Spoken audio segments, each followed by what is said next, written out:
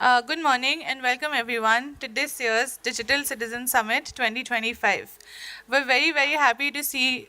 Can you hear us at the back? Volume बढ़ा दीजिए थोड़ा. You can't hear me? I'll try. Okay. Thank you. Good morning, everyone, and welcome to Digital Citizen Summit 2025. We're back this year to talk about Let's Talk Accountability. This year, the summit is going to recognize different subtracks and also going to bring 60 session partners together over the next 2 days. Building on the urgent global conversation around platform power and digital governance, this year's Digital Citizen Summit interrogates the responsibilities of platforms, institutions, communities, and individuals shaping accountable, inclusive, and participatory digital ecosystems. We are here today with our stakeholders, with our session partners, with our organizing teams, and we're here today with stakeholders that come from diverse perspectives. So a very warm welcome to you. And also, we want to show you a little video to tell you more about Digital Citizen Summit.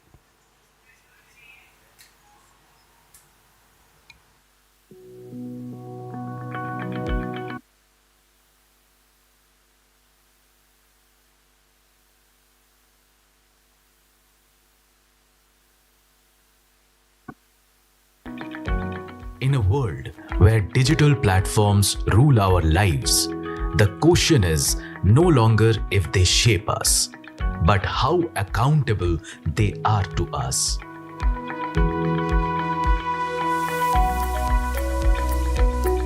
The balance of power is shifting. Who controls your data? Who decides your rights? Who gets left behind? The answers begin here at the 7th Digital Citizen Summit 2025. Right here at T-Hub Hyderabad, the epicenter of bold conversations and game-changing ideas. For 2 days, voices from across the globe, activists, artisans, policymakers, technologists, and communities come together under one roof. At DCS 2025, 5 thematic journeys unfold, each adding its voice to one transformative movement. Digital Citizen Summit, questioning platforms, reclaiming rights. Community Network Exchange, where connectivity meets community resilience. Digital Artisans of India, celebrating craft, culture, and digital power. Just AI, building ethical AI for social good. And Museum of Digital Society, a living archive of 23 plus years of digital transformation. From AI and climate justice to disinformation and narratives, from digital dignity to community-driven connectivity, this is where accountability is demanded, innovation is celebrated, and justice takes center stage. Introducing Kalai Digital, a landmark showcase of 65 plus artisans, a space where resilience meets design, heritage embraces technology, and craft stories step into the future. This is the moment, the Digital Citizen Summit 2025. Be here, witness history, shape the digital future with us.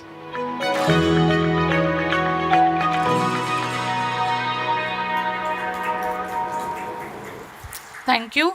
As you can see, over the next 2 days, we have 4 subtracks that talk about different voices and communities and their challenges with the digital ecosystem. I would like to ask Mr. Osama Manzar, the founder director of Digital Empowerment Foundation, to please come on the stage and do the welcome address.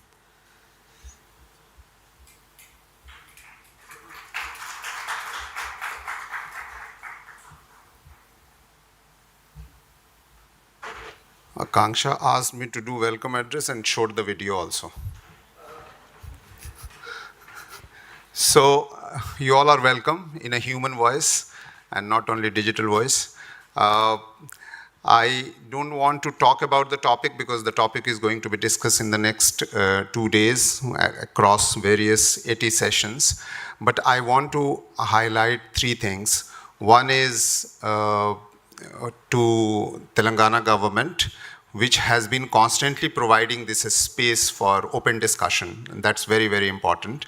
And that's the reason why we are getting quite alarming kind of topics also, like accountability, which is always in question, but we are going to discuss here.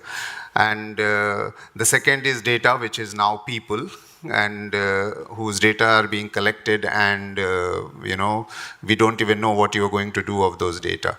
So I want to just welcome all of you here, that aap sare log, every one of you is whose information is being collected by hundreds of apps, hundreds of devices, and hundreds of surveillance cameras all the time. It looks like that you are okay, but I am telling you, you will not be okay after a few years. So let's discuss that. Sab aap log ye sochiye, every one of you think that our data is being collected, who is collecting, and who is accountable. That's all. And the voice has to come from this, from the people rather than the people who are collecting the data. Because people who are collecting the data, they are collecting the data. Even for Wi-Fi connection, I saw here, for T-Hub, we gave all our biodata. Our organization, our email, our name, our mobile, our everything, right? Plus, because of your movement, you are being mapped everywhere you are. So all this is data. People are no more people, people are data. And data is the main khurak, which is like the ingredient and the food for AI, right? And every technology that used to be a normal software is gradually converting into an AI. That means the difference is that software was working without thinking itself. Now the same software is working as thinking also what to do with the data that is been given to it. So its command is multiplier, geometrical, and multiverse. So therefore, everything that is collected about people with anyone who is collecting data is the question that we need to ask next 2 days to all of us. That's all I want to. So I'm welcoming you in the world of dystopian, expectation that your data will become your profile and they are being collected. We have no idea who is accountable. We have no idea how that is going to happen. That is all we are going to discuss here. And the reason why, like 4 stream that we have shown, which is artisans and people. We have 200 million artisans, by the way, in the country. So all our data is living in the villages, but their data is sitting in the cities, and in the corridors of power and the corridors of corporate. What will happen? So think about it. Let's discuss that in the next 2 days. All the multi-stakeholder people are here. We have international community here. We have government here. We have planners here, government planners here. Let's discuss that. Welcome all of you. Next 2 days, please contribute by adding, asking question, by contributing, and so on and so forth. Thank you very much.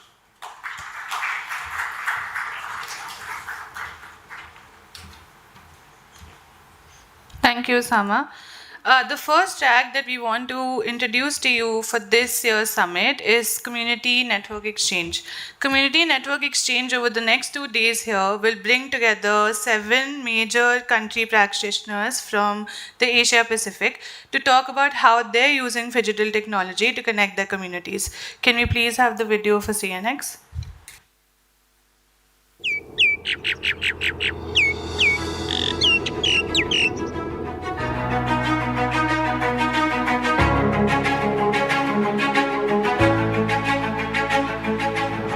In today's rapidly evolving digital landscape, access to information, technology, and data has become a critical enabler for societal progress.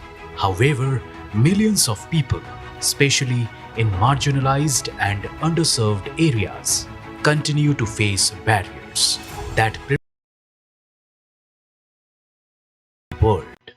For these communities, digital access is often limited by issues such as poor infrastructure, low digital literacy, and inadequate resources.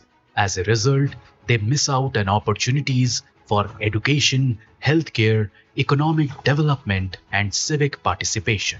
The Community Network Exchange enters its ninth year, focusing on the theme meaningful access, data, and hyperlocal communities to promote a more inclusive approach to digital access and address ongoing challenges.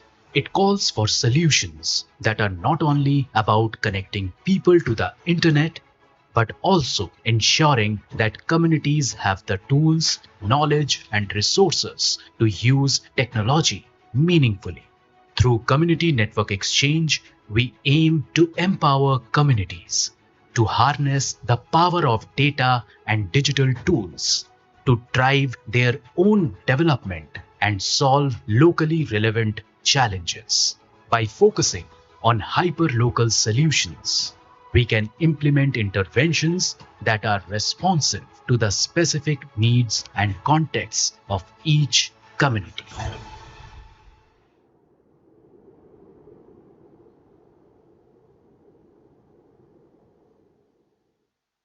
Thank you. Thank you. The next track for us this year is the Digital Artisans of India Award. Over the last 2 years, we instituted this award with Creative Dignity, an organization that works with artisans from across the country.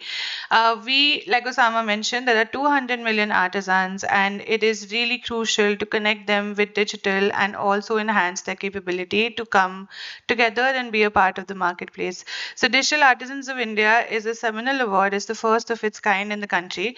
The award ceremony is happening this year at T-Hub with the support of Government of Telangana. Can we please have the video for Digital Artisans of India Award? Did you know India is home to over 200 million artisans? We have 470 handloom clusters and more than 600 geographical indicators, a mark of our rich and diverse craft heritage. But remember, these are not just numbers, these are people. People who carry the memories of generations, whose hands have crafted not just fabric, but our identity, our history, and our pride. And yet, in today's fast paced digital world, these artisans often remain unseen and unheard. But now, the story is changing. It's time to bring them to the forefront, to honor them, the ones bridging tradition and technology. Today, India's artisans are not only using tools, but also smartphones and tablets. They're capturing their craft, showcasing their dreams on Instagram, sharing their stories with the world through WhatsApp and digital marketplaces. And this is what the Digital Artisans of India Award stands for: a recognition of weavers, artisans, craftsmen, new age designers, and social enterprises who are innovating with digital tools, reaching new heights, and connecting their towns and villages with the wider world. Because this is not just an award, it is a movement, a reclaiming of pride, a celebration of identity, and a recognition of artisans, not just as guardians of the past, but as pioneers of the future. Digital Empowerment Foundation, Creative Dignity, and Digikarga welcome the hands that shape India. Welcome to the Digital Artisans of India Award 2025.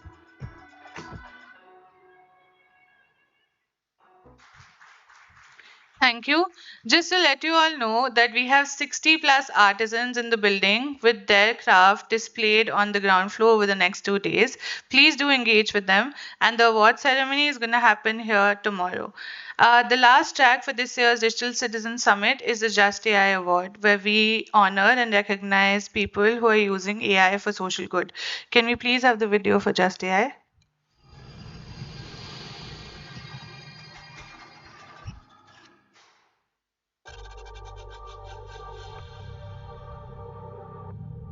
In 2024, we launched the first ever Just AI Awards to spotlight an innovation that puts people at the center of technology. From sign language translation to fact checking chatbots, we saw how artificial intelligence can drive equity, inclusion, and impact when built responsibly. The winners of the 2024 edition showed us what's possible when AI is used not to automate over people, but to empower them. This year, the Just AI Awards 2025 go regional, opening nominations from across the Asia Pacific to amplify ethical AI innovations that are transforming lives at the grassroots. Under the theme Ethical AI Solutions for Social Good, the awards call for tools, platforms, and frameworks that embed justice, sustainability, and community in every line of code. If you are a startup, technologist, researcher, youth leader, civil society group, or institution using AI for social impact, this platform is for you. Your innovation deserves to be seen, celebrated, and supported. Finalists will be evaluated by an esteemed jury and celebrated at the second Just AI Awards 2025 during the 7th Digital Citizens Summit in November 2025 at T-Hub, Hyderabad. Join the movement to build an inclusive, transparent, and just digital future for all. This is your moment. This is your stage. Let us shape the future together.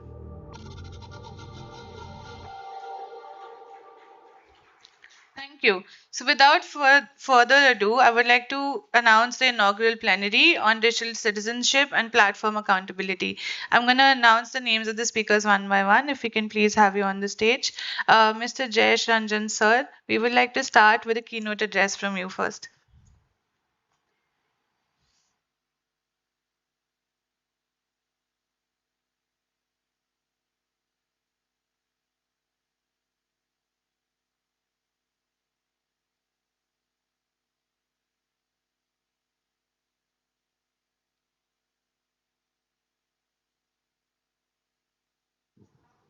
Thank you very much. Greetings to everyone. Good morning and warm welcome, particularly to all the outstation participants to the city of Hyderabad. I recognize the presence of all the dignitaries who are here. Shri Rajiv Kumarji, Mr. Matthew Cherian, Professor Amirullah Khan, Mr. Osama Manzar, Sonia, Mr. Deepak Maheshwari, and so many others who have come. It's a matter of great happiness that jointly with the Digital Empowerment Foundation, Telangana government is organizing the 7th edition of the Digital Citizen Summit. And I'm also happy that some of the subcomponents which we had began in the past, they are all continuing, they're all thriving, and we'll be seeing this year's edition as a part of this summit. I'm particularly very happy that we are able to continue with more participation, with better quality of submissions, the Just AI Awards, and also the Digital Artisans of India Awards. The theme for this year's Digital Citizen Summit is on data and accountability, and how do you, as a citizen, be aware about in what ways is your data getting used. And also we have had some very startling cases of misuses in the past. So what is it that we need to be careful about, and how do we as a collective protect the integrity of all these data sharing requirements that frequently confront us. Many of it happens without our knowledge. As Osama pointed out, lots of times we are under surveillance without even knowing that we are being surveilled. But what exactly happens with all of these? So it's not a popular narrative to hold governments accountable for data management, for ensuring privacy, confidentiality, and fair and reasonable use of data. But in Telangana, I feel very proud to share this with all of you that we have tried certain things which today are spoken about. I won't say that whatever we have tried are considered to be the kind of a final golden standards in these matters, but whatever we have tried in Telangana in the last, I would say 10 years or so, in some ways give a very good understanding on how governments can play its own role with much more responsibility and sincerity. So I will speak about three specific initiatives taken by us in the past 10, 12 years. We became possibly the first state, at least the first large state or the first mainstream state, which started a open data policy. Before us, there was only one policy available, which was of Sikkim. And I mean, I'm sure they did it with good intent, but Sikkim obviously is not that digitally empowered as I would imagine Telangana is or Hyderabad is. So, in that sense, way back in 2015, almost 10 years earlier, we became the first state to bring out an open data policy and create a portal which is still very active. It is called the Open Data Portal, opendata.telangana.gov.in. And instead of managing this as a government kind of an activity, typically many of you would be familiar that government has departments and agencies to look after all kinds of programs and activities in-house.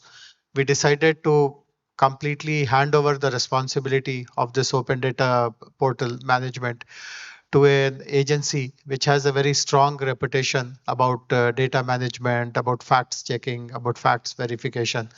This is an organization, it's a Hyderabad based organization called Factly, and they were given complete autonomy and responsibility to curate this open data portal, prepare norms for usage, and also how do you use all that data. Eventually, people who speak in favor of so much of humongous amount of data being collected and being kind of stored, etc., etc., the argument, the single most important argument they put forward is that we require all this data to prepare solutions. Eventually, there are thousands and thousands of pressing problems that people face. And in order to create targeted and precise solutions, you require actual data to test whether these solutions will work or not. And therefore, the requirement to collect so much of data, which is fine. I mean, no one can challenge this argument. But then issues come or red flags are raised when questions of improper commercial use of data. For instance, many of us would be familiar. Coincidentally, today is also an important day from an elections point of view. By-elections have happened here in Hyderabad. State elections have happened elsewhere. Counting is going on. Many of us would remember that celebrated case when on Facebook, millions of user data was passed on to an analytics firm, which then tried to influence voter behavior by pushing certain kind of content into your feed. And we know that in the last US elections also, and even in the ones which happened before that, these kind of allegations were made. In fact, there was a very strong allegation that people from a different country altogether were trying to influence American voters by misusing data which was given in good faith just to subscribe to a particular platform, and so on and so forth. So the open data platform which we have created way back in 2015 and whose responsibility to manage and curate was given to a third party completely outside the government, in some ways indicated that it is important to have data at one place, but it is also possible to have proper guardrails to ensure that these kind of misuses do not happen. And while so much of data has been put in the open data portal, many of some very good use cases have emerged because of that portal. And I can give you a couple of examples. We were able to put lots of mobility related data, transport data on that open data portal. And we were also able to motivate, as you would know, ride sharing apps have become very popular. Many of you would have actually taken some ride sharing app and you would have reached this venue. All that data also goes to them, remains with them. So we were able to convince two of the large ride sharing players to also put their data on this open data platform. And we were able to run a open challenge and a hackathon, inviting people to access all this data which is there on the platform and see whether traffic solutions can they give some recommendations to manage some of these traffic problems which we see very commonly in a large city, including in Hyderabad.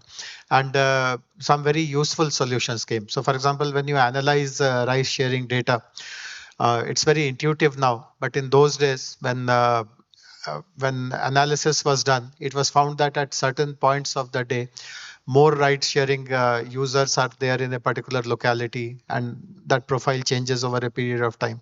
So that analysis gave rise to some very interesting inferences. So if large number of people are using ride sharing apps in a particular geography or in a particular neighborhood, it also implies that the public transportation coverage in that area is low. So that was a very important input used by the public transport agencies to redraw their route planning. One more information which came was that in certain areas when traffic intensity was high, it also gave a very obvious recommendation to the traffic police that you need to deploy more people to in order to streamline the traffic flow during those hours. So very intuitive, very commonsensical kind of inferences. But if it is evidence based, if it is data based, and that too large quantities of data, you see these patterns so commonly, so obviously, and instant decisions are prompted. And then there are so many other solutions also. I remember the police department here, the women safety wing, using that all that data to again design some internal programs, and agriculture lots of startups using that data to provide solutions related to agriculture and so on and so forth. So this was one initiative which has worked well. A second initiative of the state government, which has also, in a way, the foundation lies at this open data portal and the open data policy, which, as I said, goes back to 2015, is this concept of data exchange. So in 2015, when we began this concept of open data, AI was not that prominent. I mean, of course, not to say that AI did not exist at all, but the use of AI, the applications of AI in designing solutions, etc., was just kind of emerging. But today we see that literally every solution that we have, every technology that we utilize in our, right from simple apps in our phones, most of them are powered by AI. So thereafter, particularly in the last 6-7 years, from 2018 onwards in particular, as a government, we started looking at agriculture as a domain. As all of us understand, agriculture is one domain which supports the largest number of rural livelihoods. And this idea came to us again in the context of digital divide, a theme which is very important for events like this. In the previous editions, I remember digital divide was the theme. Today's theme is not to say that it is not related to digital divide. Digital divide remains a very, very pertinent and a very pressing kind of a challenge for the entire digital society and the digital community. But our interest in looking at agriculture as a domain started when we were confronted as a government with this digital divide phenomena. And I'll digress for a couple of minutes to tell something very interesting. Uh, Many of you would be aware that the national government and the state governments has a flagship program to provide broadband connectivity to every village, to every home in the country. In the national government, it is called BharatNet, to provide digital connectivity. States have their own versions. The version in our state is called T-Fiber. And again, way back in 2015, we started rolling out T-Fiber. And while the national government decision to connect every household came much, much later, in Telangana, the decision to connect every home with reliable broadband connectivity was taken way back in 2015 when we decided to roll out T-Fiber. And the process which is still being followed here in Telangana is to saturate a village. So you go to a village, lay the fiber, connect all the households, move to the next village, and so on. So something very interesting happened when a village would get connected. Our anticipation was that it will bring excitement in the lives of the people, but the feedback on the ground was very different. Let us say you are a small farmer who lives in a remote village.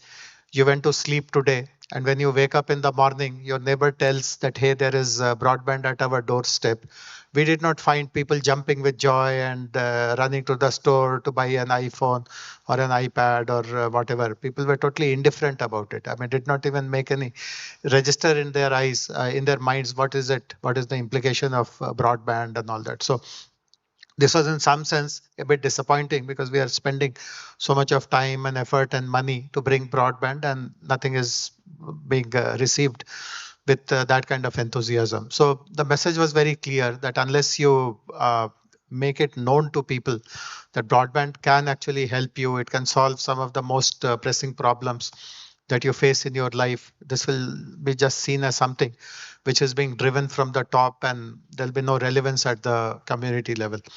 So then this very important thought came in our minds that let us try to find which are the most pressing challenges people face and find digital solutions and see if these solutions can be rolled out before their eyes so that we get their buy-in. And obviously, as I was mentioning, agriculture is one domain which supports the largest number of rural livelihoods, both directly as well as tangentially. And then we decided to focus on agriculture as a domain in a very comprehensive way. And again, many of us would know this intuitively that the way agriculture is practiced, there are lots of inefficiencies, there are lots of avoidable losses, etc., which technology possibly can fix. And this is how we began. That let us look at. We took three main crops in Telangana. Rice obviously is the biggest crop, but also cotton and maize, and understood the entire sequence of operations and where are the inefficiencies, what can be done to improve their production, to improve their productivity, to minimize their losses, thereby increasing their incomes. And we found that amazing number of technology solutions are available or can be created to bring every step in that sequence much more kind of efficient and effective. And again, when we decided to ask solution providers to create solutions, targeted solutions relevant to these three crops, and again, there is something very interesting, again, very intuitive also.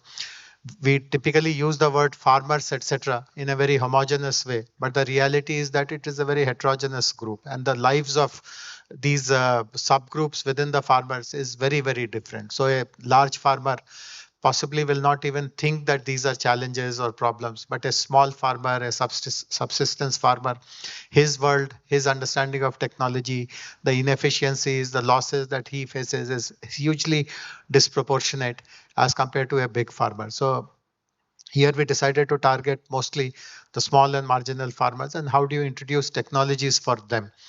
And we realized that we have to share data. There is no other way in which we'll get targeted solutions. And then we started something which is very interesting. We created a data exchange. It is called ADEX. We took the help of Indian Institute of Science, Bangalore, to create the data exchange. And we also created a data management framework. So ADMF, Agriculture Data Management Framework, on who is permitted to use that data, who is permitted to get on that exchange. If you are getting on that exchange, what kind of norms do you have to follow?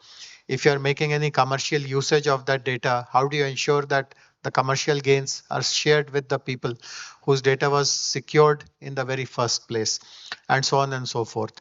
And with the success of that ADEX and ADMF, we decided, and this is something which subsequently the national government is also speaking about, to create a data exchange across domains. And I'm very happy to share with you that just a few months ago, we as a government have been able to successfully launch what is called as the TG DEX, the Telangana Data Exchange, which has more than 1,300 data sets, all governed using a data management framework, and large number of people, almost on the last count, there are about 60 to 70 users, companies, startups, enterprises, academic institutions, researchers who are getting on this data exchange, and they're using that data in an ethical manner, in a manner which does not violate anyone's privacy, confidentiality, etc. So as I mentioned right at the beginning, it is not that we have been able to set gold standards, but possibly this is the direction, that you create a regulatory framework, but create a framework in which we also allow innovation to happen. There are large number of startups whose ability to pay commercially for data to run their algorithms, etc., is limited because they're at a very early stage of their journey. But at the same time, encourage them to design solutions which solve some of these most pressing pain points. We are having a section on AI for social good. So people of those kind who are bringing technology to solve people's problems, and also opportunity in a very strong way to reduce the digital divide, because our experience in dabbling with agriculture showed that if you are actually in a position to solve people's problems which they might have been facing for generations, and show it to them that because and only because of technology are you able to get rid of this problem today, the buy-in is much stronger. And then all the efforts that you put in laying all the optic fiber cable and spending money, etc., there's a very strong justification for all that. So I do hope that during the seventh edition of Digital Citizens Summit, some of these ideas, as has been shown in practice, will be shared with everyone. As a government, we would like to be more educated. We would like to learn from lots of grassroots initiatives which have taken off successfully. We are always, I mean, this is one of the reputation that we have built in Telangana, that we, whatever we do, we encourage strong partnerships. The government has never felt that it is the repository of all information, all wisdom. We have always shown a willingness to learn, to kind of bring partners, allies, and I offer that same opportunity to everyone. If you have a solution which you think can work well in Telangana, please look us up. Please talk to us. Once again, very happy to see huge turnout of participants, large number of digital artisans, people who have worked on social good using their technologies. Great to see all of you here, and let us use these 2 days to really address some of these most relevant and pressing issues that the digital society faces. Greetings to you once again. Thank you very much.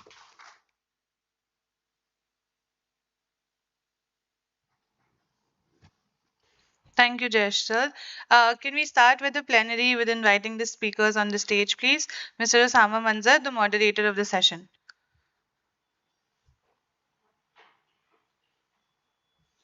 Sonia George from Global Digital Inclusion Partnership.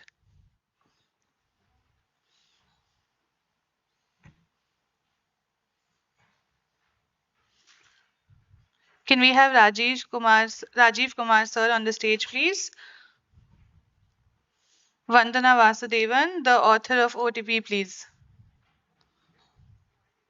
And Andriette from Association for Progressive Communication.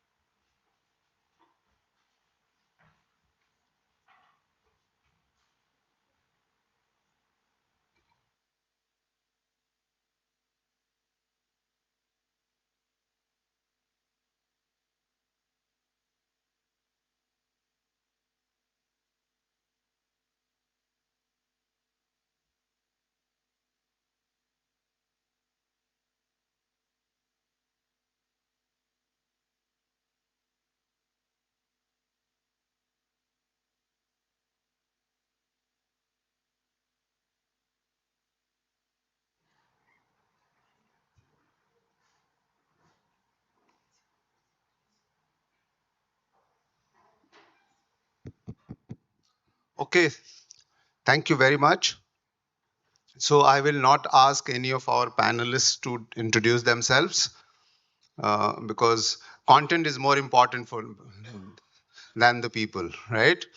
So on your right, there is this Andriette.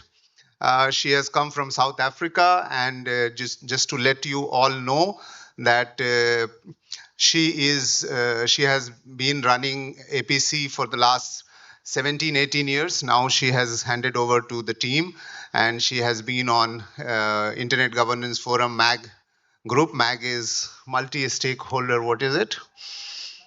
Advisory group. So Andriette has been involved with internet for the last 30, 40 years. what do you use internet related to all that, asking questions, accountability. She has been at that level of things. So she's be very kind to come here to meet all of you. After the meeting, she will be available next 2 days. Please don't leave her alone and ask lots of questions. How come internet has become only five? It's a terrible place, but how? You have Mr. Rajiv Kumar here, who was Niti Aayog's vice chairperson, and therefore, abhi nahi hai, so you can ask any question with him. Okay, so so he is going to take a lot of. There are a lot of people who listen to him in terms of policy, regulation, and all that.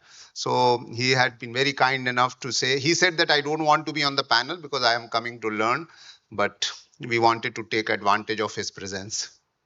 On my left, Sonia. Many of you know Sonia. For the last 3 years, she has been very kind enough to, come for DCS. And Sonia runs an organization called GDIP, Global Digital Initiative Partners. And there are about 50 plus members to that organization all over the world. So she will bring her through her all the insights from the global. And we have Vandana here, Vandana Vasudevan. The reason why she is here is because she has written a book called क्या लिखा है इस पे? OTP please. Do you anyone who is here who has not used OTP for something? And everybody who has used OTP, please raise your hand. Okay, so your life is incomplete without OTP, right? So Vandana is going to give us some perspective that how data and accountability and the platform people are collecting data, and we all are only accessing through OTP. So here is the panel. We will make it interactive, and we will also come back to you to ask a few questions. I will start with Henriette because she is also my guru in terms of teaching, how to run organizations with internet focus. So the first question to you is that the topic itself, people, platform, and accountability. The biggest change from late 90s to now is that we have no internet. We have only access to few platforms, and a lot of platforms are coming. Is the world going to be like this, that we will have to live our life through platforms? Osama takes this let's talk accountability very seriously. I think he interprets it as make your panelists accountable and invite the audience to hold them accountable. I think it's a really difficult question to answer, Osama. And there was a British economist very long ago, a woman called Joan Robinson, who wasn't a Marxist, but she was influenced by Marxism. And she used to say that the only thing worse than being exploited by capitalism is not being exploited by capitalism. And she said this at a time when there was massive unemployment, when automation in industrial processes started putting people out of jobs. And, speaking as a South African, the country with the highest unemployment in the world. And in a way, I think that's true about the internet. The only thing worse than having your data exploited and not being part of this platformization is being excluded by it, because digital is so pervasive at the moment in public services, in the workplace, in access to education, that not having access is sometimes worse than having access, even though access comes with all of this baggage. So I think, is it inevitable? I think no. I think injustice is never inevitable. And I think that's the challenge for a space like this, made up of people from government and from academia, from civil society, from the innovation sector. We have to challenge that. There are alternatives. And I think that's the depressing moment we are in, is that I think we are almost giving up on thinking it can be done differently. And I think that's the challenge, that's the trap we must not fall into, that it is possible to have, just listen to the initiatives we heard about, from our opening speaker, public sector initiatives that are creating empowerment, that's creating benefit. And in a way, Osama, maybe I'll end on that. I think if we think of just the global level, and if we think of the global platforms, if we think of the power, the kind of impenetrable power of Google, of Meta, it feels impossible to change this, and particularly AI, how that's being rolled out of as well. But if we think of it in a more localized, more tangible level, if we think of traffic challenges in Hyderabad, if we think of specific communities, digital artisans in India, then I think we can find ways of taking advantage of the power of digitalization, but rolling it out, using norms, using rights protections, using the interest and protecting the interest of the people that are impacted by how we roll out these solutions. And I think that's often, we underestimate, I think, the power of the local, and we underestimate the power of the national, and extrapolating from that, I think we underestimate the power of the global south. And you see that often actually in some of the global initiatives and the global advocacy processes. If global south countries come together in the same way that if local communities, such through community networks, come together, it is possible to not fall victim to this monolith, this hegemoth of platformization. But we have to make it tangible, and we have to do it from the local outwards. Thank you. I'll come back to you because we'll make several rounds, and therefore I will also request all the speakers to be short and precise so that we can tackle more and more topics. I'll come to Sonia. Sonia, you have been here, and many times you know the Indian conditions, situation. Your GDIP has members from all over the world, also in Southeast Asia and South Asia. But your focus has been mostly access, affordable access, meaningful connectivity. But as soon as we get those meaningful connectivity, we get data fight. As soon as we have access, but we also have a understanding that people who are not even connected, their data is being already collected, even though they are not connected. So, how do you see from the perspective of digital as a public infrastructure, digital as the necessary infrastructure, and yet people's privacy and their identity and everything is safeguarded? Thank you. And thank you for having me here again. It's always a pleasure to be here at DCS and in Hyderabad.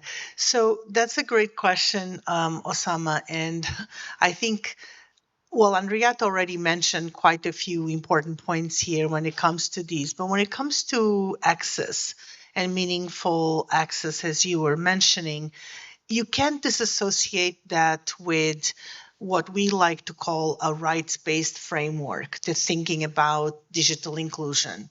And so if you start with that, you start realizing that when we have greater connectivity and greater opportunity to be connected, we also, first of all, have to remember that our rights as human beings not only have to be respected in that space, but we as users, as digital citizens, as the Digital Citizen Summit very much highlights, we need to also own the responsibility of having the skills and the knowledge to be the kind of users, the kind of participants in a digital space that are informed, that understand what it means to come online, that have the skills to be able to use any kind of platform in a safe, in a private way, in a way that protects our own data.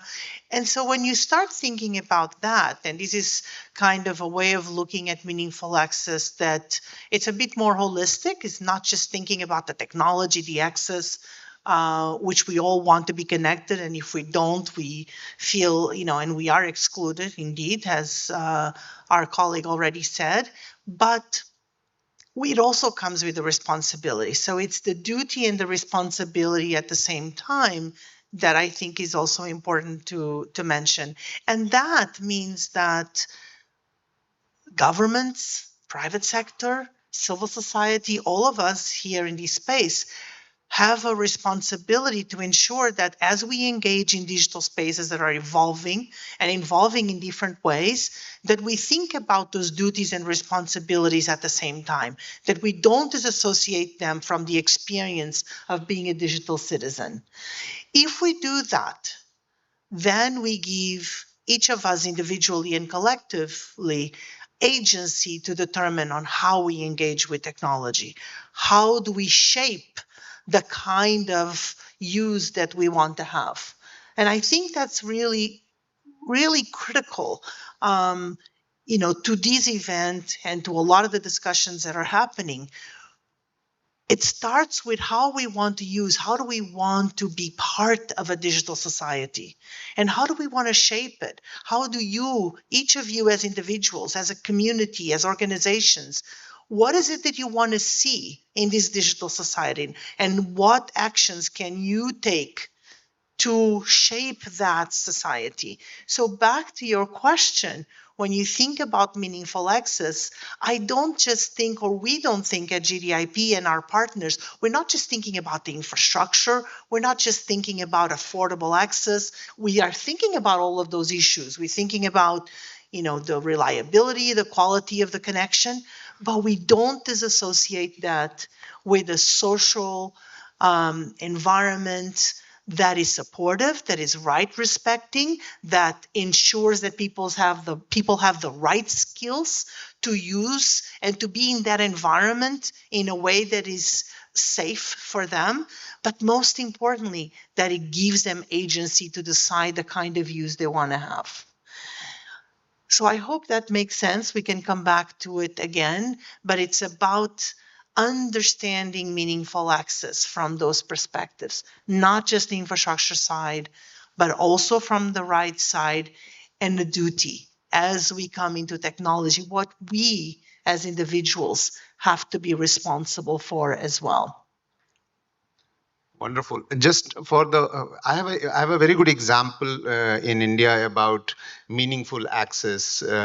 We have on record, we have India's rural population is 910 million, which is 91 crores.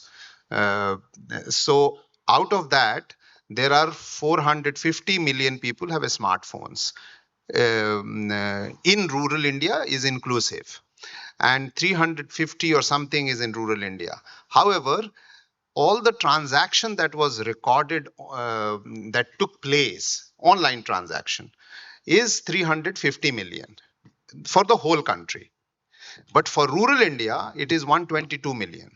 So that means out of 910 million people, only 122 million people did online transaction. And out of that, 6% of those 122 million did 45% of all transactions. That means rest of the people did transaction like once or twice somewhere. So in totality, not more than 10% of 900 million people do online transaction on a regular basis. And online transaction I'm taking as a meaningful connectivity benchmark. Because you can do payment, you can watch video, the network is stable, you have a smartphone, you have a working phone. So this is the disparity that we have between what it looks like that, TRAI claims 1.1 billion people in India are, internet connected, which is not wrong. So just having connectivity is not enough. But just having connectivity certainly is enough to collect your data. Your data is already there. So this is the perspective that we wanted to give you. But I'll come to Vandana. You have traveled around Asia. You have documented huge amount of things in your book. But in general, what trend are you seeing? If you we are, as you can see the topic, we are people, platform, and all the gig workers are platform oriented, and all the consumers use that platform. Where are you seeing we are going? Um, okay. Hello. Yeah, Yeah. it's working. Okay. So thank you for having me here. Um, I'm talking from the perspective of the app-based economy, the digital economy that we are all part of now. Okay, that has become like inevitable and ubiquitous, and we can't live without it. So in this digital economy, there's the customers, there are workers, there are small sellers and small restaurants, and tying them all together is this tech platform, the app company, right? I see this as a interplay of three P's: privilege, power, and precarity. So privilege rests with people like us who are the digital consumers, who are the, not really digital citizens in this we are consumers in the digital economy. So privilege rests with us because just with a few taps of the phone, we are able to summon anything to our doorstep. And we don't even have to search for cash. We just flash our phone, we pay through UPI. So this was a privilege that not even, about a decade ago was so prevalent. You had to go out, get a cab, you had to go to a restaurant to eat, but now everything comes to our doorstep. And supporting that are thousands of gig workers and small sellers who are also behind this whole digital dazzle that we see. Let's come to the second P, which is power. Power rests almost completely with the tech platform. And why is that? Because we live in an age where information is power, and the tech platform has all the information about consumers and also about sellers and about workers. So for consumers, for instance, the food delivery platform that you use knows what you bought, where you bought it from, and when you bought it. So you might have got these nudges on your phone, these notifications which say, you bought an ice cream last Sunday. It's hot. Would you like an ice cream today? What is this? This is nudge marketing. Because previously, before these apps were there, if you bought an ice cream, nobody would know. Somebody is recording it, knows when and how and where, and is pushing you to buy again. This is the information that the platform has about consumers. The platform also knows everything about the worker once he logs in, where he is at any point in time and why he must, where he should go next, how fast he delivered whatever to the previous customer. And on this basis, his whole day's schedule is decided. So you could say that this is not a problem. I mean, you signed up for this, so the algorithm decides what you should do next, and that's the model, which is great, except that the worker, with so much control exercised on the worker is not an employee of the platform. The worker is treated as an independent contractor. So therefore doesn't have the social security that comes with being an employee of a company. So the independent contractor, on the other hand, is something like our plumber and our carpenter who can decide which customer they want to serve, at what price, and when. They'll say, abhi nahi aana, madam, abhi busy hai, hum kal aayenge. But this gig worker doesn't have that freedom. Is completely controlled by an opaque algorithm which he doesn't understand, which tells him, okay, go now to this place. And if it's, for example, for an Uber driver, it decides the price, it decides whom you have to serve and when. And there are penalties for refusing to do that. So all the power rests with the tech platform. Some amount of power also rests with us as customers when we rate workers. We get upset about something and we just put like a 2 on 5. But the platform is noticing that and saying, why did you get to 2 on 5? This customer was unhappy. And there's a high chance that the ID of the worker gets blocked, which means that he cannot do business on that platform until it is released. So there's power and there is privilege, which we have as consumers, and there is precarity, which is which is held by all these thousands of workers and small sellers and small restaurants, which are powering this whole digital economy. So for sellers, just one, let me give you one example. Sellers who clamber onto the big retail platforms like Amazon don't really know what they get into. They almost get into it on in FOMO, like if I'm not there, then maybe my competitor will gain. And they think that their customer base is going to miraculously improve, but that's not what happens, because to be seen in the listing, there is some payment that you have to do. There is advertising. There are levies that Amazon puts on them, which they completely don't understand.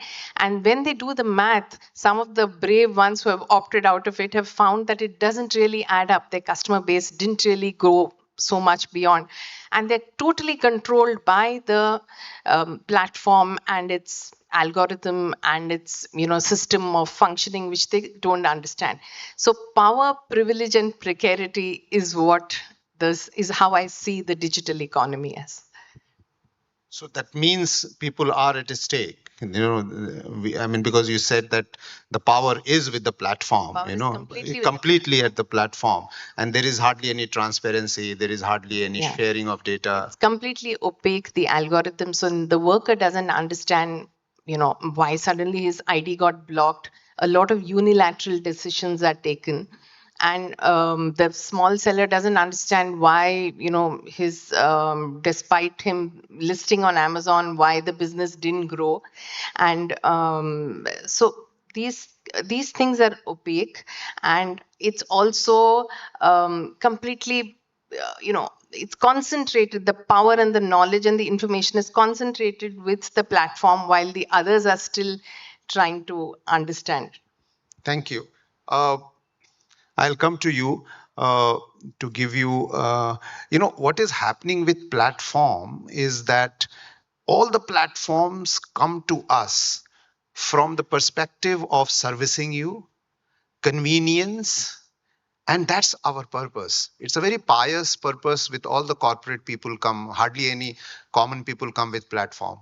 Only corporate come with this pious intention of providing platform to serve you and not let you know what data we have collected about you.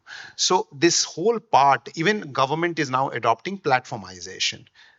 For example, NREGA workers have been asked to make their attendance on a platform. And if you don't do, you don't get your wages. So this combination of technology and convenience and service and making it a part of regulation and policy is where we are seeing is the techno driven policy that is taking place. How, since you have been in a position and situation of being concerned about planning for the whole nation, for the people, how do you see this entire thing coming up, and what kind of challenges it is throwing, and how do we really protect people and safeguard people, because in a democratic ecosystem people are the most important. That's a Thanks, Osama. Can I be heard? You can use this. Use this. Huh? Okay. Yeah, thanks, and thanks for having me here. It's wonderful, and as I said, I came here as a learner. I remain that.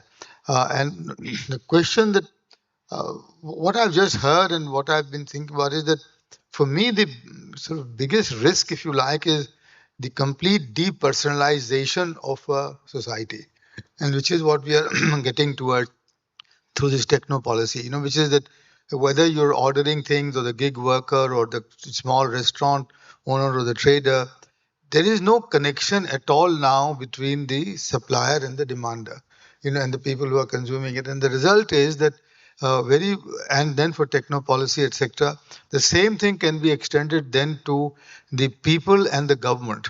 That if you have a techno policy, a techno-driven policy, the platformization of the policy, the connection between the people and the people who are supposed to represent their interest, the government, will be lost.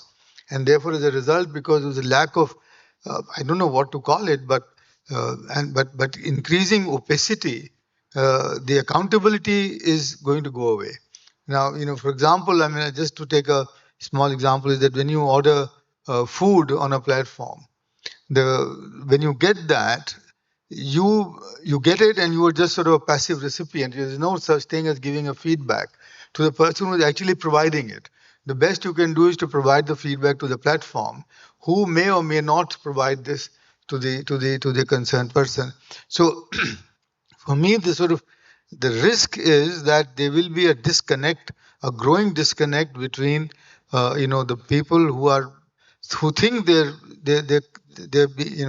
they're getting convenience, but at the same time are being objectified, in a very strong manner, and that could lead to a situation where there is no relationship between different stakeholders of the society. And if that happens as a result of the platformization, that will be a real pity.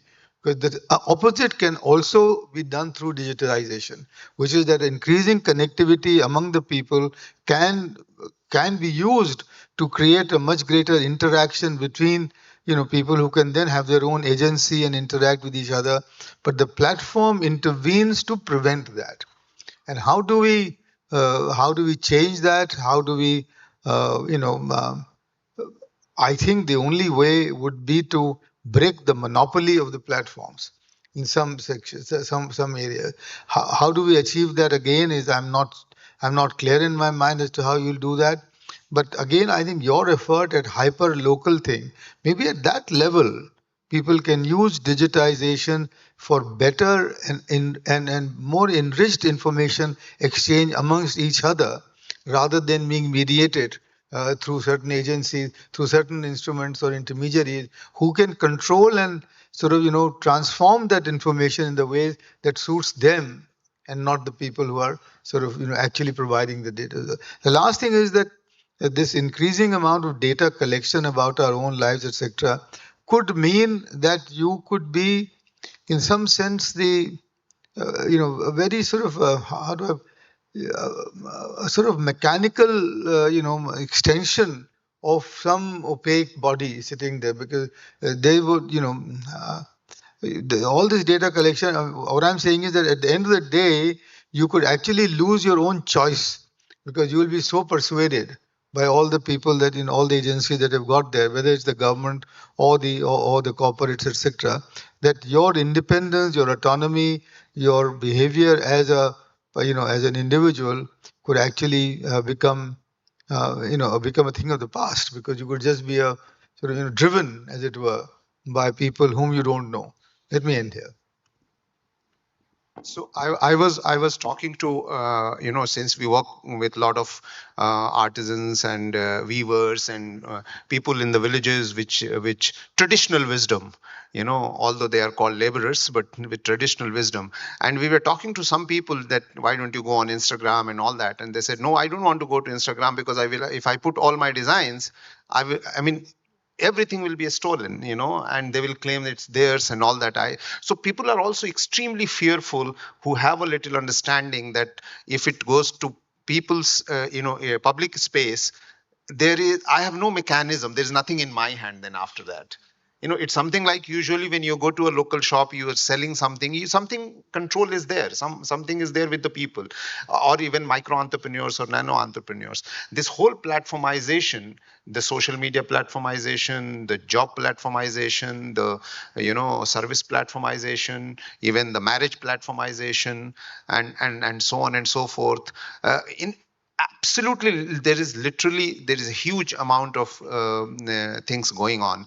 Is there anything, Andret, I want to come to you, that it looks like that people should do at a level where when we are giving a data, we are given a certificate of, like Netherlands have come with some kind of rule.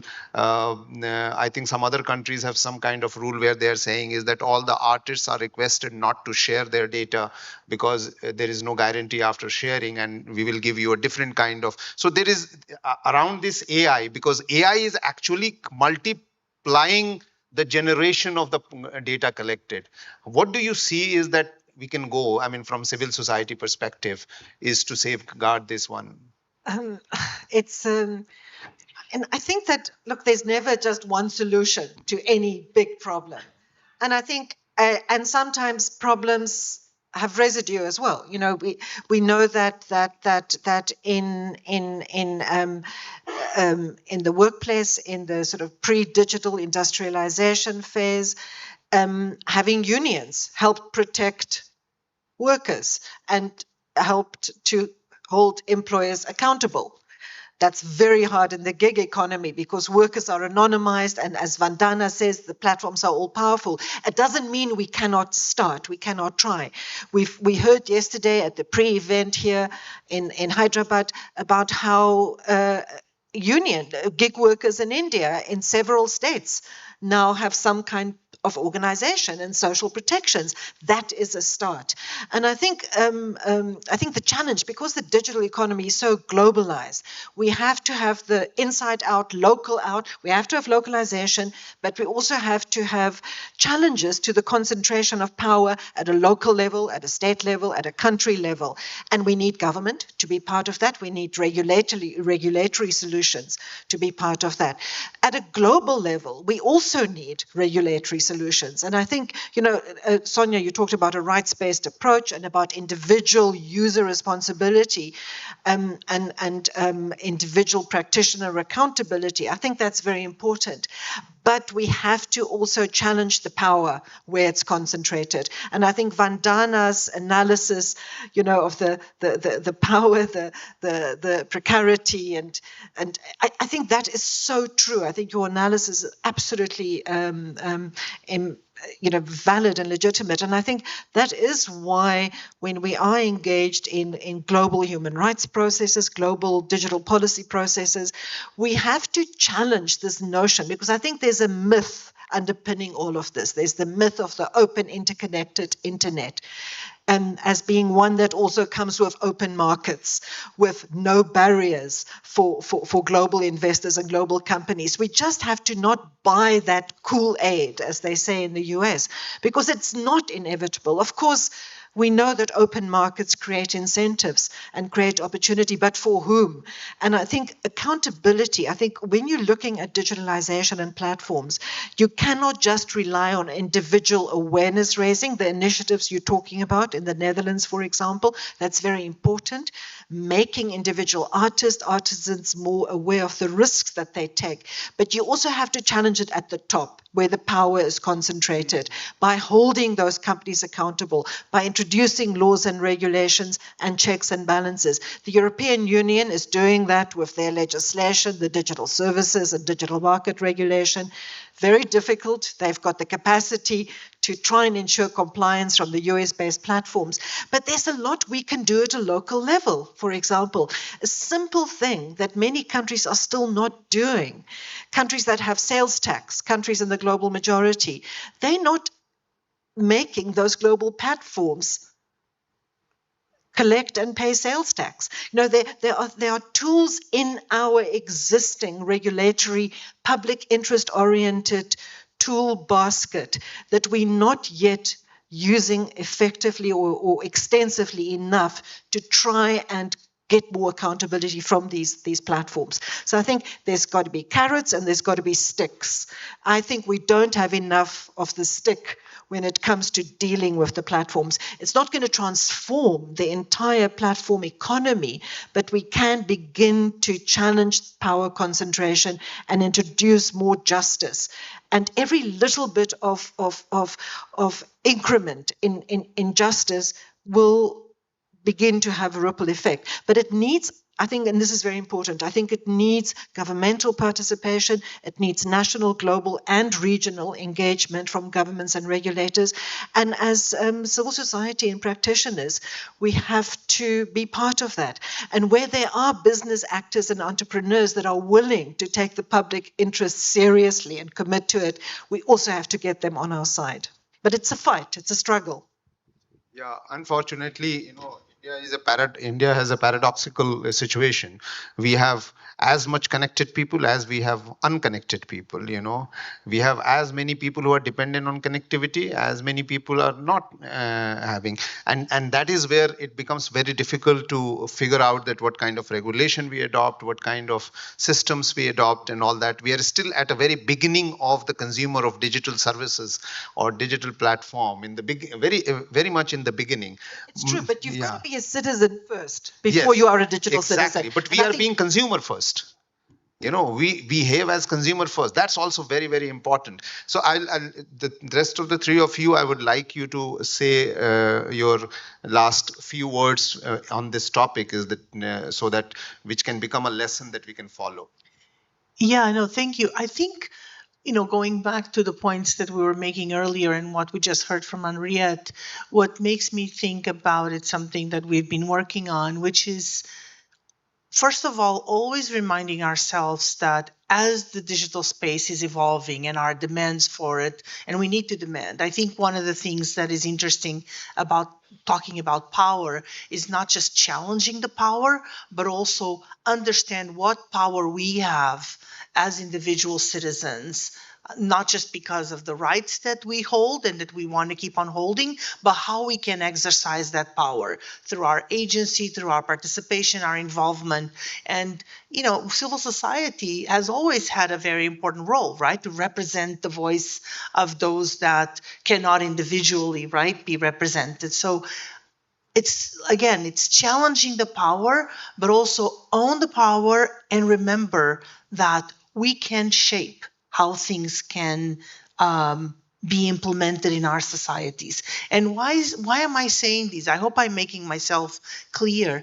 Is that we're talking about all of these concerns, and of course, where do we go with accountability? But where do we start? Do we have the foundations that allow us to even be in a digital world where all of these things are taking shape and we're losing control? I don't think we have those foundations. And so what I would say is, we as a society, countries, communities, regions, etc., we need to remember what do we need to have in place. So Osama, when we talk about meaningful connectivity and we say, okay, you need to have the infrastructure. Yes, but what's the point of infrastructure? What is it going to be used for? How are people going to be protected? And we have to say, well, we need to have frameworks that not only support the right infrastructure, the right quality, but also especially with the data with all of the data concerns that you were mentioning, that there has to be a framework that data is protected. So data governance frameworks are critical. And then what else do we need? How do we go from, creating these possibilities without putting safeguards? We have to always build the safeguards. And that is our responsibility as well. Is the responsibility of governments, but it's also our responsibility as civil society in private sector to demand that those foundations are there. And sometimes those foundations are legal, sometimes they're policy, sometimes they are the way we act in our society. Again, I think it's really important to think about duty and responsibility in a rights framework, to understand that yes, we have the right, but we also have the duty to do things in a specific way. And that to me is going back to those foundations. If we don't have those foundations, which give us the safeguards on how a lot can happen, then there's always going to be cracks, right? There's always going to be possibilities of abuse, of violation, of people not being able to benefit exactly the way we would want. And that's a problem. Can I just ask Sonia a question? But Sonia, I agree with you, but in a way it sounds to me as if you think there's equal power. No, there isn't. Oops, Sorry. okay. Of Because course, I think your approach is right, but I think that you have to acknowledge that the power concentration and balances between the users and the platforms, of course, are not equivalent. No, they're not equal at all. But I think this is why we need to have more responsible, be more responsibly active to shape these foundations that we want to have. We can't just leave it to, time to decide. I think part of the concern with a lot of the abuses with data or the biased data that is being used to define AI systems, as you were talking about, Osama. Part of it is because, no one is no one is keeping those that are designing these systems accountable to us, to our societies, and we need to come back to that. Yes, what are you going to write in the next book? No, Don't give OTP. I was really getting interested in what each of you was saying, because I have something to add to all of that. And the reason is that so I have made 9 chapters in my book, but each is an emotion.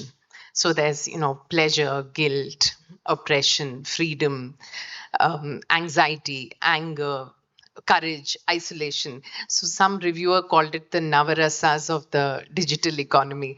So I wanted to say, as you were speaking, I was thinking of each of those chapters. For example, what you said about acting up again, acting against the platforms and convening together and for your rights, etc. There's a chapter called Courage, in which it was amazing to see, just in India, and I'm not even talking globally, just in India, Uber drivers, gig workers, food delivery workers, how they have come together to, in fact, use technology to beat the platforms. So they are using WhatsApp, they're using Facebook, and it's really ironical because they're using technology, but they're talking about how unfair it was, how my ID got blocked, and how itna commission le liya, ye kiya, ye, mere ko block kar diya.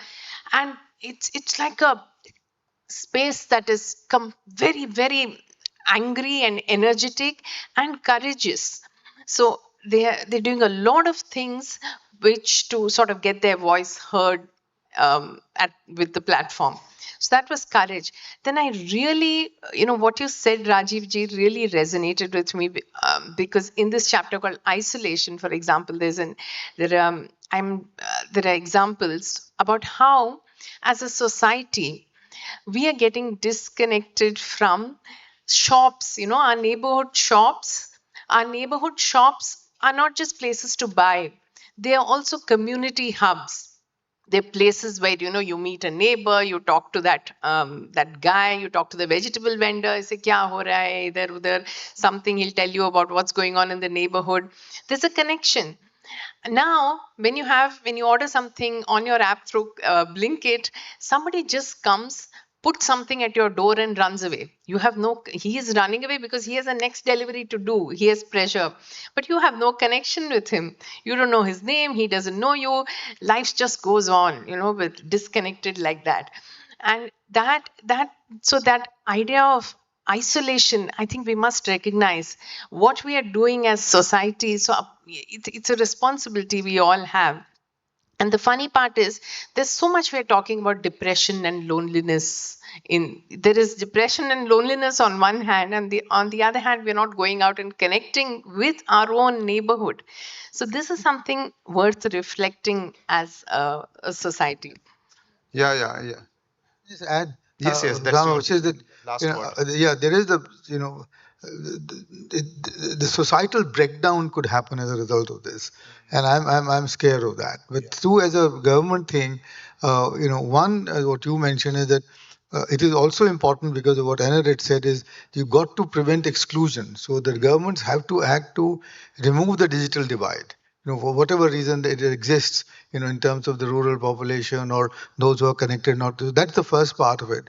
But the second part of that would be also to restore some balance of power between the platform and the individuals.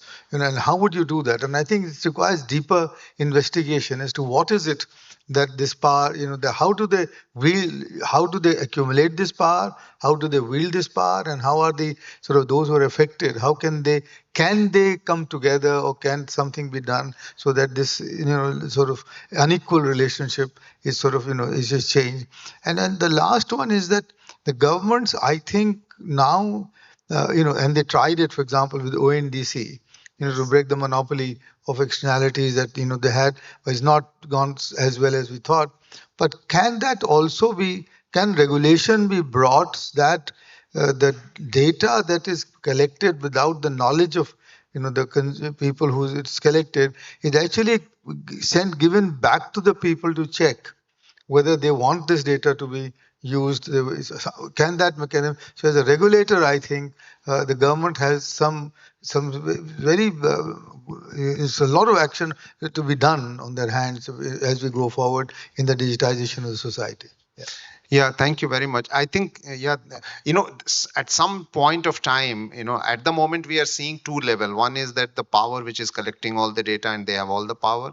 The second who are suffering is the gig workers. But I haven't seen people level, that I don't want to use the app at all. I don't want to. So that is not happening. So that consciousness of being a citizen on a platform is not there.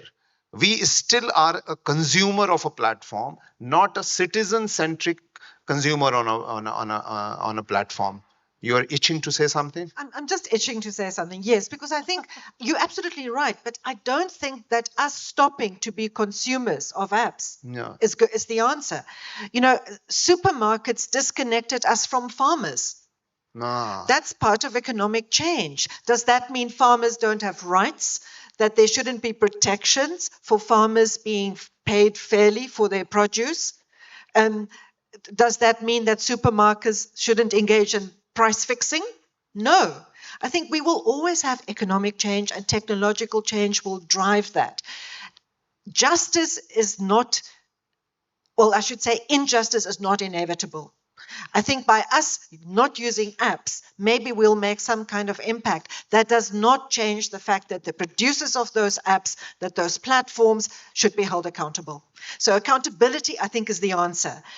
Not using apps is not necessarily the answer, but being critical consumers and critical producers, as Sonia was also saying, I think that's the answer. But ultimately, you cannot take away the fact that those with the power should be more accountable and should be held more accountable. Yeah, and that's the reason I think the topic says that people, platform, and accountability. So yeah, I mean, thanks for stressing that accountability part has to be increased. We will continue to be, as a citizen, will consumer. We may keep changing platform, but the platforms have to be accountable. I'll stop this session. There is a little bit of slide that is basically more a question to the people, or like anything you are watching is actually watching you. Right. Next one. I just wanted to. This is slide that we created to basically at a consumer level to understand. Is there anybody who can move the slide?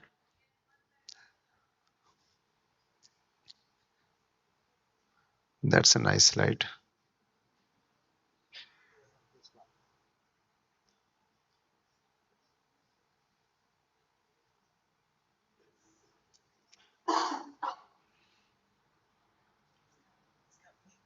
Yeah, good, no problem. So I'm not really coming to the audience. Is there anybody in the audience who wants to ask question? Because we thought that we can catch them individually over tea and talk to them will be better, so that our people who are at the green room do not bother that how the time is going on. We have taken 10 minutes more than it's never mind. We will use that slide in any of the other session. Thank you very much to all of you for the enlightening talk, and thank you for the audience for listening.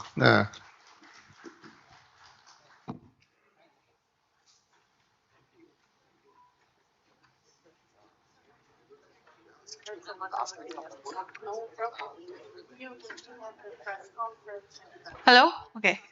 So before we break for tea, a couple of announcements for the next 2 days. After this inaugural session, we are going to be splitting into 3 floors and 3 rooms. People who are interested to attend the session in Digital Citizen Summit can stay on the 5th floor. For the artisans, जो Digital Artisans of India Award के लिए आए हैं, हमारा event 7th floor पे है और आपकी चाय भी 7th floor पे ही है. तो आप यहाँ से सीधा 7th floor पे जा सकते हैं and वहीं पे चाय पी सकते हैं. People who are interested in attending sessions on DCS, we have 2 parallel sessions happening on the 6th floor and 1 parallel session happening on the 7th floor. So if you are interested in attending the session on the 7th floor, you can have your tea there as well. The tea is on the 5th floor in the balcony and on the 7th floor outside room called Pinnacle. Thank you so much. We will see you after tea, which is going to end at 11. And in your kits, you have a card. And citizens, the CNX is happening in this room. I'm so sorry. If you're interested in understanding community networks and how what practitioners do across the world, please stay here or come back after tea. Thank you.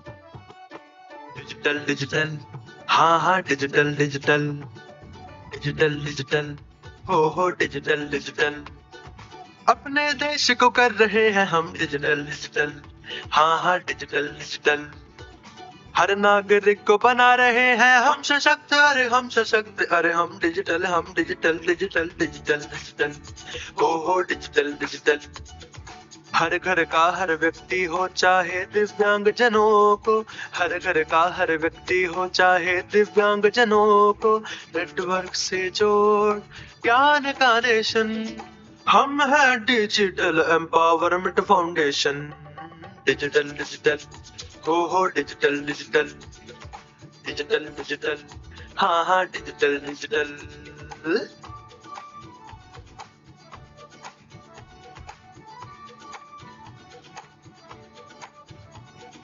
हो digital की रोशनी हम सभी के घरों में digital digital हाँ हाँ digital digital digital digital हो डिजिटल डिजिटल हो डिजिटल की रोशनी हम सभी के घरों में हम सिखाएं हर किसी को भैया ज्ञान की बहुताएं हाँ हाँ ज्ञान की बहुताएं शिक्षा का ये जादू डिजिटल है ये यात्रा डिजिटल डिजिटल हाँ हाँ डिजिटल डिजिटल डिजिटल डिजिटल हाँ हाँ डिजिटल डिजिटल शिक्षा का ये जादू डिजिटल है ये यात्रा फेक न्यूज को ठुकरा कर हम सत्य का जाल बिछाएं हाँ हाँ सत्य का जाल बिछाएं सही सूचना सही योजनाओं का लाभ यहाँ पर सही सूचना सही योजनाओं का लाभ यहाँ पर नेटवर्क से जोड़ ज्ञान का नेशन हम है digital empowerment foundation digital digital हो डिजिटल डिजिटल डिजिटल डिजिटल हाँ हाँ डिजिटल डिजिटल अपने देश को कर रहे हैं हम डिजिटल डिजिटल हाँ हाँ डिजिटल डिजिटल डिजिटल डिजिटल हो digital digital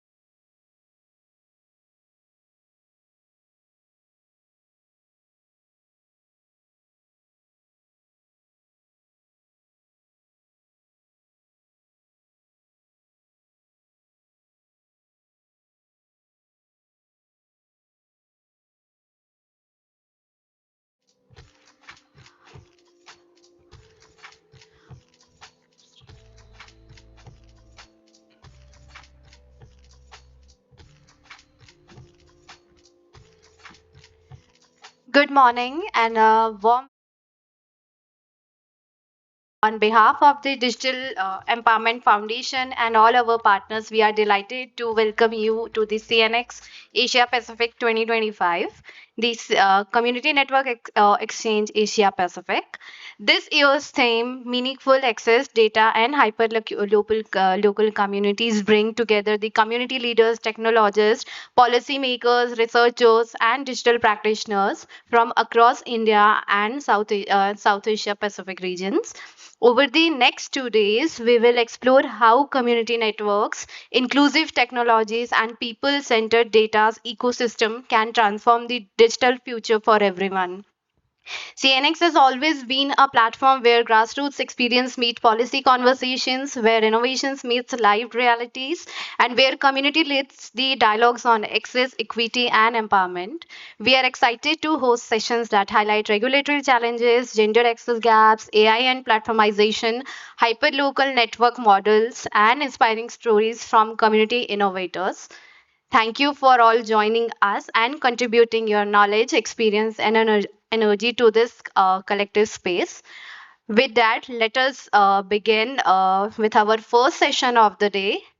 It's a panel discussion on joint advocacy for regulatory impact, a conversation on collaborative policy efforts to strengthen the community networks that will be moderated by Ms. Neeti Beani. She is a senior advisor, strategy and development at Ethnic Foundation. And our speakers are Senka, she is an independent research consultant, a RISE member.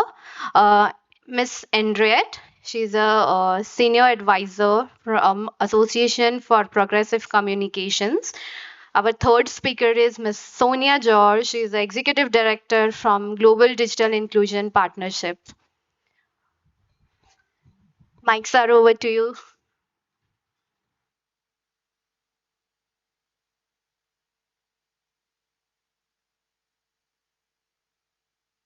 All right. A very good morning to everyone. Thank you for joining us at CNX Asia Pacific 2025.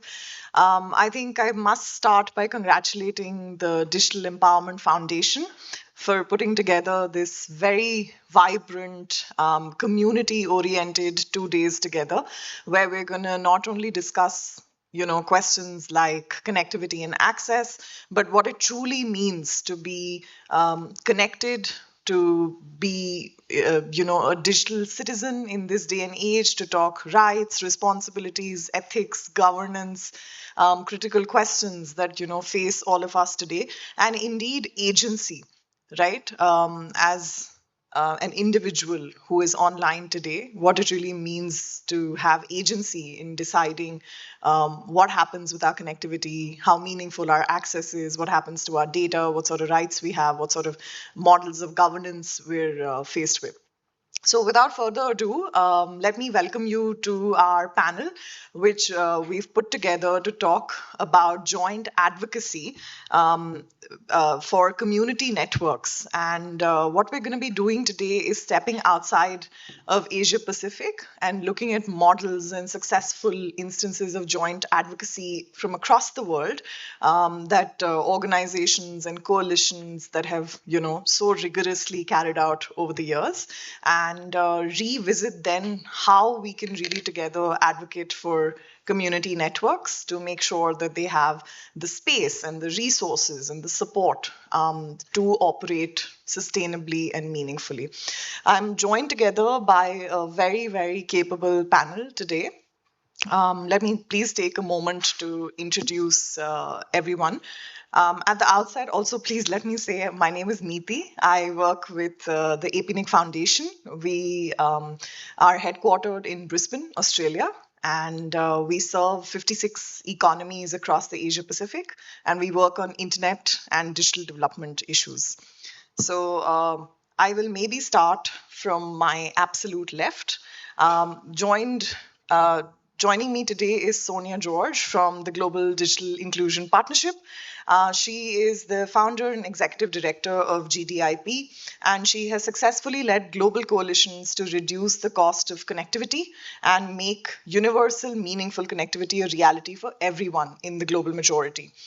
She's an experienced leader and a digital policy expert. She's worked in policy development in over 50 countries, and she was recognized as one of the world's 100 most influential people in digital government in 2019.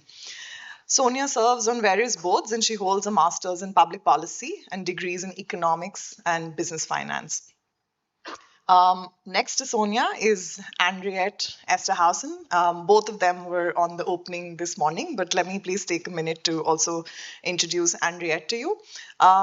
She was the executive director of APC for about 17 years, and she continues to work with the APC as senior advisor on internet governance.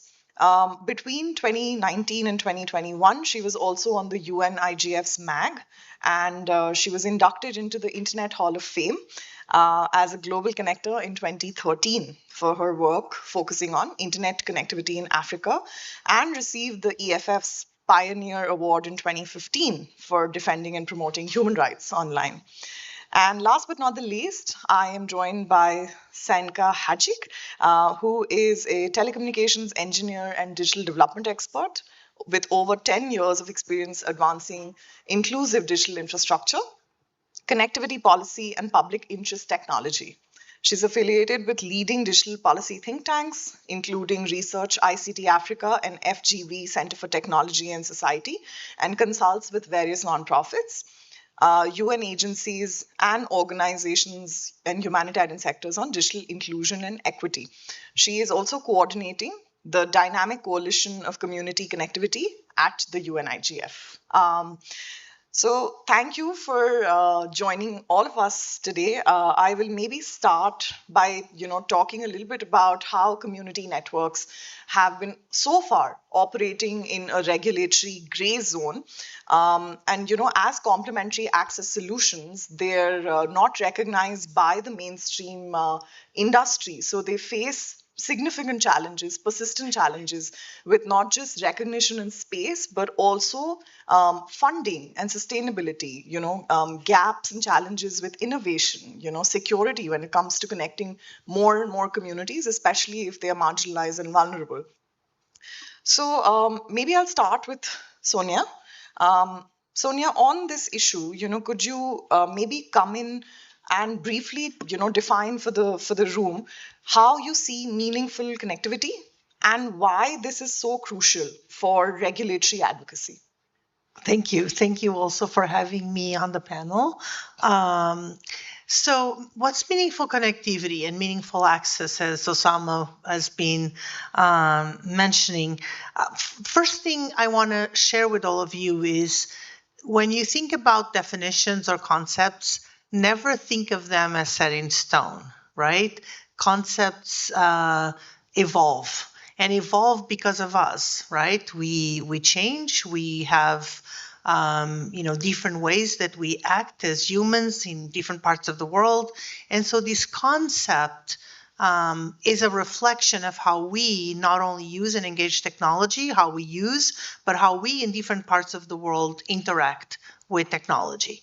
And I wanted to start with that because the concept of meaningful connectivity was developed out of this need to understand internet connectivity beyond just the standard, I'm connected to the internet, it's an infrastructure question, supply and demand, you can afford or not, and that's it. Because, as you already heard earlier today, when it comes to technology, it's about humans. It's about thinking about human-centered opportunities. And so when we were working on this idea of, how else can we, help people think about connectivity from a perspective that is beyond just purely infrastructure, a connectivity, a technical issue that is non-human, which we didn't want that. How can we do that? And so the way to think about it was to first look at quality, reliability, and how that affected us as humans in how we interacted with technology. So the concept of meaningful connectivity started shaping up from this idea that, Okay, you have affordability, but then you need to have the technical foundations to allow us as humans to determine how we want to engage. And that meant having speed, reliability, frequency of use, or the use that we decide ourselves, plus having functional devices that allow us to make use of the internet and technology in general in the way that we decided.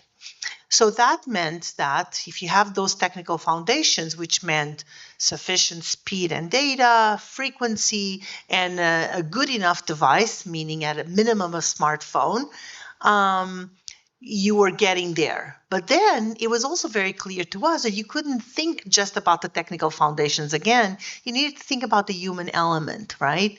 And the social and environmental issues that shape us as humans and how we interact with technology. And so when we think about meaningful connectivity and meaningful access, we thinking beyond those technical elements, and we think about digital skills, content, language, and very importantly, as we mentioned earlier, rights. What does meaningful connectivity mean when you look at it from a rights-based approach? And so that also means citizenship, right? Some of the concepts we mentioned earlier, but most importantly, having the kind of skills, the kind of digital skills that is not just to use, to make better use, but to make smarter use. A use that is respecting of our rights, that gives us safety, privacy, that protects our data, and so forth. And without those elements, we actually don't have meaningful connectivity. So it's a holistic way of thinking about connectivity. And the last point I would make also, Nidhi, is that because meaningful connectivity is multidimensional, it also was developed from the perspective that we need to be intersectional and multidimensional in how we analyze it and assess it. So when we think about meaningful connectivity, we're not just thinking about humans as one average kind of individual. We have to think of men and women and really understand the different kinds of access and use by men and women in different parts of the world.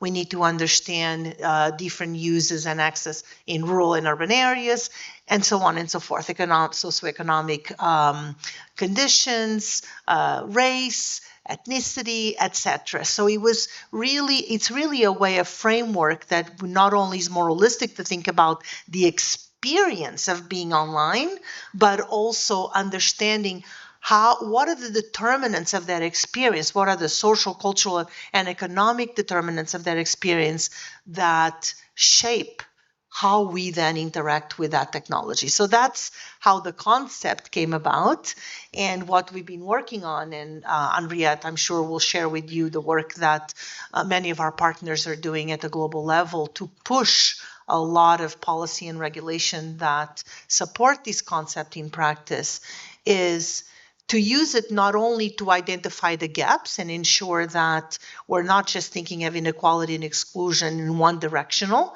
way, but in a multitude of dimensions, and then have policy, regulatory, and other kinds of approaches, including business models, et cetera, that address the gaps, the inequality and exclusion gaps that continue to exist and are really stubborn and frankly getting worse in many parts of the world.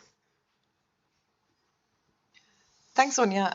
I think a lot of what you actually talked about also makes me wonder about how we've so far been measuring impact, right? And whether the metrics that we've been using to measure the sort of impacts and outcomes that we've had need to be revisited and looked at from the point of view of empowerment rather than just connectivity, rather than thinking about how many people are online and how many towers we've erected, etc. Really look at how many communities feel self-sufficient, independent, or at least interdependent, and so on and so forth. So I will come back to you in just a moment. Okay. But I want to carry a lot of what you said and ask Henriette maybe to comment on, how you see a lot of these multidimensional, intersectional issues that Sonia referred to. In global internet governance discussions, and especially at the IGF in the WSIS process. How do you think these platforms have influenced policy outcomes for community networks? Not enough. Not nearly enough. Well, firstly, I always tend to not thank people for inviting me because I jump into responding to the question because I care so much of the issues. So thank you. Thank you for bringing me here to DEF, Abner, for all your work. And it's my first DCS. I've been in India before, but thanks a lot for being here. Not enough at all. I think that, in fact, I'll just use an example. The World Summit on the Information Society is this process which started in 2003. It's kind of the blueprint from the United Nations on what a developing country and other governments should be doing to ensure that we benefit from, used to be people-centered development enabled by ICTs. Now they don't talk about people, they talk about digital. And one of the opening paragraphs in the draft outcome document that member states will decide on in New York in December starts with text: 90% of the world's population now has 4G coverage. 94%, has mobile phones. And we've been trying to get this paragraph out of the document unsuccessfully, because what do both governments and powerful companies have in common? They want to look good. They want to look as if they're producing results. So this paragraph, even though averages in a world that is so unequal are meaningless, any academic, any statistician will tell you that averages are not helpful when you have big inequalities. But anyway, so the text is there. We're going to try today, there's a consultation, we're going to try and get it out. Why are they not prioritizing it? I think because there's, on the one hand, I think since the World Summit on Information, there's this kind of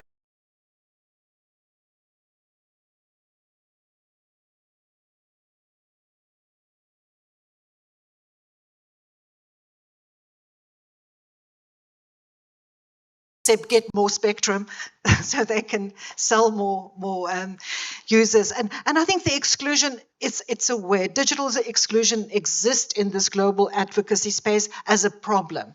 It's very similar to those of you, I see there are many women in the room. If you work on gender inequality, it's there. No one will deny that gender inequality exists, but do they take it seriously? Not necessarily, unless they are directly affected. Digital exclusion is the same. People know it exists, governments know, policymakers know. Do they take it seriously? No, because they're not affected by it. And I think the degree to which they take it seriously, I think, is often related very directly to the link, to the extent to which they are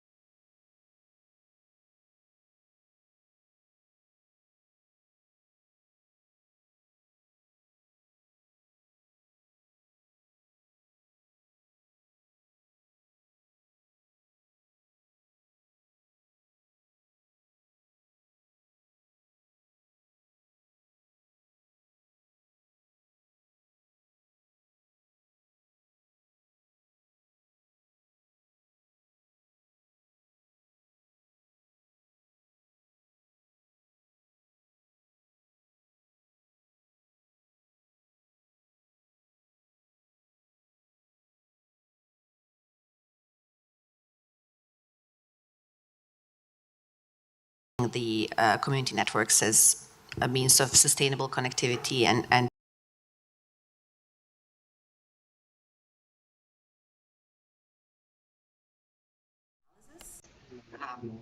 studying the development and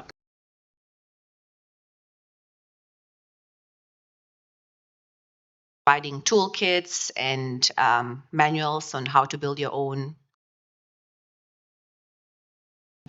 policy advocacy. So providing policy recommendations to the global internet governance and digital policy dialogues. So I would like to add, connecting to what Sonia said at the very beginning about definitions.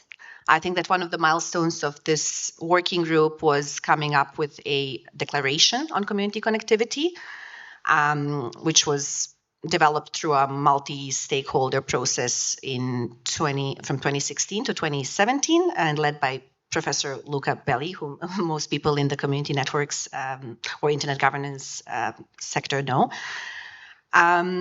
So this declaration basically focused on establishing a clear shared definition of community networks, their core principles and functions, and providing a foundational framework which then can be used for policy recommendations and so on. And I think it's really important to add that that declaration is a living document, meaning it's not set in stone, and it can be constantly revised and updated to reflect technological innovations or some larger policy discussions. So for example, as the definition of meaningful connectivity changes and evolves, that can also reflect on how the definition of community connectivity or what we are trying to achieve, how that also changes. So yeah, and other than that, in my opinion, a significant milestone. I think that the success of the dynamic coalition has also been widely recognized in the IGF community. There was a report published last year by the DNS Research Foundation studying, evaluating the general impacts of the IGF, and the DC3 was specifically cited as one of the very influential initiatives of the IGF. We also do capacity development. So as I say, providing toolkits and manuals. And each year there is a workshop at the IGF and also a joint collaborative publication. And so the topic is always decided by the community. It's a participatory, collaborative process. And so far we have addressed issues from sustainability and financing, environmental aspects, cybersecurity. So this year in Oslo, there was the launch of a publication on self-sustainable financing solutions for community connectivity. So yeah, apart from being a convener, I would say that the DC3 is also a knowledge hub. Thank you so much. Sonia, could I come back to you and maybe tease out a few things that you'd mentioned when you started with your remarks? I feel like the issue that we're discussing today, which is community networks, really lies at the heart of people deciding how best to reflect their needs. And maybe if they are not served or underserved by, the mainstream connectivity efforts or mainstream actors, they can truly determine what then their connectivity or their access would look like. And in that aspect, I think communities designing interventions is what has led to complementary access solutions such as community networks being such great solutions, but they are often under recognized, which we've already spoken about. They're under resourced. So how do we really put communities at the heart of advocating for what they need, right? And I know that GDIP has done some wonderful work across the world where they've truly reflected community needs right up to the regulators. Do you maybe want to come in on that and what that process looks like? Sure. So it's a big question. I'll try to be quick. We could have, our conversations about that. Also because it has happened differently in different parts of the world, and I think that's important to recognize. We can talk throughout today about a couple of examples. Before we go into that, I just wanted to point out something in case folks in the room are not familiar. You mentioned the statistics earlier, and Henriette was also talking about measuring and accountability. And I just wanted to make sure that you all know one thing, which is really important for this concept of understanding community-centered connectivity solutions and why we need to think about understanding where the gaps are to then have proper actions to address them.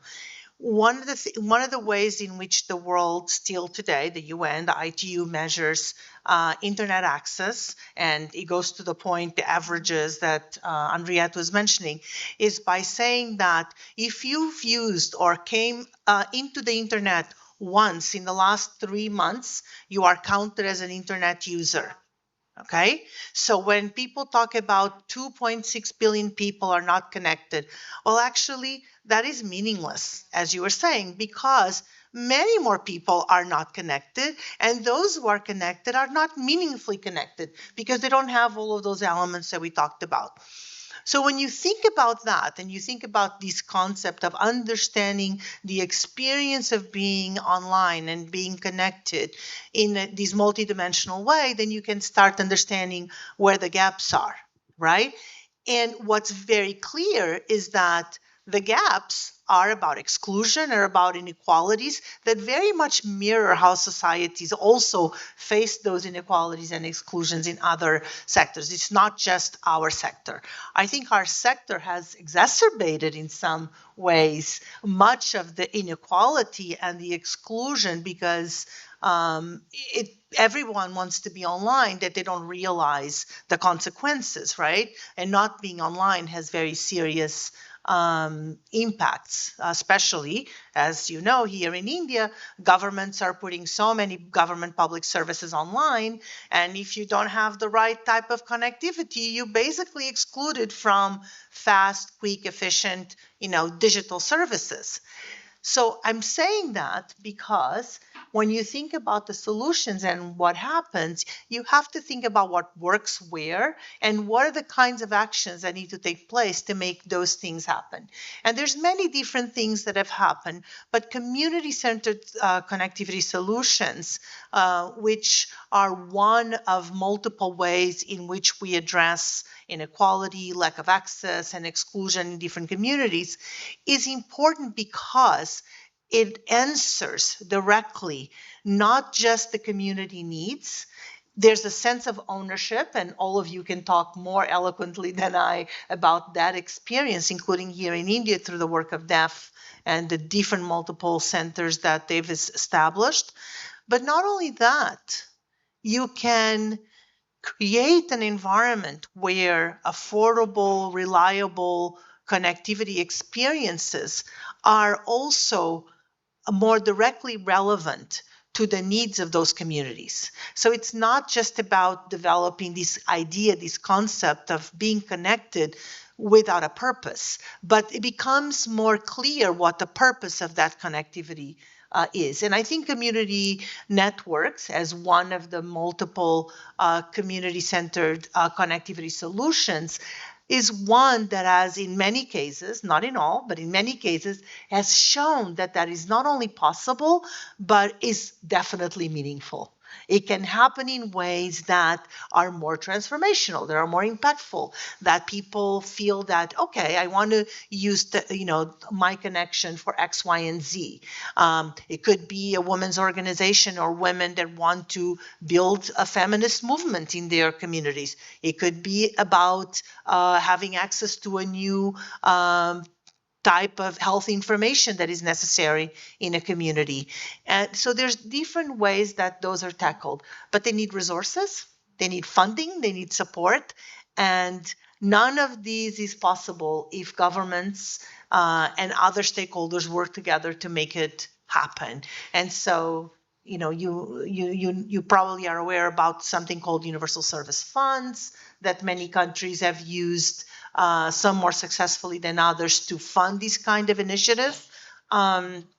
In other instances, and I want to use the example of West Africa, many countries don't actually have the policy and regulatory frameworks that allow and support community-centered connectivity solutions. And so in West Africa, the ECOWAS, which is the Economic Commission, we worked with them to develop a new framework for universal access that changed the restrictions and removed the restrictions on community access to make it possible. And not only that, but to make it so that these funds can support community networks, which before then was forbidden. It was not allowed.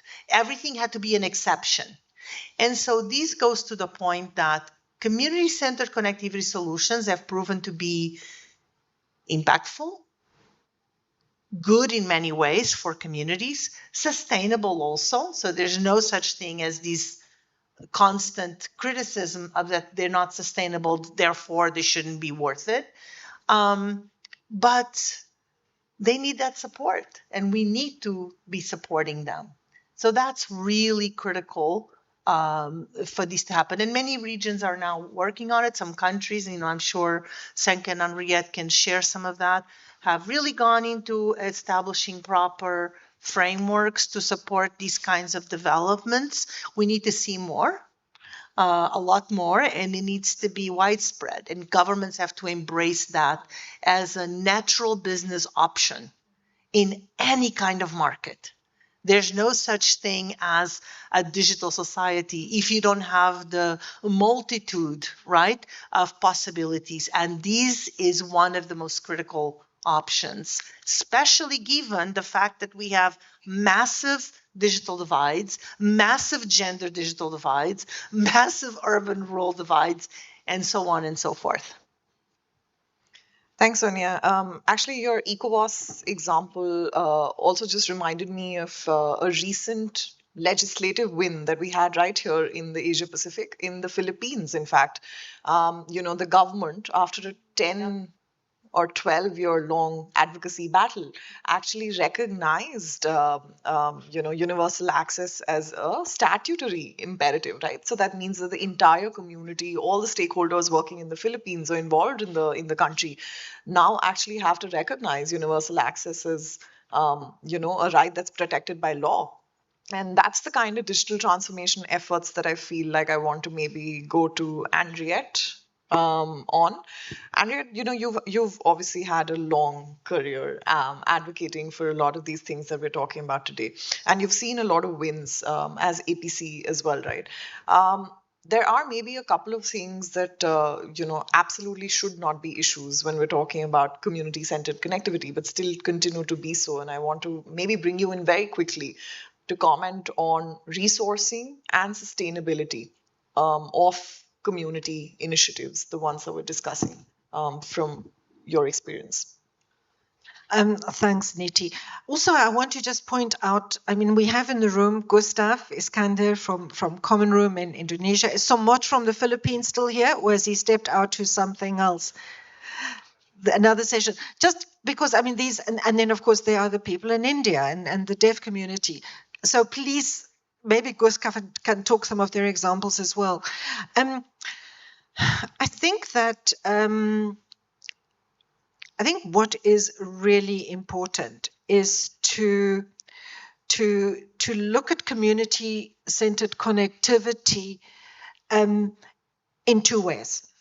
On the one hand, they are providers of connectivity, and connectivity is important. It's empowering in its own right. And I think it's very important that as we advocate for meaningful connectivity, we don't develop a double standard, which I'm afraid the world has been operated on, that if you're rich and if you're in California, you can use your internet access to play online games all night long and no one gives a damn, or you can watch TV programs and that's fine. And you'll probably gain a lot of skills and become an entrepreneur in the process because you spend so much time playing with the technology that you're so empowered that you can start creating new solutions and apps.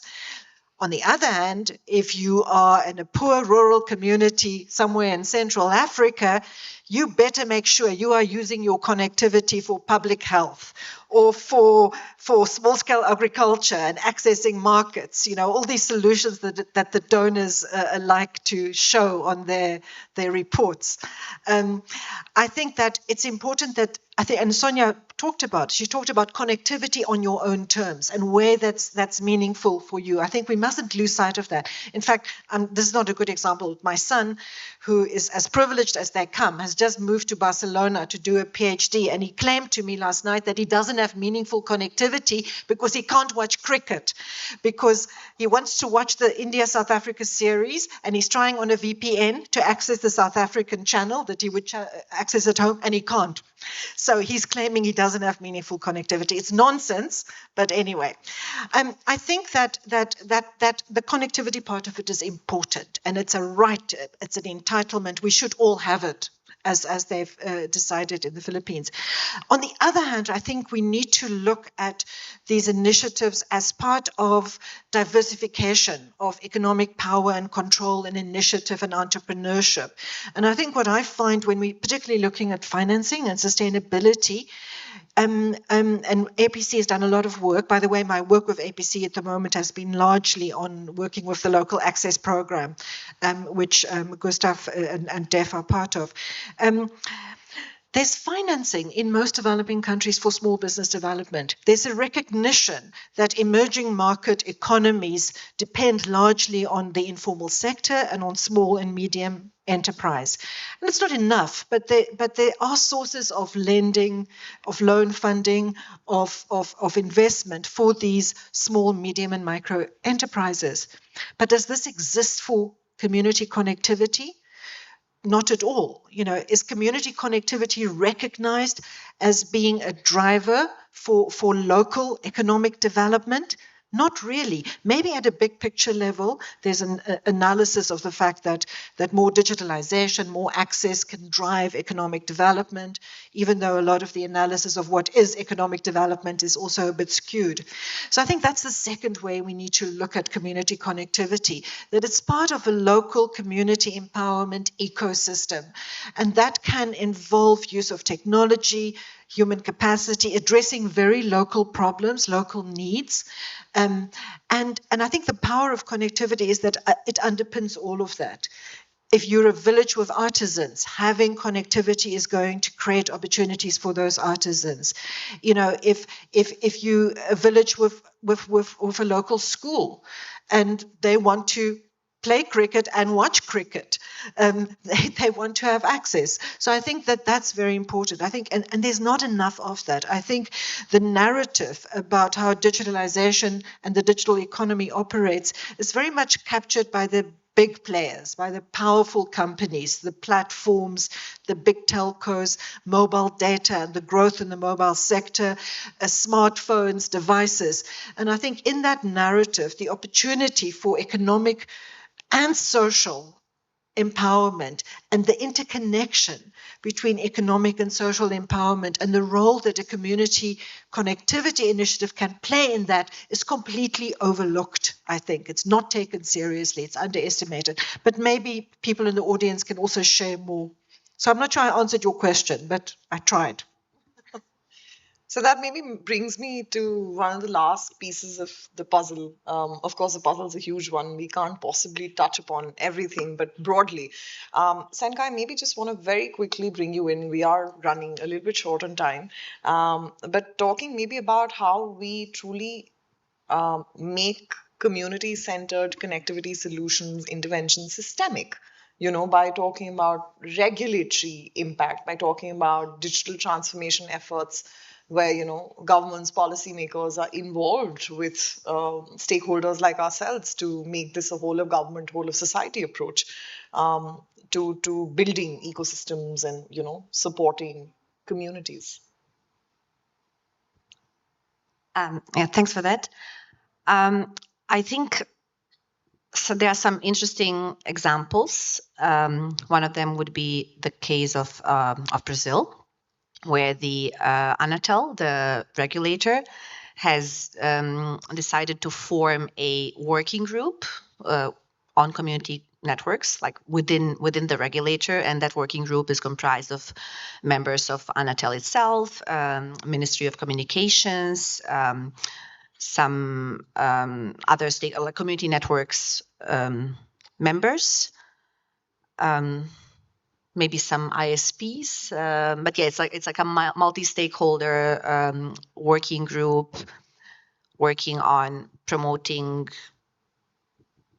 community connectivity and creation of public policies, also exploring initiatives like sharing public fiber, so infrastructure sharing policies, or linking community networks to school connectivity projects in remote areas, and so on.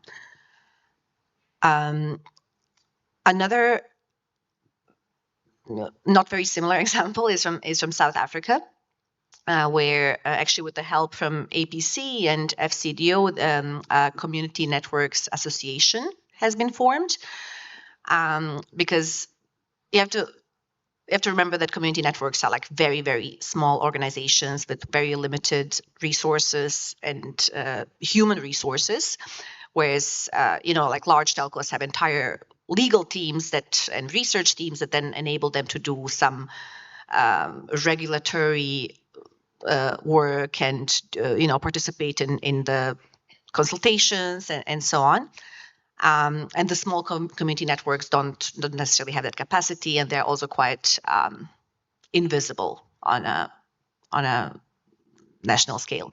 So by creating this association, the community networks in South Africa have come together to operate under an umbrella institution and jointly participate in all these processes, either with ICASA, the regulator, or that also gives them potentially access to funding, whether universal service funds or some other incentives that other ISPs or SMEs are eligible for. In fact, they've just submitted a document. There's a new spectrum management policy being developed in South Africa, and the association submitted their position on what they'd like to see in that spectrum policy. So yeah, there's definitely more power when coming together. So these two examples from Brazil. So the Brazil one can be seen as a little bit more like top down, because it's the working group sits within the regulator, whereas the South African one is more bottom up. There is no right or wrong, I guess. In every it's very contextual. It depends on the jurisdiction, on the country, on the current political climate in the country. So yeah, I guess now this is a very recent development in South Africa, so time will tell. But yeah, good things are happening. Thank you so much to Sonia, Henriette, and Senka. I'm afraid we have run out of time and we're already behind schedule, so I do not want to impede on your next few sessions that we are holding in the same room. And I'm so sorry that we didn't have more time to interact with you and learn all about your experiences with the issues that we're discussing. But we still have the next almost day and a half together, so I'm sure that we'll have lots of opportunities to talk with each other and really continue this meaningful dialogue of mutual learning, because I think it takes a community to advocate for a community. So thank you so much, Sonia, Henriette, you. and Senka. Thank you. And yeah, look forward to the next few sessions that we have here. Should we just ask people in the room who are actually running local ISPs or community networks to put up their hands so we can go and talk to them? Just identify yourselves if you're a practitioner in this space. Okay, good. Nice. Well, go talk to them and learn. And also feel free to come talk to us. That's great. All right. Thank you. Back to you, Pratap. Thank you, Niti. Thank you, Sonia, Andret, and Senka. Here's a small gift for you all.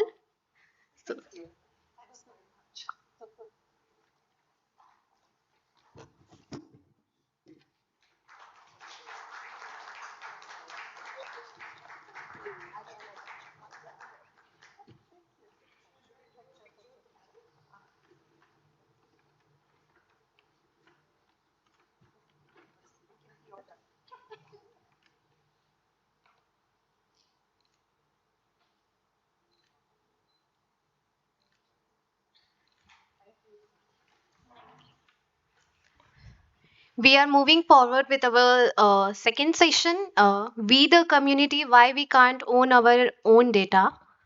A discussion on data rights, community ownership, and concern, moderated by Dr. Syed Kazi, Director, Council for Social and Digital Development. And speakers are Gustav, co-founder and managing director, Common Room Networks Foundation; Michael Gingul, director, strategy and operations, Rural Broadband Private Limited; Mr. Setu Upadhyay, senior advisor, policy and advocacy, Internet Society;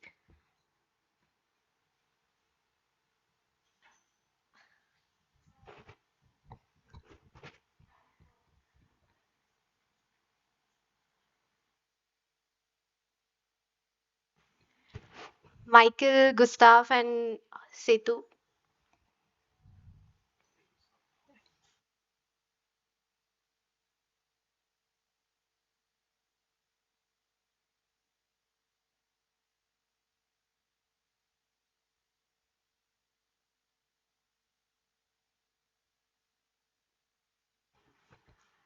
Gustav, Gustav.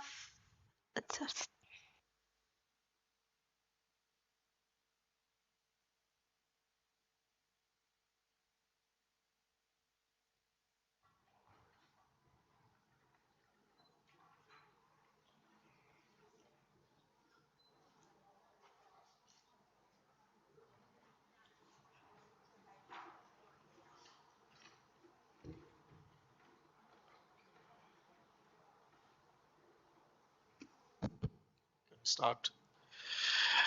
Okay. Good afternoon.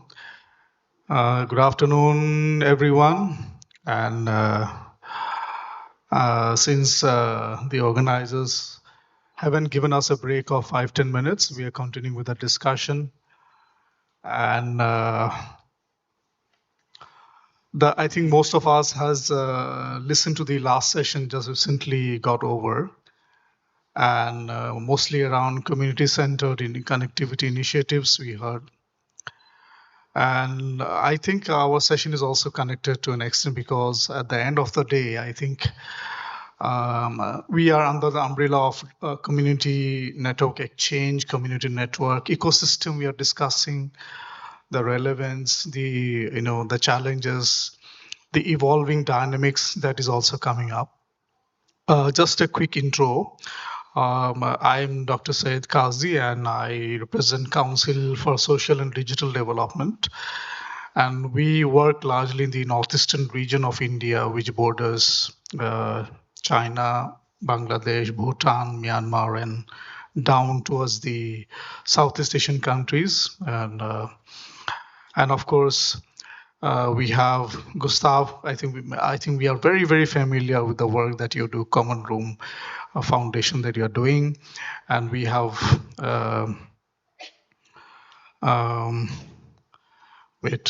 Setu. Yes, Setu. So Setu is a bridge in English. So he is a bridge between the connectivity and the communities, and he represents Internet Society as an advisor. And we have Michael. Who doesn't know Michael? I think many of us we know. I think most of us. And all of you, I think, this is not a structured kind of a prepared discussion that polished questions and throwing in all, but it's just a discussion that we'll be having in the next 45 minutes that we have. And all of us sitting here, especially the resource persons here, they represent communities, their different culture, different dynamics, countries, context, and challenges, and evolving. I think every year, every now and then, the experiences are also changing with the connectivity. The dynamics are changing, the policies, the regulations, and the needs. And all of us here sitting here, I think they represent something from the other side of the ecosystem, that is from the bottom up, community led, the challenges, the needs and requirements, and comes with an experience they have worked on the ground. So while I was going through the concept note that was shared by the organizer and of course our colleagues at DEF, The title of the session was "We the Community: Why We Can't Own Our Own Data." And then also there were certain summaries of points that it was mentioned. So I was thinking, what is that, what we can own, what we cannot own? Because it may be quite revolutionary also to think about, talk about that we own the data, we need to own our data and all, because that will also go contrary to what the government policies, the government is trying to improvise the system, the network, and the policies, and so on and so forth. So that those kind of thoughts was evolving in my mind, that what exactly it would actually mean. So what I inferred from the session brief was that two kind of questions, not questions, two kind of dimensions that I just thought. One is that one could be that why cannot communities, if why cannot communities can have their own community networks which are legally sounded, vetted, approved, recognized, so that they can have their own data, they can have their own development agendas, they can have their own freedom to work, use technology, and pursue their social economic aspirations in their local ecosystems, whether I think it's in economic aspirations, the digital economy, and so on and so forth. That is one inference that I did from the topic. The second aspect is that um, in a situation when everything is getting digitized, every service is getting online, and there are platforms now where we need to also get into those platforms to avail our services. It's obvious that we need to register, we need to log in, we need to share our data, and that is where we need to also be part of that platform economy to get services. Otherwise, don't share the data, don't get the service, because service dimensions have also changed. Earlier, especially in the global south, the government was the biggest service provider, whether it's health, education, anything you name it. But now the whole system has shifted. The whole service ecosystem has moved towards the private service providers. Private services are coming up, and the role has been shifted in the government to the other side.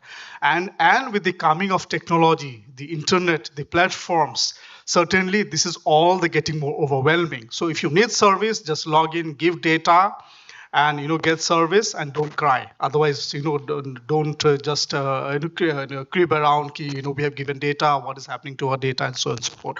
So my second inference, I'm just summarizing it, that when in such an ecosystem, when we need to register, to get data, to get services, to get into the platforms, and get those online services.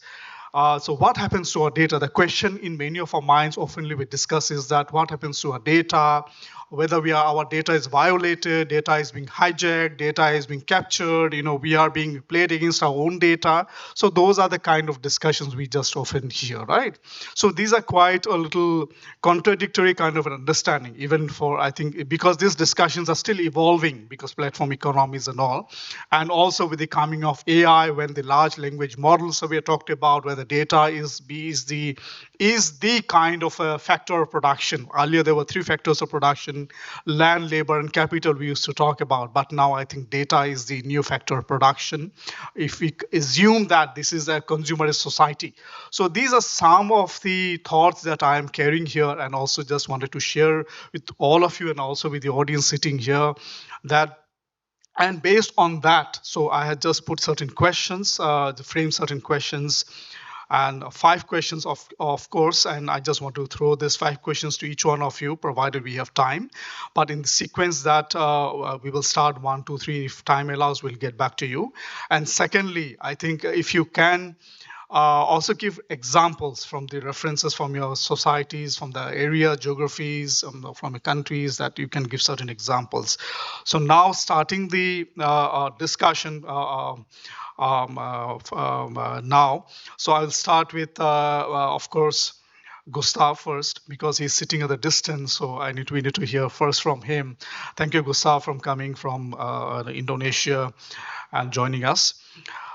So again, I'll go back to the discussion that in the last session, where Enrit and Sony and other speakers were saying, I think they were talking about community-centered connectivities and all. So consider that universal access is important. Countries recognize that, number one. Second is that now the WSIS Plus 20 review is also, nearing towards that formalization in the New York and so on and so forth. And all these discussions are happening, in fact, where connectivity is also part of the discussions and all. So that is another part. The other aspect is that considering that access to network is a public service, is a right, because without that survival is also impossible, is difficult in today's context. Also, that the contradiction between community-centered connectivity or consumer-centric connectivity. So these are all this in this kind of a narrative that how do you think that community-centered connectivity is relevant, extremely relevant, not relevant in today's context, in the midst of the government of a country, the industry, the network providers, the private parties are being pushed to connect, and connect. So how do you see this push versus the need for community-centered connectivity? Because the more we talk, we don't also get the response coming from the government or especially from the government, that there is a need to recognize community-centered connectivity, because everybody should have their own ecosystem, of course, within the legal framework. So I think the question to use this, if you have understood what I'm trying to say, Gustav. Okay. All these things versus the relevance of Is quite a lot, Yes. and is challenging questions. I will try to give a brief interventions to stimulate further discussions on this. I've been working in past years to develop a community-centered connectivity initiative in Indonesia. During COVID-19 pandemic outbreak, of course, there are a staggering exponential necessity to provide equal access to internet from urgency to emergency level, because internet access is somehow essential not only to provide access to information and daily communications, but it's important to maintain the lifelines of a lot of people. And in the past years, we have also seen after the pandemic, there has been a decrease of interest in providing equal access, especially for people in rural and remote areas. And we need to reframe this interest, because in Indonesia, to provide access for people in rural and remote areas is important in order to address not only the development gaps, but also the growing challenge and complexities in the surrounding of climate change. So in these regards, we have been working, and after working for several years, we have also learned that data sovereignty and ownership is also important. But I don't know why. I think it's not only technical matters, but is also political matters. In Indonesia, data ownership among communities tends to not really in the interest of our governments at the moment. In the last discussions we have, is quite strange why they need to protect the interest of big companies in allowing these companies to extract and interpret data for their own purposes. So for this, we have been learning that somehow there has been a staggering split or a rupture of paradigm on the development of internet and digital technology today. In the early days of internet, we have seen internet as a protagonist agencies that bring lights to democracy, human rights, innovations, and freedom of expressions. At that time, nobody cares who owns the data. You exchange and share data as a common goods, which is quite interesting how it impact our life at the time. I still remember back then in 1998, I was still a student, and actively engage in student movement for democracy, sharing data platform is somehow very important for democratic movement back then. So, but in recent years, we also seen that internet is become an antagonistic leviathan when it comes to personal data violation, extractions and exploitations, as well as hate speech, hoax news, disinformations, etc., which also include illicit digital content and harmful algorithms. So this algorithm extracting data for many different purposes, including to kill people in some countries. In short, internet and digital technology currently has a tendency to become, in Indonesia we use term raksasa. I don't know in India you familiar with this word, is a demonic creature that generally depicted as antagonist, representing chaos, evil, and forces that opposite a benevolent god or deva, and making interventions to cosmic order somehow. And this creature also possess shape shifting ability because data is becoming a very abstract and not really easy to understand. Illusion casting, that is why in Indonesia we call internet as dunia maya. I don't know it is also familiar for you in India, but somehow that is how we understand internet. And it also have immense physical strength, like global operators. They have the power to navigate and control almost everything, including our data.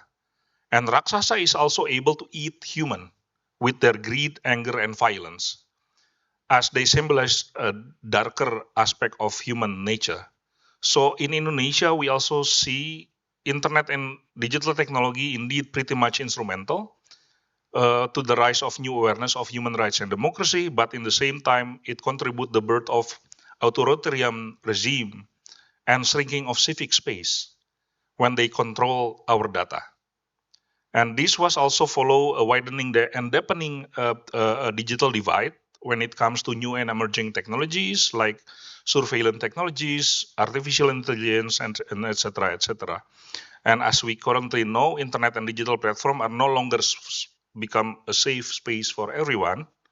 And in this regard, I think we have to find our way out from the belly of the beast with policy advocacy, training and capacity building on technical skill, digital literacy, and critical thinking to ensure that safeguard of just equity and accountability of internet and meaningful access and connectivity for the future of internet. So we need to bring all of this to bring back the internet to the community, by community, and for the benefit of community. So I think that this is something that somehow relevant to our discussions today. Thank you, Gustav. We heard those loud and clear, and we'll come back with the next set of questions. I think Setu, I know you are the bridge now.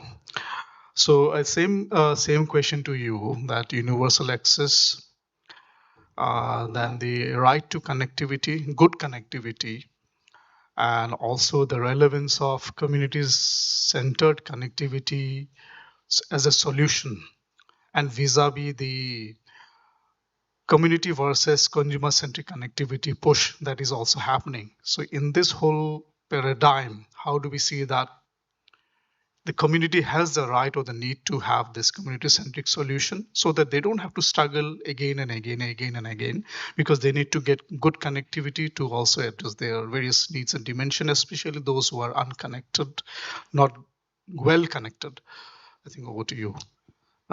Thank you. I think I'll start with building on your point on the idea of internet being a force of good initially, and how it was treated as commons. And it's funny that now how the internet has evolved into platformization.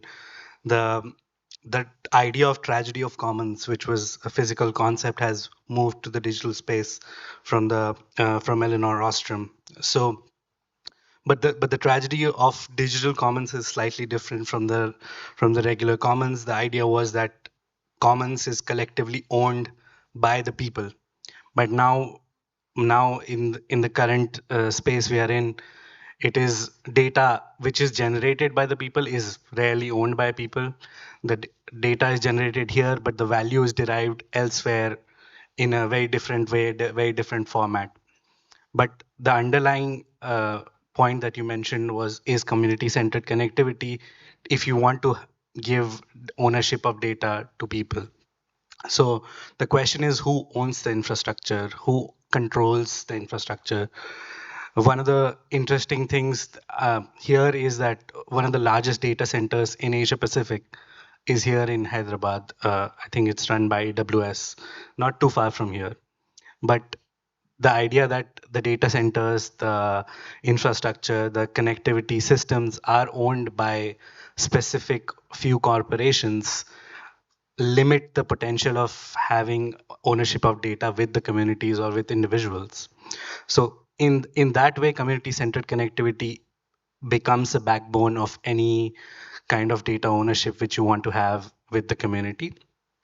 But that being said, infrastructure is one aspect of it. There are other aspects like political will, which Gustav also mentioned. It's not just technical; it's also political. So it's also about political will, regulatory understanding.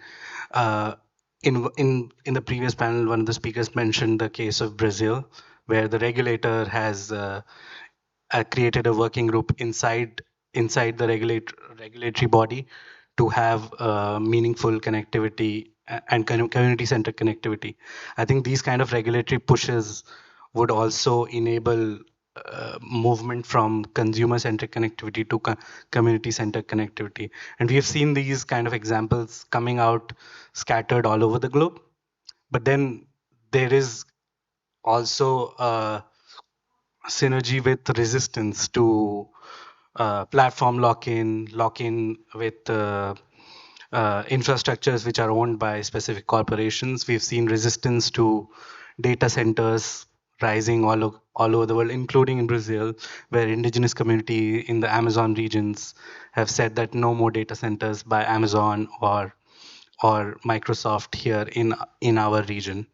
Similarly, in parts of Europe like Marseille, which is the biggest connection point, one of the biggest connection points for Europe, has been resisting data centers built in their city so that they can have control over the infrastructure. So there are different kind of solutions towards moving from consumer centric to community centric, but yeah, I think they require collective solutions from all ends. Thank you, Setu. So we heard you, and I'll get back to you. I think same question: universal access, community versus consumer-centric connectivity, and the relevance of community-centered initiatives, connectivity initiatives. How do you see in this evolving ecosystem?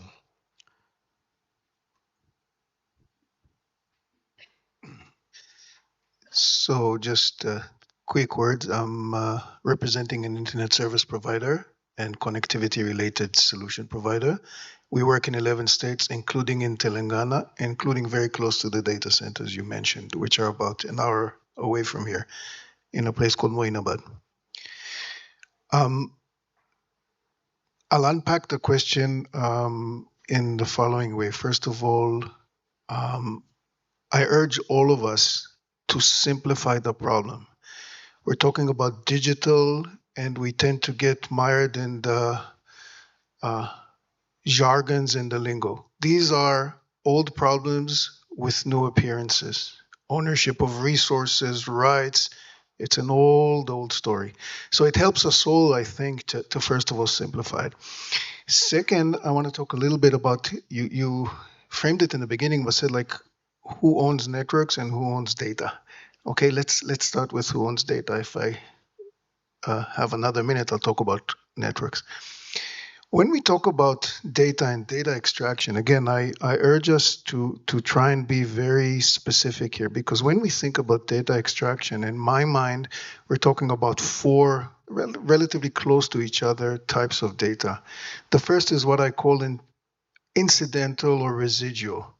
Data that we derive by just browsing, driving in our cars, and so on and so forth.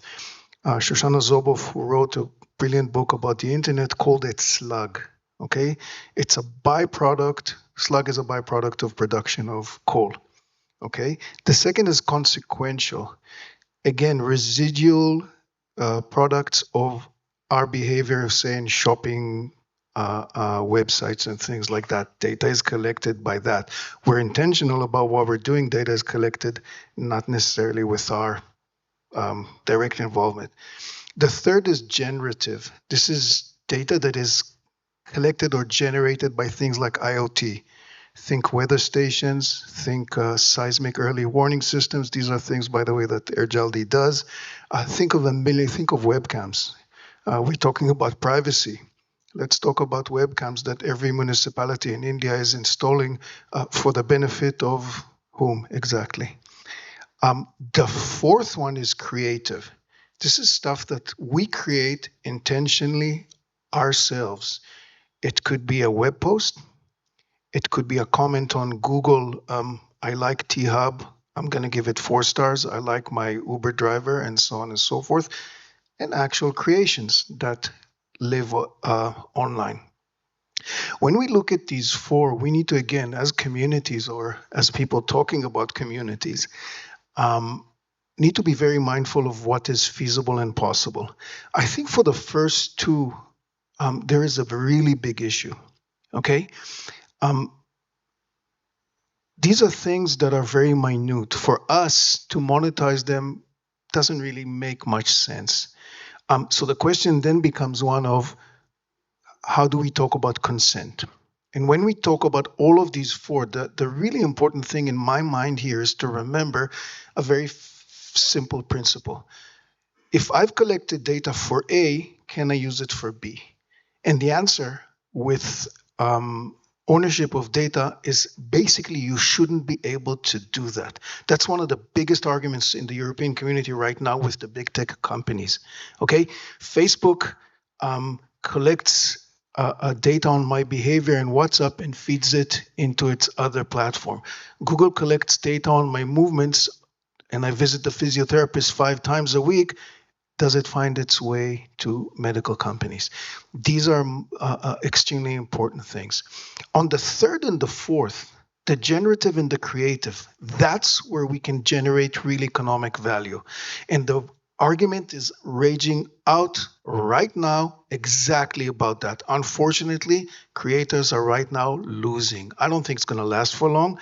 I think that the pendulum is going to swing backwards. A quick word about networks and ownership. We've been at it for many, many years. As you said, we know each other for many years.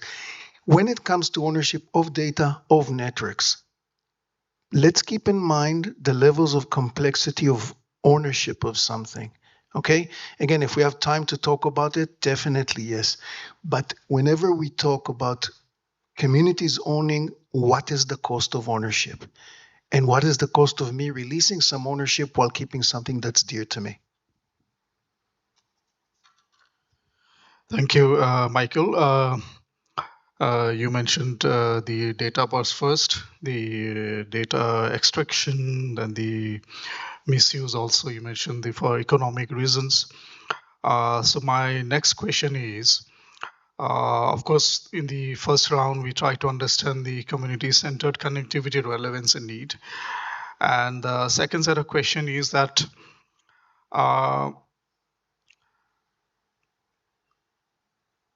while everything is happening, for example, in India, the platforms are coming in, providing us services. Government is sitting on that as a kind of a custodian, as a kind of a trustee.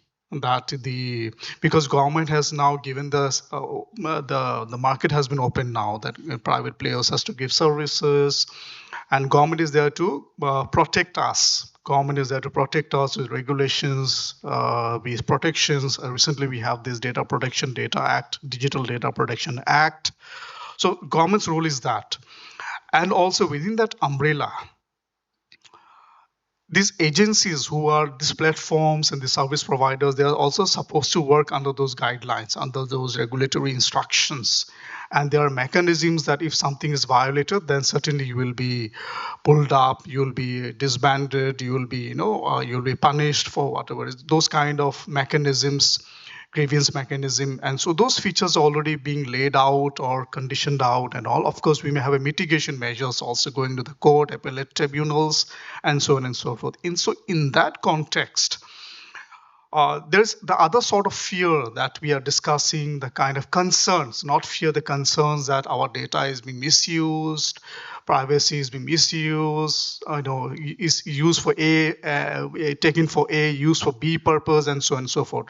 So I just sometimes feel that are we thinking on the right way, our concerns are the right way, or our concerns are not reaching to the government, or government hasn't been able to understand our needs, because these are all evolving, because in the last 5 years or 10 years, these things are evolving. So in that context, my question to all of you will be that in this context, how real and this fear or this in this data driven world, how real is this concern that our data is being misused and all, number one. And number two is that whether the existing mechanisms, the regulatory part, government part, has been weaker enough, not being strong enough to protect us. Because again, I'm saying government is the protector. Government is the custodian of our welfare rights, of our needs and all, and of our concerns, our needs and our protection. So in that context, how do you see this fear of our data being misused or being, controlled, used against us, and so on and so forth? So how do you see this whole thing? Well, in Indonesia, we just launched our data protection bills last year, and it's kind of a vague situations, because in one point we are happy that our government have this concern and awareness to protect our data, but in the other side, there has been a lot of case of data leakage and cases where personal data has been abused by many different actors. Like, for example, just recently, there's this a young woman who just lost a lot of money in her saving, just because the data has been leaked and being used by those who don't have any authority, and stole all the money, and we don't know where to go, because this is becoming a common issues and daily problems. And I think it is important to understand there are a certain level and needs to protect our personal data, because data can be used and misused by many different actors. And one thing that is also quite important is that in Indonesia, you can go to jail when you and be criminalized if you use climate data for public goods, for example. So this old regime and understanding of utilizing data as a common goods is still an ongoing debate, and we have been working with communities in rural and remote areas for our community center connectivity initiative, using remote sensing sensors to collect microclimate data, so we can bring back this data for decision making at the local level. But still, at the policy level, it didn't allow us to use that data openly. But in the other sides, we quite amazed how big corporations can openly use climate data for their own purpose and benefits. And why at the community level we cannot use that data for our own interest. So this is, injustice and isolations, and a vulnerability in data protections, which cause a lot of problem for many people, is still a big issues in our countries, but maybe also in many different countries. Thank you, Gustav. I think you also highlighted certain governance aspect, data governance aspect, and again, this is also an evolving field, and probably there will be a lot of gaps, and a lot of things to be improvised upon, the measures and the mechanisms to be strengthened when you go forward. I think Setu, I think same question. Do I have to repeat? I think. Do I have to repeat that question? No. Okay. I think the idea that the government is supposed to protect us in the uh, has taken a more paternalistic view in some countries, including in India, where governments have tried to um, ambitiously regulate, particularly recently when it comes to data privacy or other similar issues. In fact, just yesterday, the Indian Digital Personal Data Protection Bill released their operational rules, which basically made it effective. So while on the one hand, at least we have some protection, there were larger concerns raised by uh, many people in the ecosystem that the bill is lacking, the act is not robust enough.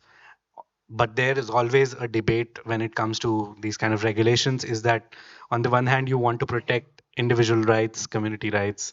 On the other hand, you don't want to hinder the innovation. So innovation needs to keep happening, businesses need to keep growing while also protecting. So it's a slippery slope. Um, it's a ongoing and continuously going debate whether the rules need to be more strict or not. Uh, what what Michael mentioned in the earlier intervention about the debate in EU as well, it's the similar debate that whether the Digital Services Act or Digital Markets Act needs to be more stronger. Similarly, India is also trying to do the same things, but from our own perspective. And this is not just in India, as we heard, it's also happening in Indonesia and many other jurisdictions. Um, one of the things that you mentioned when you gave the context for this question was there's also judiciary involved in these kind of decisions. Just I think a few weeks ago there was a decision by Karnataka High Court here on blocking Meta to transfer their data, sharing the data between Facebook and WhatsApp for at least 5 years. So it's a moratorium. And while more policies and rules and regulations are being formed about this kind of data sharing within the ecosystem, there's also antitrust implications, there's competition implications.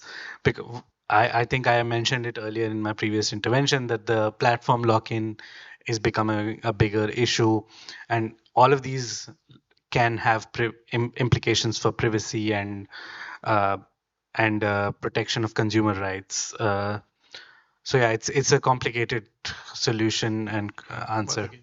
But again, a quick thing to you is that don't you think that since these laws and provisions, the rules have come up and all, the rules that you mentioned yesterday also it has come out, and the judiciary intervention example that you give, don't you think that we should also give some time because this is evolving, because we still don't know what's going ahead, because you can only correct or strengthen when there are certain leakages or certain drawbacks are happening. Assuming pre-assumptions, a lot of pre-assumptions could also may not be lead towards a good data governance framework, perhaps. So probably, don't you think we should also give some time and let it go on the ground, let it come up. The reactions will come from the people. It'll go to the the litigation things and all. Those things can be strengthened further. I mean, this is a larger question on the policy cycle, that how long it takes for policy to react to the ongoing situation. But as you said, it's an evolving situation. So I think we need to have something, and then it needs to keep evolving. So waiting around is probably not the best idea. Having something is better than having nothing, is my personal opinion.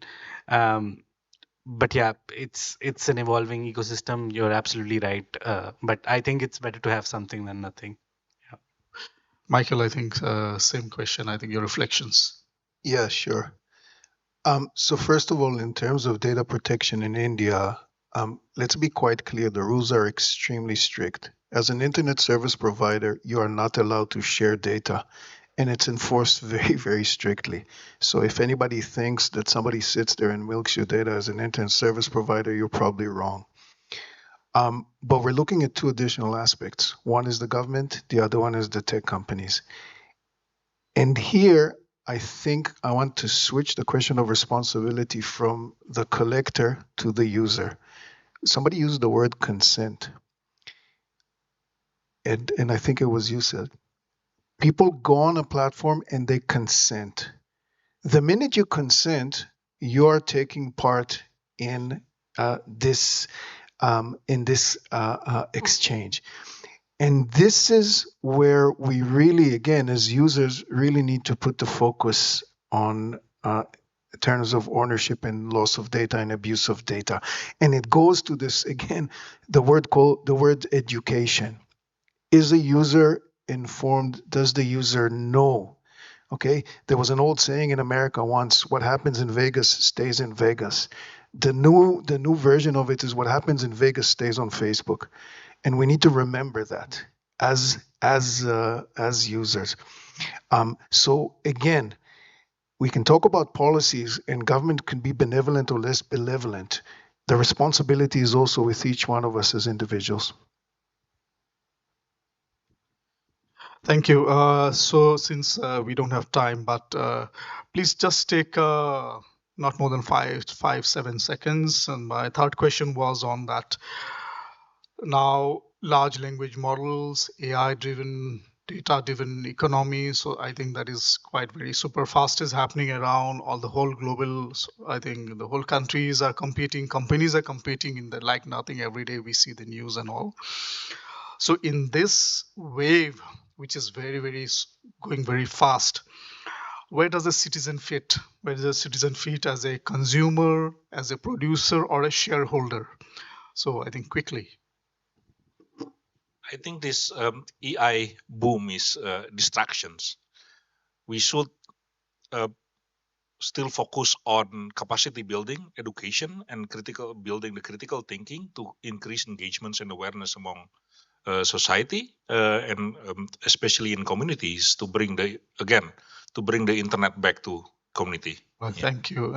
So, Setu, I think whether citizen can be a consumer only, remain a consumer, or a producer, or a shareholder. I fully agree with Gustav that it is a distraction, but yeah, I think the community and every individual has all these different roles to play.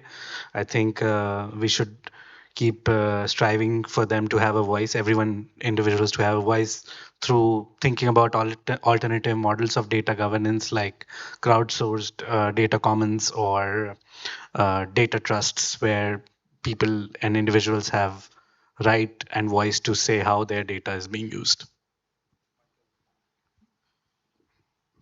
Amazing tool.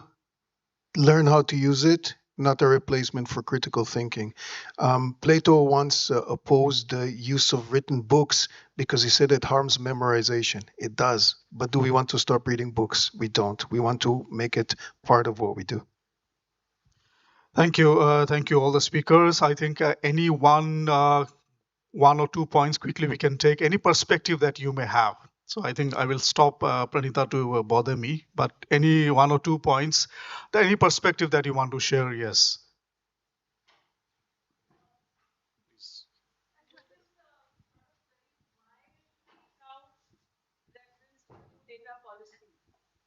I personally feel that it's a huge concern. The kind of data protection bill that we have amongst us right now, especially in a kind of authoritarian reaching world and regime that we currently live in. So I want to ask the panelists. I mean, how important it is to actually frontline this, the politics of data, of this data regulation. Politics of data regulation. Anybody? I think it's very important. I think uh, our government currently is really keen on collecting more and more data and using that data to make our lives better, quote unquote. So I think it's definitely very very important to talk about the politics and what is the subtext behind collecting all this data. And you're absolutely right. It is not a bill anymore. It is now an act, and it is in force, and it has major viable concerns about individual rights, but also collective rights as of marginalized groups and groups which can be scrutinized by the government. But it is, of course, a larger debate to fit in a 30-minute discussion. Thank you. Anyone last? Any perspective? Okay, Pranita, if you can help, you can throw the mic from here. I don't know. Yeah, just.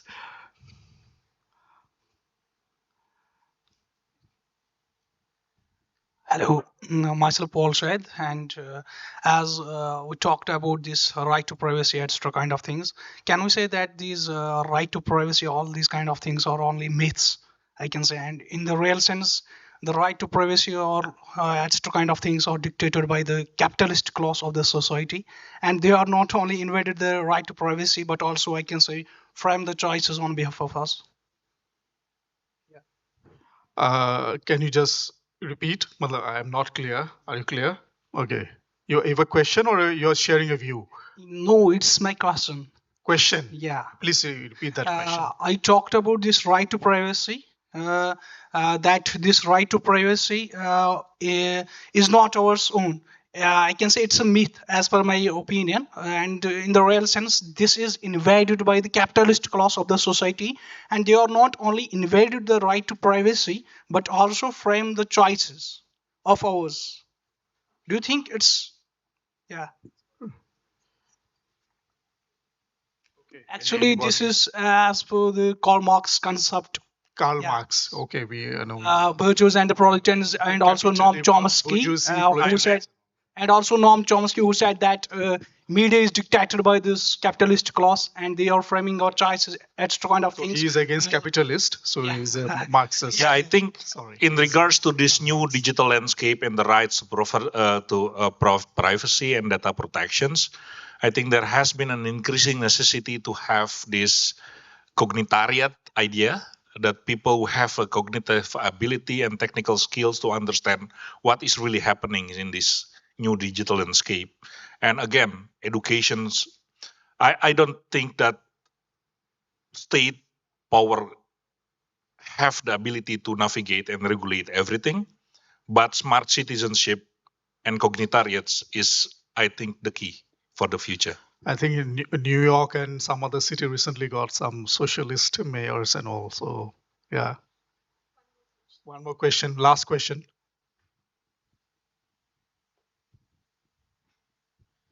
Yeah, good afternoon. I'm Asim, a law student. I have a question that if data is created by individual, why it is not recognized as a property? Data is of individual, why it's not our property? Regarding the protection laws. Regarding the protection laws. Protection laws, yeah. Keyword. What's your name? The guy who walked back. Asif? No, it wasn't Asif. Asim Kabir. Yeah, Asif. Keyword consent. Okay? If you sign a document, a contract that says that you give your data, you consented. If you disagree and you don't join the platform, they don't own your data. Aapka choice ye bhi hai. Has anyone ever read the privacy notice ever in full? Yeah. Yeah. That's the answer. So we are being made lost, get lost or go lost. Thank you so much for patient listening. Thank you for your time, for your observations. I think these discussions need a lot of time, days and days of discussions. But finally, I think what I feel also that, of course, you may agree, you may not agree, that we are still evolving these dynamics, these contradictions, the conflicts of even understanding the laws, provisions, and the rules that has come in. So I think in the next 5 to 10 years, perhaps the societies, the economies will have better rules, regulations, and we will certainly should have mechanisms even to contribute to strengthening these safety safeguards. Because again, I am saying that government is the custodian, because otherwise why do we choose a government so that is what ultimately we rely on the government to protect us and safeguard us from all this hazards that is we anticipate will also take our rights, privacy, and whatnot. I think with those words, thank you so much. You have your Thank you gifts. so Yeah. Thank you so much, Dr. Sayed, Michael, Setu, and Gustav. And here's your goodies.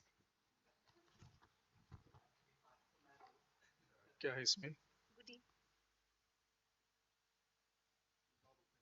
Thank you. Thank you.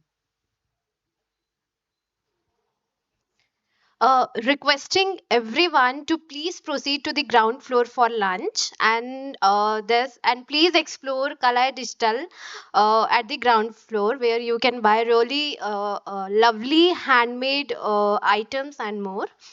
Kindly return by 2 p.m. We are having a very interesting workshop on how community-led participatory data collection can support under-resourced and remote languages. So please requesting everyone to proceed for lunch on the ground floor and return at 2 p.m. Please. Thank you.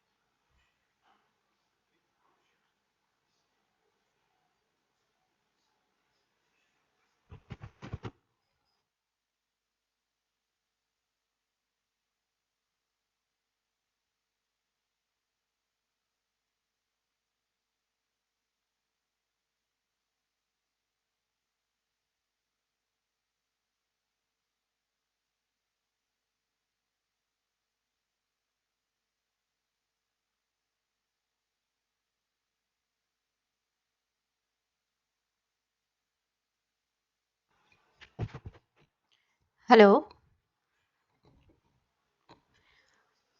Hello, hi everyone. We will now proceed with our next session. It's a workshop on shared devices, shared spaces, and shared languages. This workshop will explore how community led participatory data collection can support under resourced and remote languages. You will hear the field experiences from work on languages like Toto and Irula, learn how local communities co create datasets, and see early models develop for automatic speech recognition. The session will also include a short please join me in welcoming our facilitators, Mr. Ritesh Kumar. He's a co-founder and director, Council for Diversity and Innovation, and co-founder and CEO of Unreal Tech LLP. Second, Professor Bornini Lahiri. She's an assistant professor of linguistics in Indian Institute of Technology, Kharagpur. I request Ritesh and Burinini, please come on the stage.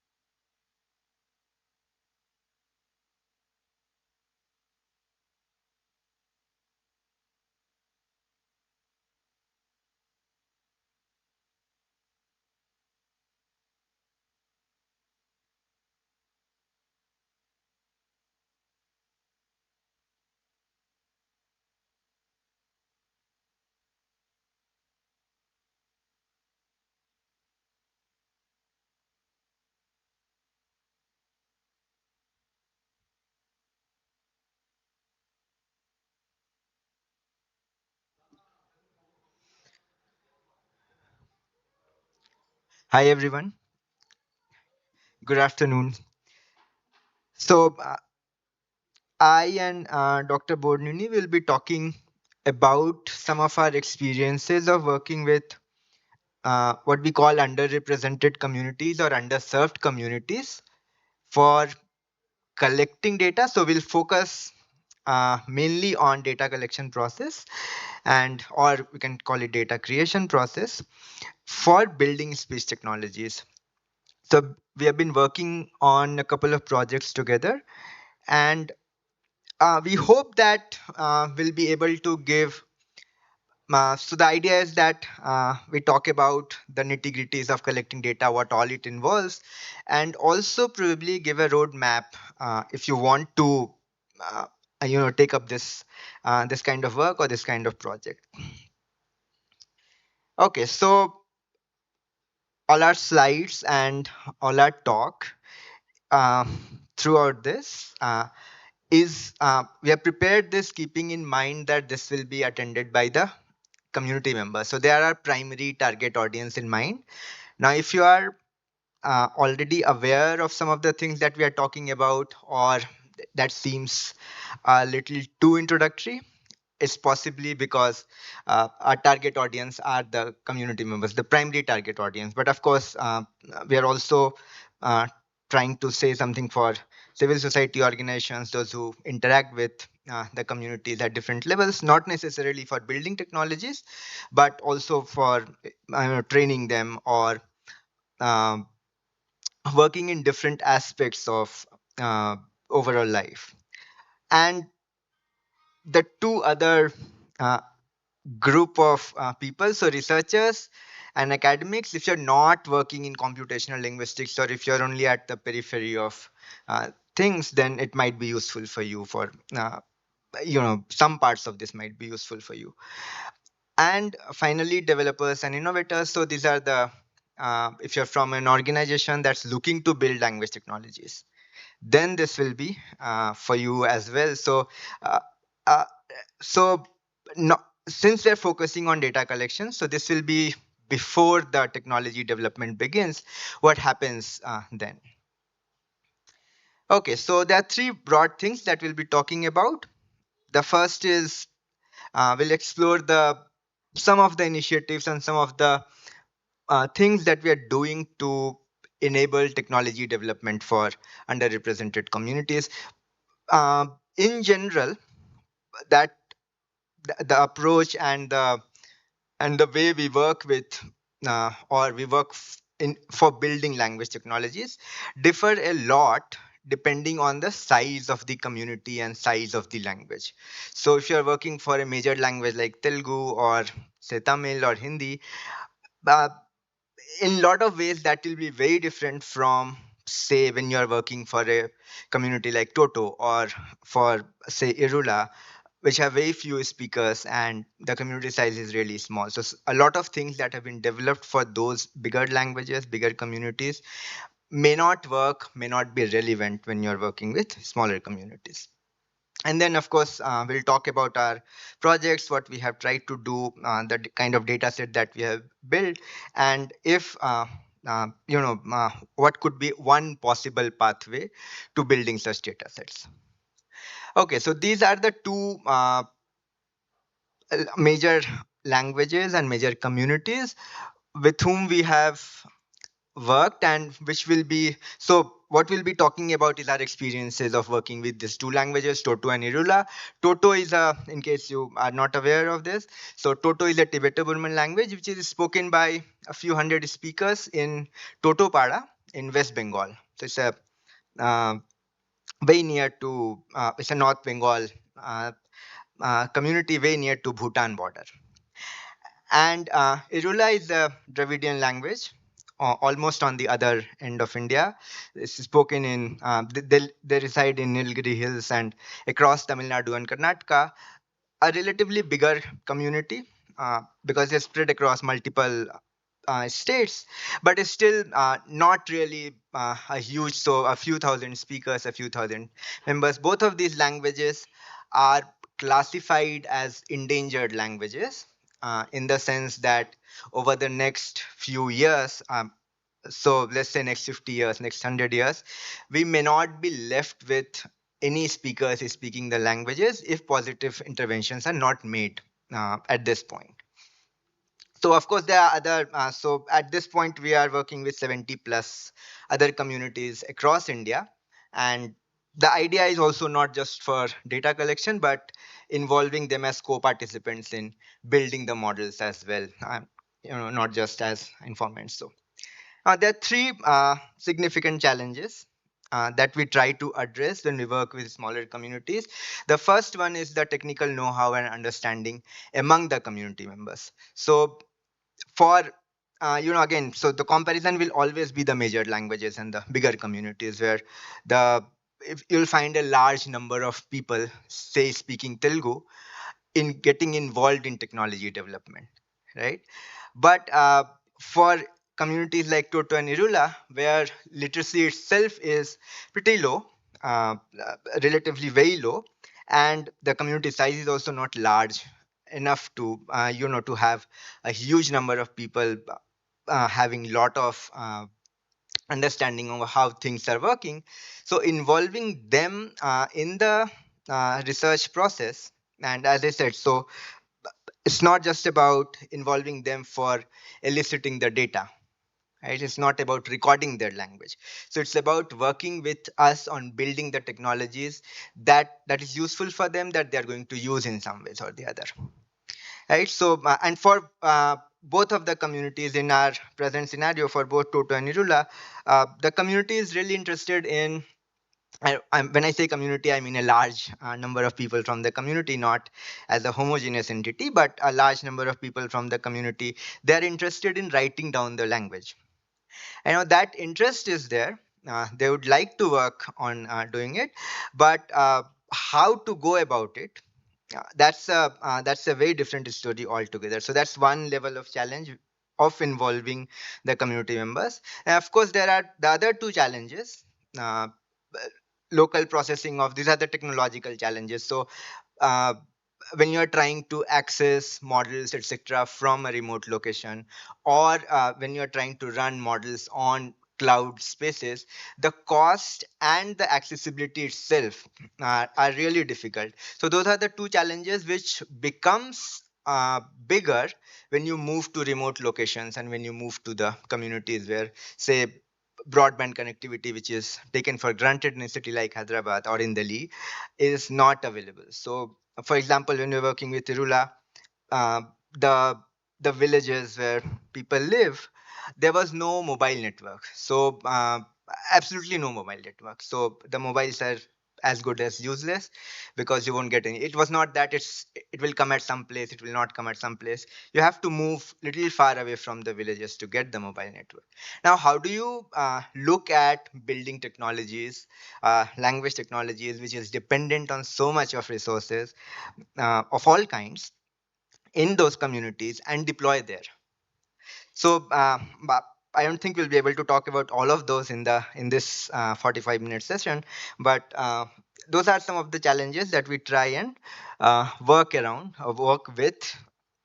Okay, so for the first one, the challenge about know-how, we very recently started a W2M program. So this is a community training program where we go to the field, go to the communities, and try and train them in different aspects of technology development. So that again starts from collecting the data, but goes up to training the models. So the first program that we did, I think a couple of months ago, a few months ago, with Rula, and the picture that you see on the top is from that program. And uh, a lot of the people that you see, they are the Irula community members who worked with us, who attended the program and worked with us. It was a 10-day, very rigorous program.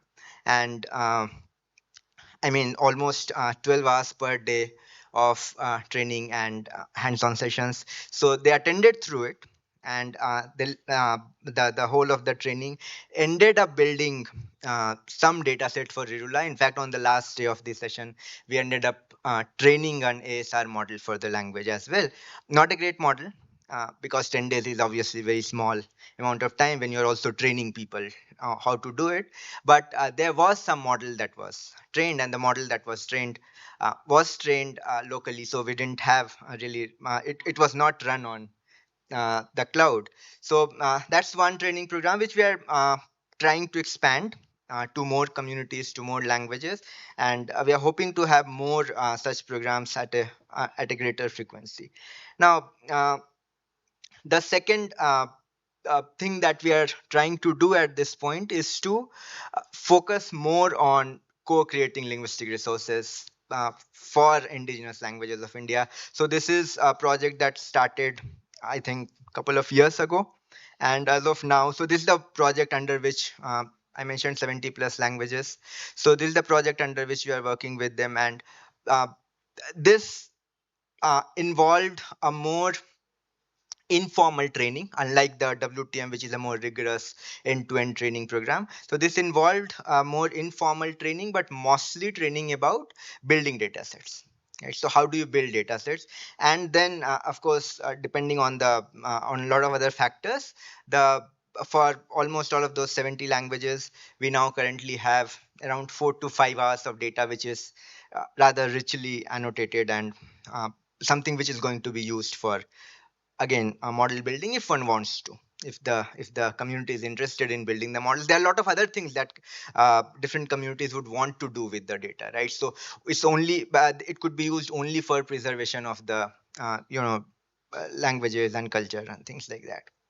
Now the third aspect, the third thing that we work on is trying to build assistive technologies that could help communities and help people in building those data sets and in building those models. So there are a couple of apps that helps in organizing the data collection effort, and these apps are built with communities in mind, with the aim that it should be easy for anyone to pick up the app and do the data collection for themselves, right? So for their own language, and then process. And so the whole process of data building involves several steps. Dr. Lahiri will talk a little bit more about that, but these apps are basically meant to help and to ease those uh, processes, and not really ease those processes, but to help the communities in going through that. So these are all the different tools, and this one is the no code model building tool, where you don't really need to code everything up. So just upload your data, click a button, and you get the uh, you train the model. So something as simple as that. It still needs some understanding, and that's where the W2M program comes into picture. We try and explain how this works and what are the kind of things that it does. Okay, so that's the complete pipeline that we look at for building the models, starting with data collection, processing, and then building the models. Okay, over to Dr. Lahiri. Thank you. So, so whatever we do, we need the data sets, and I will talk about how we actually work in data collection. So, data collection again, when we are talking about these communities, we know that they are under resourced and we hardly find any corpus or any already documented data for these languages. So, what we do, there are various methods which we follow. It's not very basic, but it's actually multi-dimensional ways that we follow.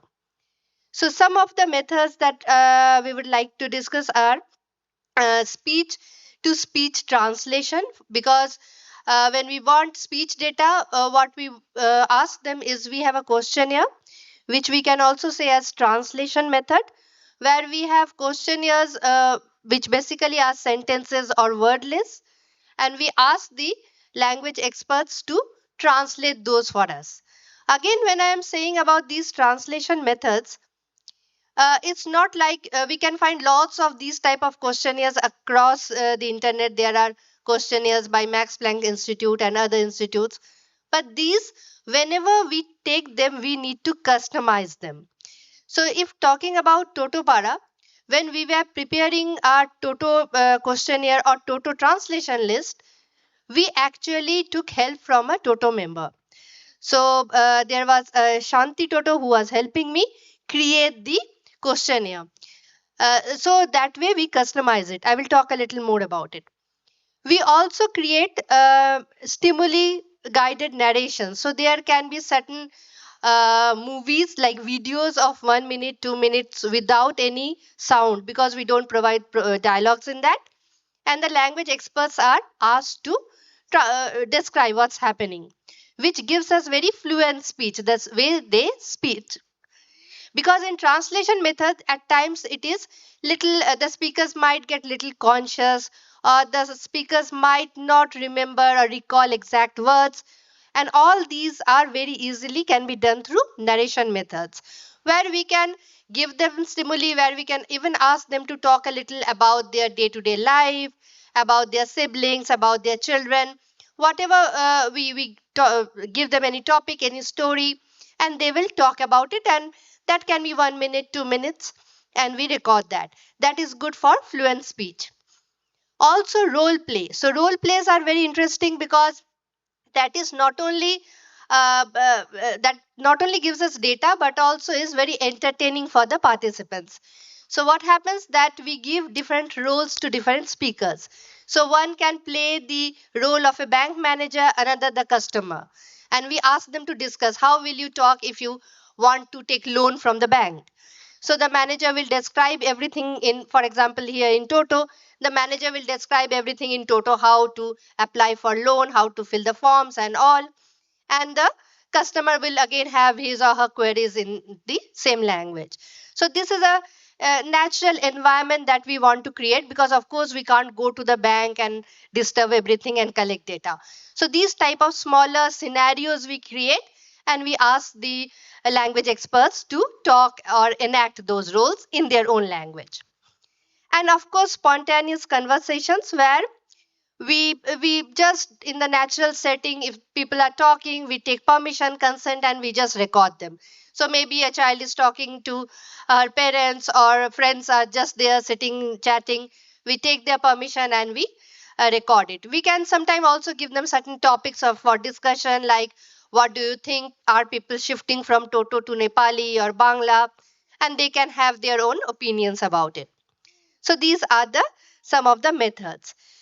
So already, as I said, there are lots of standardized questionnaires or elicitation tools available. So elicitation is the method which we call for collecting data. And as you see, there are lots of lists of all these questionnaires. But whenever we are talking about these questionnaires, we never can blindly copy them. Why? Because one thing is, if I make a questionnaire for, say, Irula, which is spoken in near Coimbatore, and Toto, which is spoken near Darjeeling. So these the same questionnaire can't fit each other, because the geographical scenario is different, and that's why the lifestyle is very different. So we always need to customize our questionnaire according to our need or according to the community. So what we mainly do is that we have a pilot survey about the community, we know about the community, we speak with the community members, and then according to that we change our questionnaires. Role play is, as I said, it is very fun, and also at the same time it gives us naturalistic approach of collecting data. People working in fields are given a situation, and where they actually enact that, and that's how we get the natural data. So, whenever we are talking about data, one thing again I will like to mention, I will just like to give one example. When I was saying about customizing the questionnaire, I had certain words in my, I think I have it here somewhere. We had questionnaire where we had words like thief and stealing. So my language expert Shanti Toto, she told me that in Toto generally we don't have words like thief and stealing. So we have some Toto friends here. I think they can say if I am wrong. So she said that because the community doesn't have the concept of stealing or thief, so they don't have words as such. Even they initially, traditionally, they didn't even had locks or latches in their door, because the community actually, the whole village is like a family. So if I want, I will take your thing, I will return it back when my work is done. Or if I take it, I will inform you afterwards that I have taken your thing, I used it, I needed it. So no one minds. It's the way of their world, viewing the world, which is very different from maybe our modern setup. So if we are preparing a questionnaire, that always needs to be customized according to the community. Similarly, like in Totopara, we found lots of jackfruits. So if I ask them to translate a sentence like Ram ate an apple, that would look very alien. But if I change the sentence into Shanti Toto ate a jackfruit, that would be very relatable to the community and they can easily translate that. So we always need to make the whole questionnaire, whether it's translation or even the role play or the narration stimulus, we always need to make it more relatable to the community, and that's what we always try. And when we are talking about that, then what we need is we also need the cooperation of the community members and help from the community members. I can't say that I am a linguist, I am a researcher, and I can make my own questionnaire. I will always need their help to guide me about their community. And that's what we believe, and that's how we work in collaboration with the community members. Also, about this a particular project where we are working on Toto language. This is a project sponsored by MITI. We are collecting around 100 to 150 hours of data. We have already done that. And what we look at is also balanced data. By balanced data, what we mean is balance in every way. Gender balance, like it should be collected from both male, female. Age also, it should be like, even as you can see in the picture, the older members are involved as well as the teenagers are also involved. This is very important to collect, to know about the community and the language properly, and also to see the difference. Sometimes there are intergenerational differences in the language use, and that we can even find in the major languages. Like whatever language we speak, Telugu, Hindi, Bengali, we will see that might be our grandmothers spoke or speak in a little different way than we speak. So, to cover all the varieties of the same speech, we need to be more inclusive. That's what we aim to do. Also, from different socio-economic backgrounds, people who are maybe some people are well educated while others are not so well educated, some are quite rich while others are not. So, to incorporate and include everyone for a very balanced data so that we have all the varieties included in our data. Also, as I said, regional varieties. So there are different varieties depending on the region as well.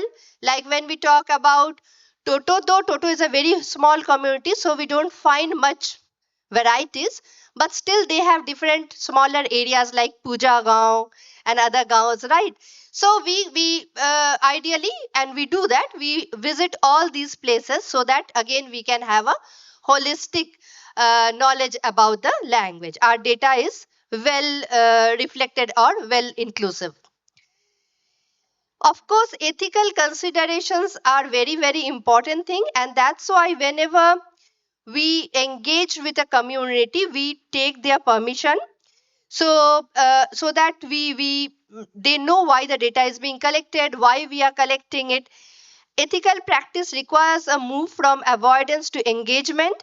So basically, the community members are engaged here. They contribute from the beginning, like from making or designing the questionnaire, providing us data. And sometimes also we are being told recently, uh, some of our members are already in the Toto field, and they told us that some members are saying we will not fill the questionnaire, it looks little boring.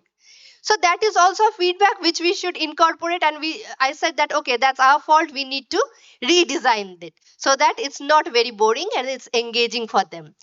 So we also try to incorporate all of their suggestions, and of course respecting their culture, their language, and their knowledge about their surroundings, so that it looks interesting to them, and the community members have the right to say whether it's boring or interesting, or whether they want the data to be collected in a particular manner. So that right has to be there, which is there. And also respecting their culture, their custom, giving a proper value to their realities, because worldviews and realities vary. Our own worldview, our own lifestyle is very different from some other community.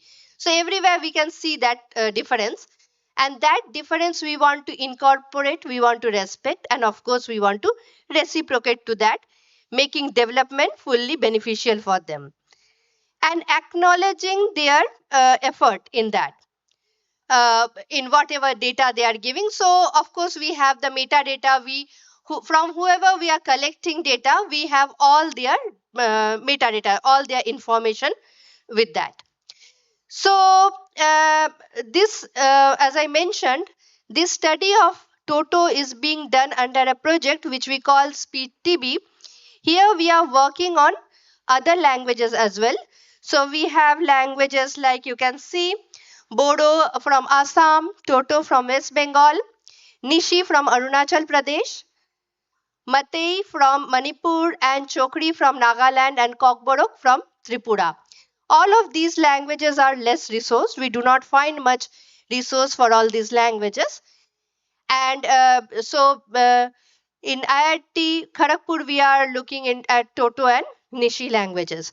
So basically for all these languages, we are collecting primary data. We are going to the field. We are talking to our community members and trying to create speech corpus for these languages.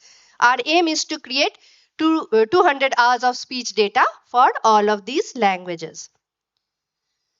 So again, as I said, that when we are working with the data work, so they are basically not data workers, they are our research assistants, where they are helping us to create the design the questionnaire as well as to collect the data. So before field work, we prepare questionnaires, as I said, and of course we design it to make it very culturally appropriate. Now lots of times different things happen. Something which is very normal for me might not be normal or might not be even ethical for the community, or something which looks very immoral or unethical to me might be a okay practice for the other community. So we can't go to the field with that judgment in our mind, or we can't go or communicate with the members carrying that feeling that okay, this is wrong, this is right, or that is.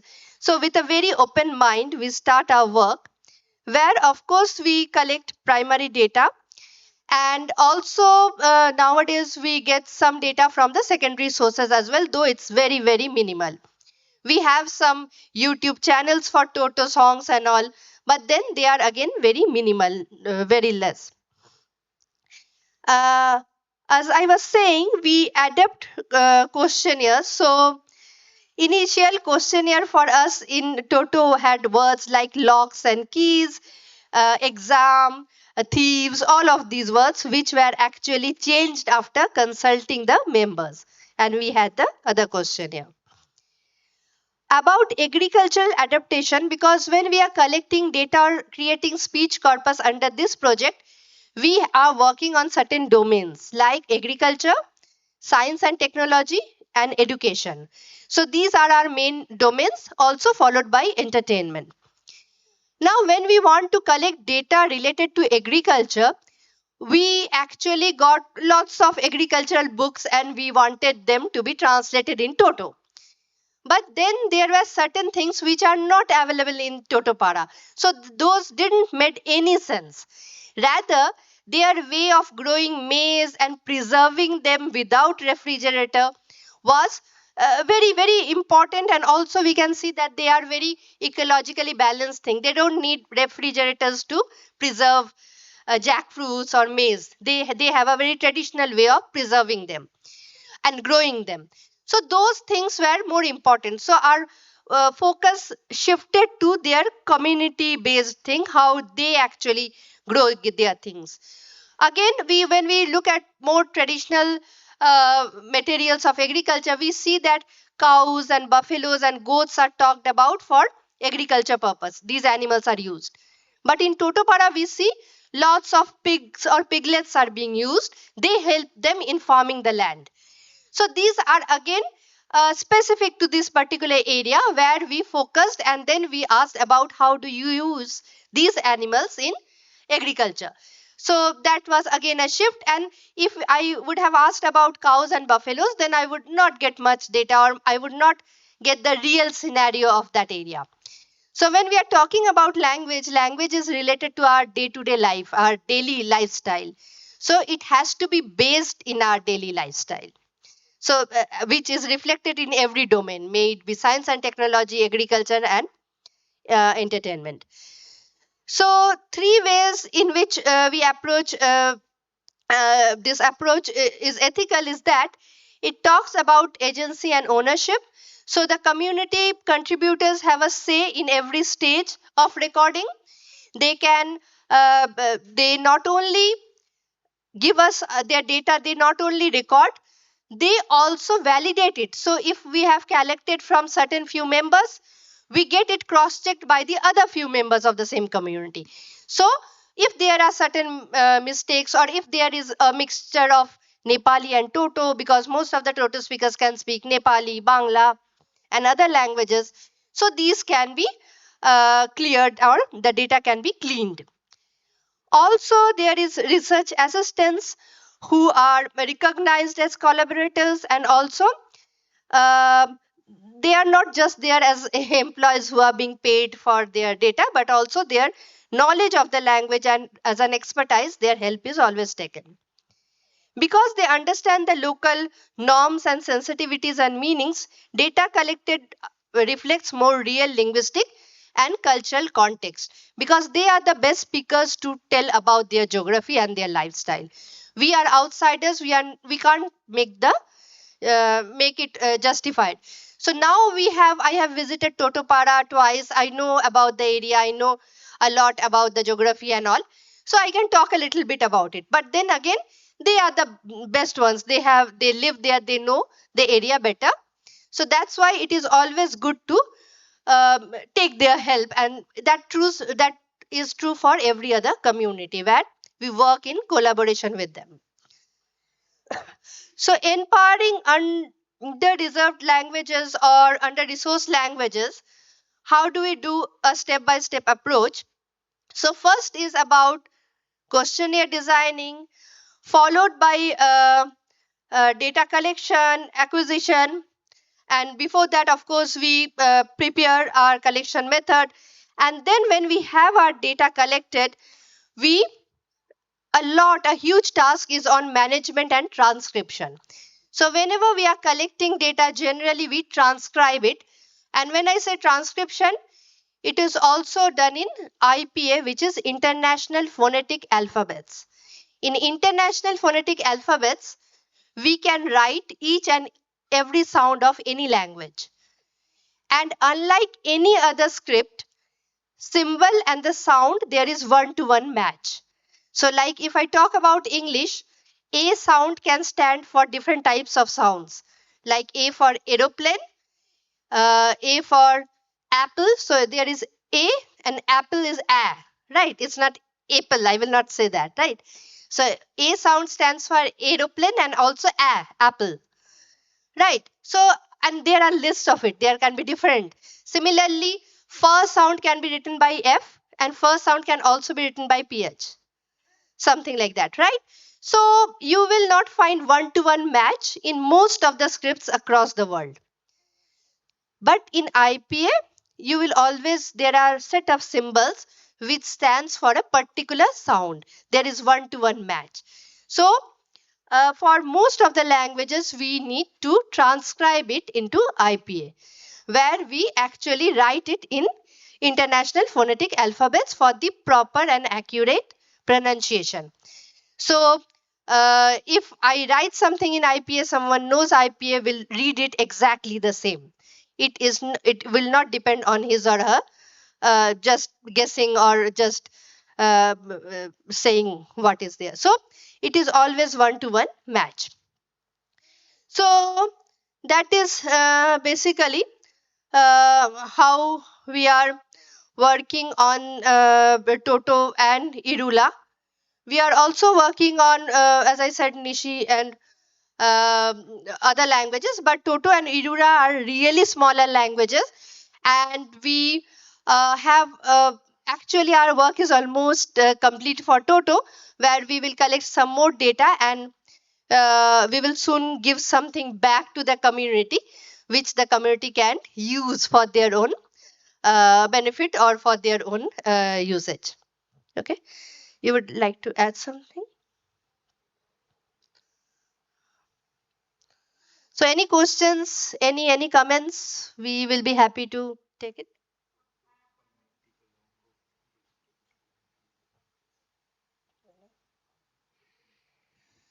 So some of the Toto friends are here. So will you like to come? You were there, right?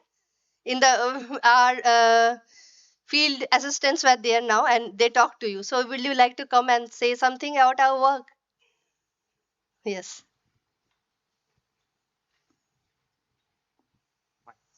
So he was helping us with our data collection process. Yes. Hello, hello, good evening.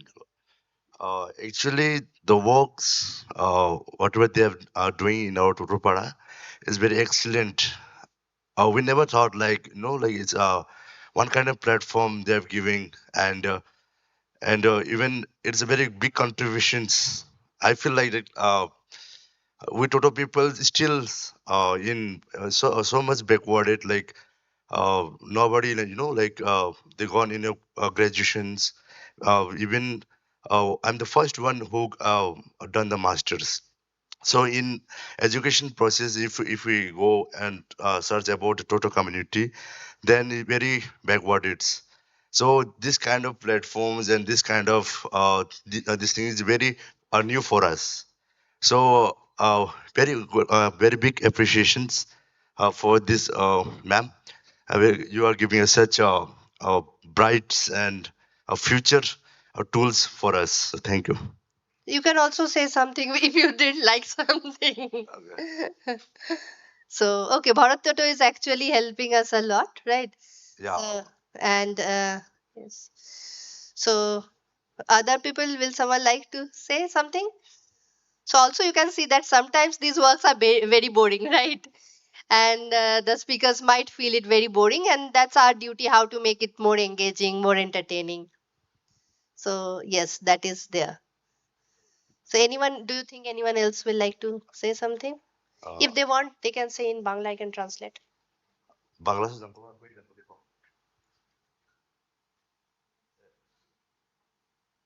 I think the first time, sir.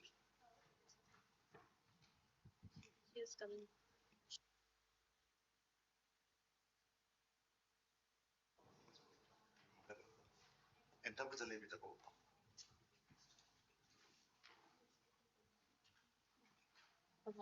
Yes.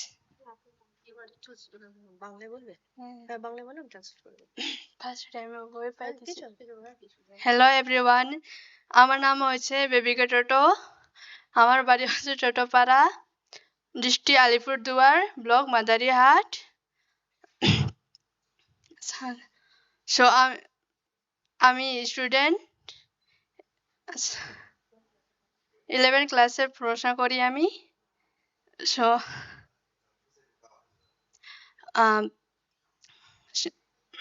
한장구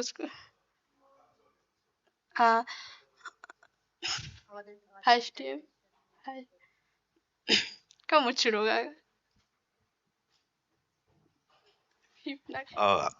We're very sorry because she's the first time standing stage, and like from the remote areas to come in the big stage and saying to all these like very big things, and so it's a little bit nervous. Okay, thank you.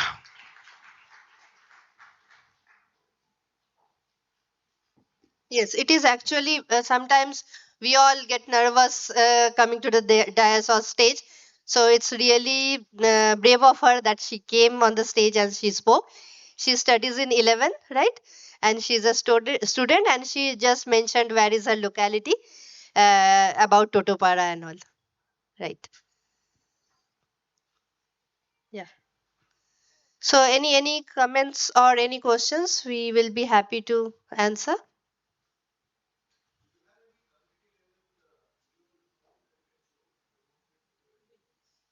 Demonstrate, yes, we have. We generally collect.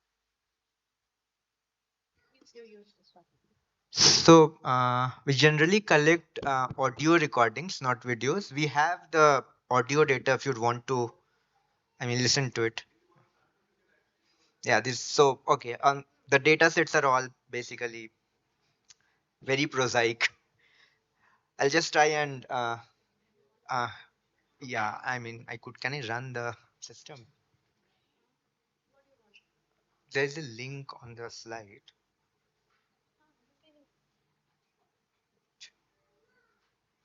Okay. Did I press something really bad?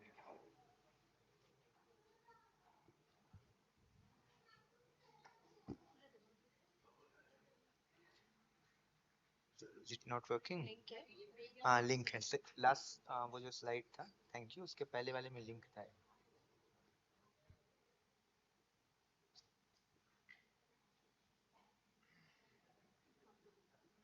हाँ वही वाला है login करना होगा लेकिन मुझे मैं नीचे जाऊँ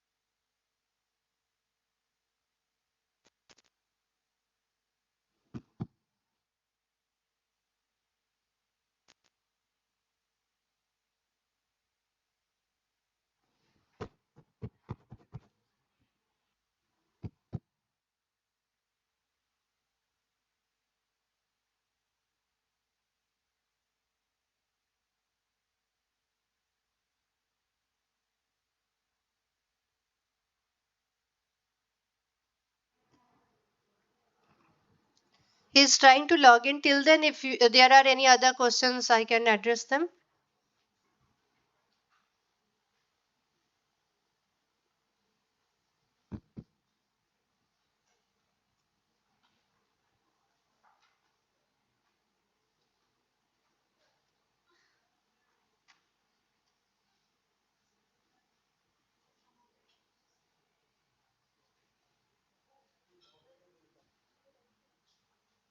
Hmm. Play.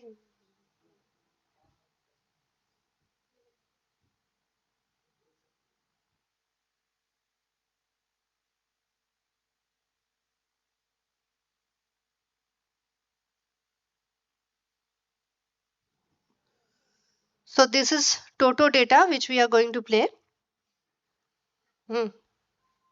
I hope it's audible. Hmm. Kapujataha Nagayatankwa hearing Kuita Asa Nedong Tayata Tao Gitemidea Memsingria Asa Ibia Ikaka Koja Godia Mabnajamida Udashu Tribum Ludo and Iga Zabi. So will you like to say the meaning? Translate it.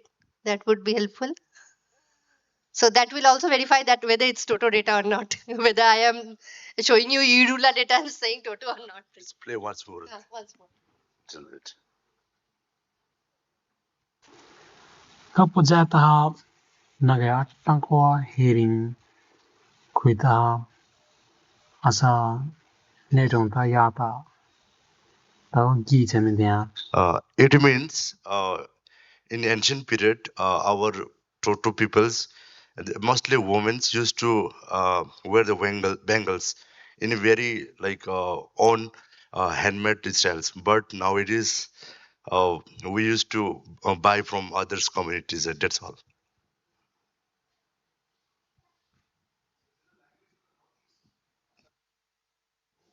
No, this is a Toto language. It is spoken in West Bengal. Yes. Totopara shares border with Bhutan, Indo-Bhutan. Yes. And it is a Tibeto-Burman language.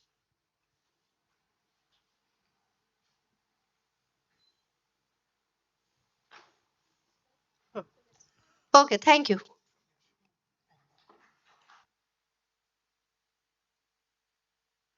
Thank you so much, Ritesh and Professor Borinini. Uh, Here's a small gift for you. Please.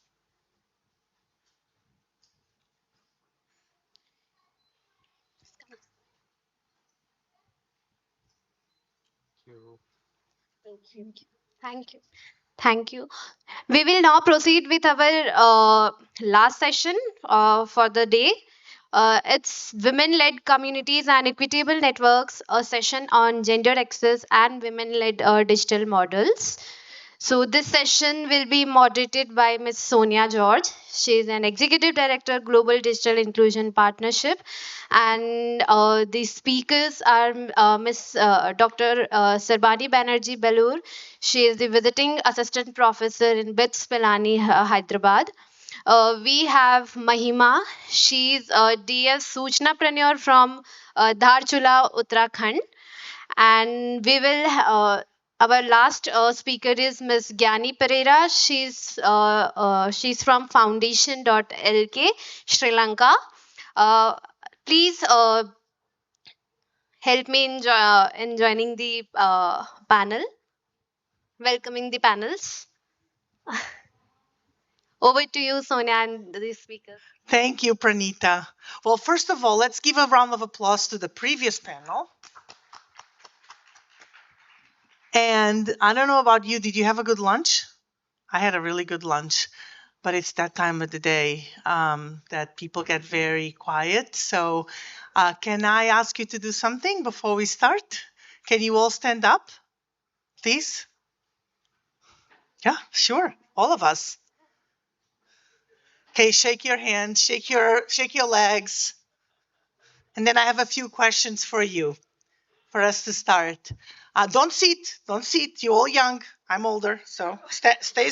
You can exercise a little. So, of all of you here in the room, how many of you have ever done any work specifically focused on women and girls wherever you work, either research or a community center, what have you? How many of you? You can also answer just with your a show of hands. Okay.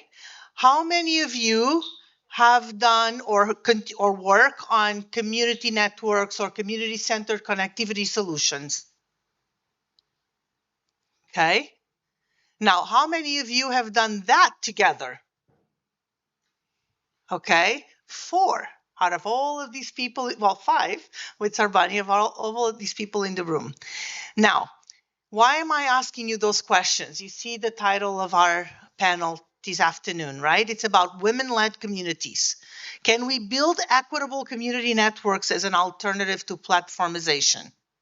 But really the question is, can we build community networks that answer the needs, right? And the wants of women and girls in the communities where the networks are serving, right?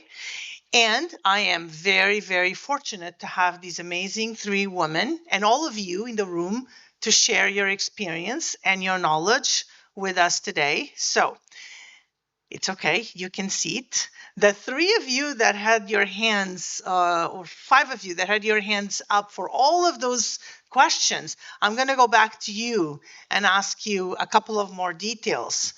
But I wanted to start with these 3 wonderful panelists, Sarbani Banerjee,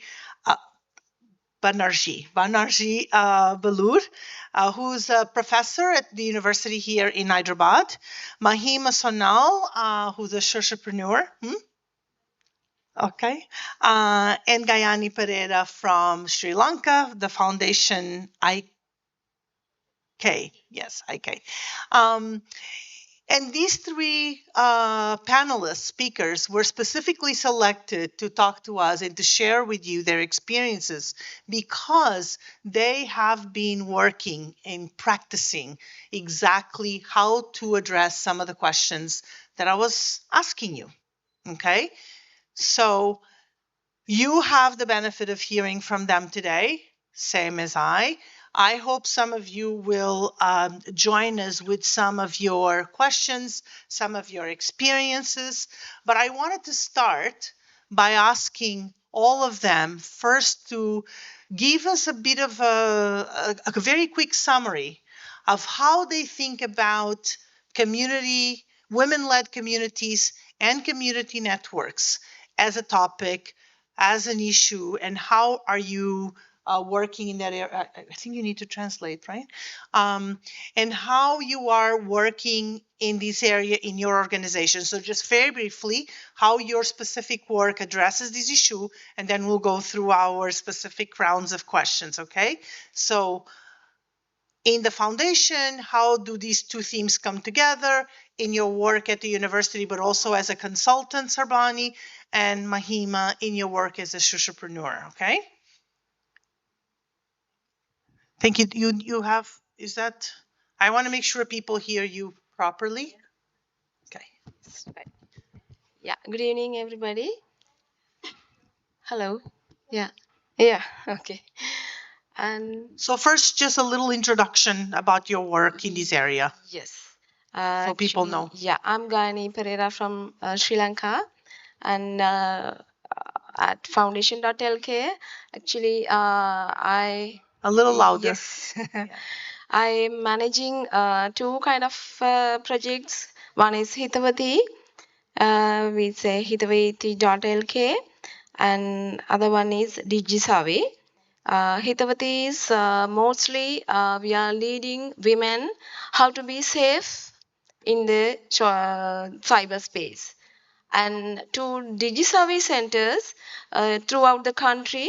We have a network of centers, and there are a lot of communities, women leaders and women entrepreneurs. So we are guiding them and awareing them on how to use technology without any fear.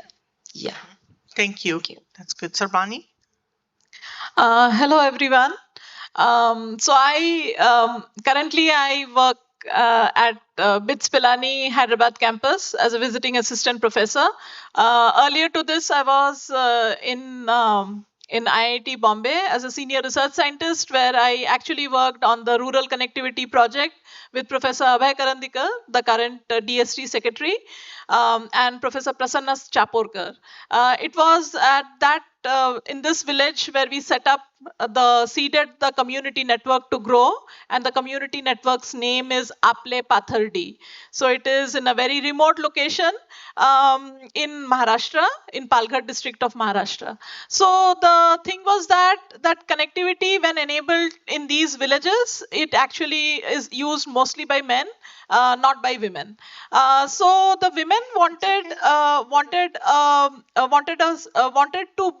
to participate in the connectivity journey in the village, and that is the reason why the project that was seeded in Pathardi, called Aple Pathardi, was the women first approach to connectivity community networks. And there we initiated the model of a e-dost with the help of BIF Development Research Foundation in Pune. They had their field location there, and that is where we enabled the women in the community to use only the Wi-Fi through the Bluetooth in their mobile phone, and have a biometric device, and enable the digital services that the government of India is enabling for the people in the rural areas, and they are not able to do that, access it. Just that has been enabled in the villages. So it is also a way by which women are leading the community network in this village and also empowering themselves. Yeah. Thank you, Sarbani. So Mahima. Good morning, everyone. My name is Mahima Sonal. I am from Uttarakhand. My village name is Duktu Panchachule in Dharma Valley. I am currently working Digital Empowerment Foundation as a Suchna window.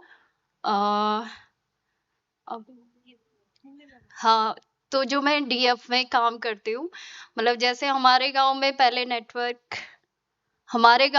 बिल्कुल network नहीं था। DF की वजह से वहाँ पे network आए, और वहाँ पे जैसे पहले बहुत दिक्कतों का सामना करना पड़ता था, क्योंकि हमें काम करवाने के लिए जो हमारा गांव है और जो मार्केट है 5 किलोमीटर दूर है market.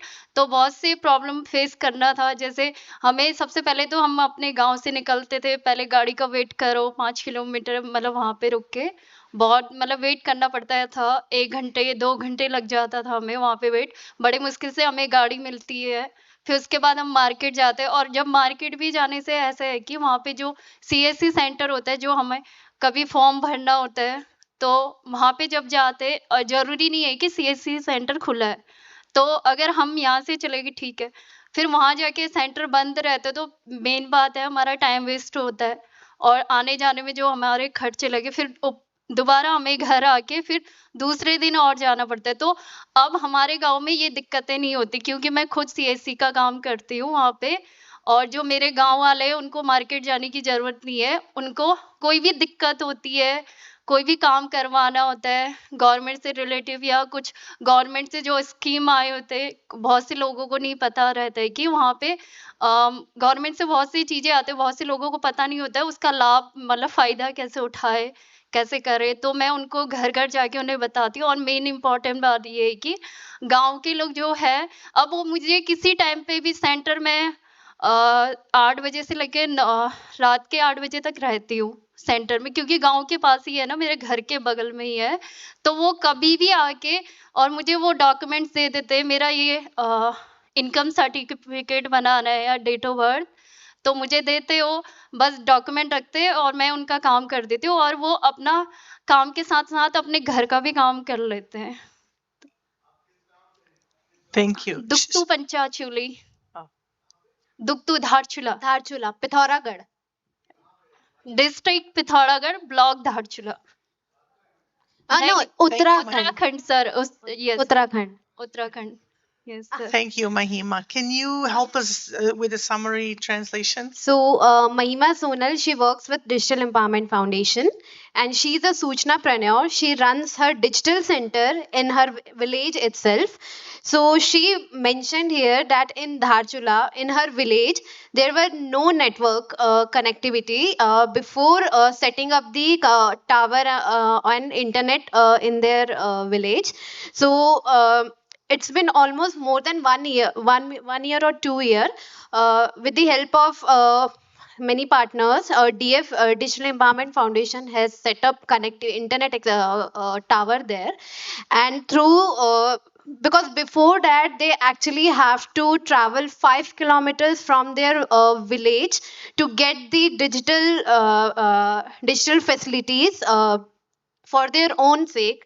But while like when we set up the connectivity internet there, so in their village we have like almost we have 10 centers, 10 centers, and out of those 10 centers we have 7 or 8 women Sujnapreneurs who are running the digital centers there, and they are actually helping their communities to equip them, to empower them with the digital services. So Mahima is one of them, and they have actually helped the technicians there to setting up the network. So we will talk more about that when Sonia will ask them questions. So Thank this you. is a short introduction. Yeah. Thank you so much, Pranita. Thank you, the three of you, for starting with that. So, one thing that is interesting about this topic and that really makes us want to talk about it is that, as you just heard briefly from their experience, there are lots of reasons why we need to think about women and girls specifically when you think about connectivity projects, and especially when you think about communities. But what makes a project very unique when you are thinking about women, when you're thinking about girls? What are the kind of characteristics that make it unique, that make it address some of the gaps that the different communities face?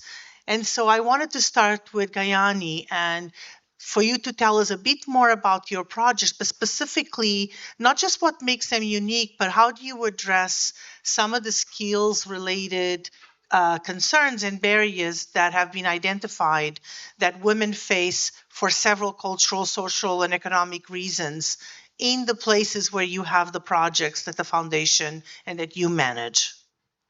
Yes.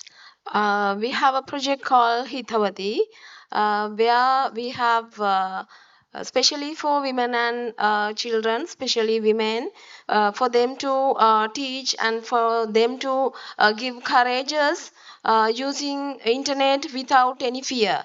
Because we were get a lot of cases related the cyberspace, social medias, using Facebook and all.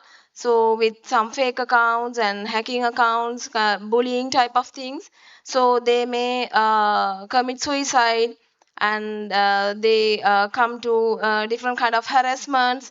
So we are guiding them and continuously advising them how to use without any fear. And if you have get into any trouble kind of social media cyber harassments, so we are guiding them how to report and what are the steps to do and how to do the reportings and such things. Also we are through these digi service centers, there are a lot of women lead communities there in the grassroots levels. So through those centers we are educating them to make them aware about the digitalization and making the digital gap actually. So so far we have 30 centers around the country, and there were a lot about other districts also. So 30 centers among spread out among 15 districts. So through those centers we are awareing them cyber safety, and and also educating different kind of audiences, women who are in kind like of housewives, and who are doing entrepreneurships businesses, and some of working women. So they also sometimes caught into some cyber harassment, cyber bullying. So we foundation.lk under hitavati.lk, we have a help desk. So a lot of inquiries coming in, and we are guiding them. Always we are guiding them and advising them to how to safe in the online, and also the technologically how to setting up their social media settings and all. Yeah. Thank you, Gayana. That's very interesting. I was wondering, in your particular projects, right, do you feel that giving all of those skills not only has empowered women and girls, as you were mentioning, but did it give them new skills to explore new ways and new things? So, say, for example, you talked about women from different backgrounds, but did that change the opportunity that they had? Yes, actually, yeah, they have empowered, and after while giving the awareness and trainings, they have built up their encouragement. So they have given up their fears. So without any fear, they are using internet and digitalization, and so they are doing their businesses through online. So they have grown up their lifestyles. So actually, yeah, in even rural areas, women, they have working with strong courageous. Yes. Great, thank you, thank you. Sarbani, as a researcher, but also as a practitioner, person that has worked on a couple of these projects, I wanted to ask you, first of all, if you could share what's unique about your experience here in India, and what were some of the biggest barriers that you had to address, and how did you address them? It would be interesting to understand. And then for the colleagues that are, I think, from Indonesia and from other projects that shared that they were doing similar work, I would love to ask them the same question in a little bit. So if you don't mind sharing some of that with us, that would be great. Yeah. Sarbani.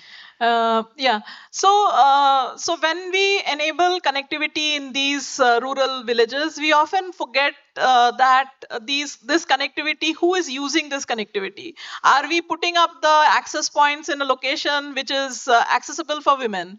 Because these were some of the challenges that we faced in our projects in Palghar district of Maharashtra, where the access point was put up in a location where the women were not able to go out of their house after 7 o'clock in the evening to access the access point. So it was of no use, and it was being used mostly by the young guys and the men in the village for using internet connectivity over there. So this became a big problem for women to not use it. And I should tell you that in some of the interactions with the women in these villages, they came up and they told that, can you put up one of the access points near the well? Yeah, because the well is the location where they are interacting, where they are socializing with all the other women. And they actually specifically asked me, can you put up one of the access points, replace one of the access points, and put it up near the well? So this is one thing. So then what we did is that not near the well, but we put it up in a school teacher's house, wherein the women could go and they could access it after it is dark. So that way, that was one of the things. The second thing is that we often assume things, that connectivity, we will enable the connectivity, but then women don't have access to mobile phones. They are not. Still in India, there is a large percentage of women that don't have access to smartphones. Yeah, they are still with a small button phone, the featured, not even the featured phone, the basic phone. They are the ones. So it becomes very difficult that for them to connect with that connectivity, the very word connectivity, it is very difficult for the women to connect with that because they don't have the smartphone with them. And such connectivity initiatives, actually, if it engages with women more, it becomes much more acceptable by the community, and women actually come up with ideas, you know. Like for example, the whatsapp being used by women, because the homework in the school for the children come on whatsapp. So the women use, I mean, from my study I have seen that women use the whatsapp for getting the homework from the school for the children and helping them out, whereas for the men it has been always to mostly to entertainment or doing things like watching something, but not that it's for the, not only for the men but for the women also.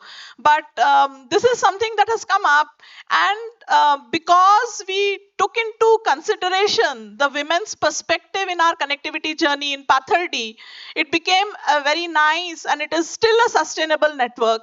I mean, now I don't connect to that network at all, but the women have taken it forward with the Association for Progressive Communications initial funding that came in. We seeded 5 ethos to sort of develop, and we trained them. And now it is more than 152 ethos all across India now. It has become an initiative. Thus, connectivity is a sustainable journey in itself if we have women's perspective taken into account. Thank you. Thank you, Sarbani. That's so interesting. So I just want to highlight a couple of the things that you and also Gayani mentioned. So first, not just the skills and having the connectivity, but understanding the type of uses, understanding what people need, especially what women need for the activities that they were doing, but also, and this is very important for the discussion we were having earlier today, understanding how even when there are some of these additional ways of accessing the internet or mobile networks or whatever, women still have barriers that they're facing to be able to have a full unrestricted access. And that's really important, because one of the things about the centers, like the center that Mahima works with is that it creates the conditions not just for women to feel welcome, but to learn how to use different kinds of devices, different types of equipment. Maybe you can translate to her after. And thank you, Pranita. But it's important to make that connection, right? Because as you were pointing out, Sarbani, if women are going to be using mostly feature phones, which means they don't have meaningful connectivity and they are restricted by the fact that they don't have a functional device, like many of you in this room have, that you can access to the internet, you can make calls, you can text, you can access information, what have you. Often they don't have. So creating the possibilities for that, either at the individual level or at the community level, it's really important. So even if it's either with a center, with a project, with one of the ones like the one that you run, etc., it creates those opportunities. And we can then design and think about these, not just the networks, but the different access points as places where those conditions can be created, not just in terms of skills, but allowing women to then explore and use, however they decide, right, that particular level of connectivity. So I wanted to ask Mahima, where's Oh, you will? Okay, thank you. I was going to ask her if she could share with us a bit about how the way they set the center, how the particular center that she runs, some of the things that they do differently, like you were sharing earlier, to accommodate women's lives in the communities that they serve. It could be schedules, it could be space, what have you.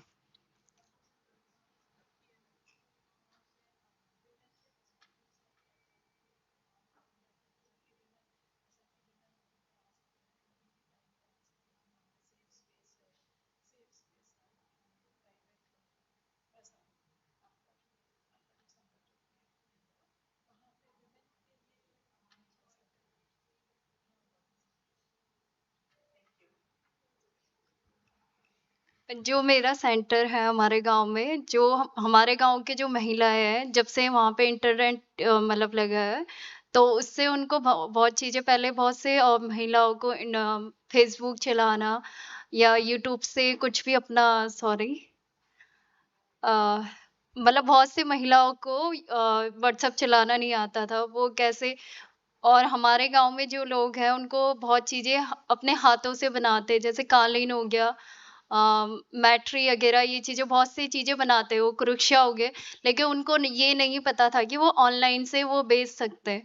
तो वो मेरे centre में आते हैं, तो मैं उनको मैंने ये बताया कि आप ऑनलाइन के द्वारा, जैसे मीशो हो गया, फ्लिपकार्ट से कैसे आप अपना सामान मतलब बेच सकते हो। और वो मेरे पास कंप्यूटर सीखने आते हैं, जैसे बहुत से औरतों को जैसे इंग्लिश टाइपिंग नहीं आते, हिंदी टाइपिंग नहीं आते, तो वो सीखने आते। और व्हाट्सएप में जैसे वीडियो कॉल कैसे करते, ये चीज़ें भी नहीं आती थी, तो वो मेरे सेंटर में आके मैंने उनको समझाया और सिखाया, मतलब कैसे वीडियो कॉल कर सकते हो, कैसे मैसेज कर सकते हो, और कैसे स्टेटस डाल सकते हो, ये चीज़ें बहुत सारी। Thank you. Sarbani, do you mind helping us with that as well? Thank you. Yeah. So, she was mentioning that how her center helps women in various perspectives, like to operate WhatsApp, to look into Facebook, and also she helps women because women in her center comes also for they also they make things with their own hands, like crochet, carpet making, and things of that sort. So she helps them in selling their products online on Flipkart or on Meesho. Yeah, so she was saying those. Thank you. Thank you. Okay, so having heard from Sri Lanka, India, two different cases, would it be okay if I ask the colleagues that are in the room, can you share some experience of how these, do you have the same experience in your countries, in your networks? Do you face the same barriers? Are you addressing those barriers in the same way that these colleagues are addressing in their countries? If you could briefly share with us how you are addressing these particular issue of how to not just attract women to connectivity, but giving them the tools, that would be great. Gustav, would you like to start? And then I think there were a few other colleagues that had raised their hands, if you want to share as well. Can we share a microphone, please? Then don't worry, I'll help. If you don't mind just coming over here. All right.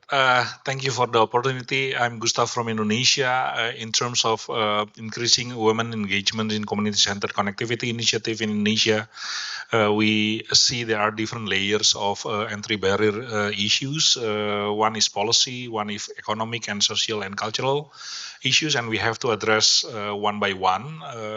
For example, for women engagements, we have to start with the role models or examples. So we start with our own organizations. Out of 10 core member of the team, 8 of it is must to be women and younger generations, so they can have more engagements with our fellow beneficiaries and participants for training in capacity building, because most of the initial steps is we intervene with training in capacity building. And from there, we also understand and learn a lot that community-centered connectivity initiative is somehow always contextual by nature, a different culture, different areas, different geographical context. So we have to be aware about this and have this cultural sensibility, because each area have we have to formulate a different approach. And for women engagements in some rural areas, we are also aware that there are some poor relations happening when it comes to activities that involving women in rural and remote areas. So we also have to sensible that women sometimes can only speak in some certain context. Like for example, they cannot somehow speak in the large town hall meeting, for example, when it's an elders or a chief leader or someone that are respective for the whole community. So we have to choose what kind of space or a place that need to be taking during the discussion or training. Like for example, some of our training is taking place in the kitchen, because most of women feel comfortable and feel safe when they do some of these activities in the kitchen. And for some technical training in capacity building, we also aware that not all women have that kind of abilities, time, because some women need to take care of their family in the house. So we have to choose when is the right time to do such activities, and what kind of activities that they can engage with. But for more younger generation is more flexible and more open. Thank you so much. Really appreciate you sharing that. And I think it resonates with a lot of what you shared as well. Sampa, you are Guyana's colleague, and we were chatting earlier, and Guyana instructed me to have you also share some of the grassroots experiences that you've had in Sri Lanka. Would you like to share some of that with us as well? Exactly. Thank you, Sonia, and thanks to everyone. So as Sonia explained and Gaini suggested, I have been working with grassroots level communities in Sri Lanka for a long time. So regarding all these topics that have been taken into discussion today during this panel discussion, I also have some of the readings regarding my own country and the communities. So one thing is that these women who are representing our community is really quite similar to the communities, and culturally, and their beliefs are also really quite similar to the women in Sri Lanka. So they are looking after their children, and sometimes they are doing their household activities and all. Then the knowledge about this technical and digital platforms are kind of lacking the on like with them, and they do not, sometimes they believe that these are not for us, and we have these kind of works, and these are our stuff, and we have these things to do from our birth, and we are doing this and we are dying this likewise. So that's what they are really thinking, and they have been trained, I think. So that's what we have to change. So that's what we have been working for a long time. And the other thing that I have to emphasize in highlight here really is this cyber related harassments and the crimes really happening to the women in our communities. So as I mentioned, both not only in two countries in this Asia Pacific region, most of the countries and most of the women are thinking, and the thinking pattern is also the same. So when we see about these insights and the related scenes that happen in the past few years or the recent years related to cyber related harassments, those are really equivalent, those are really similar. So for that, I think there should be a discussion, or there should be a platform that to discuss all the women and to share their thoughts and their experiences and the ways that they face to these kind of harassments and how they can come out from these things. And when if you are being a victim of this kind of a harassment, there are so many ways to get out of that.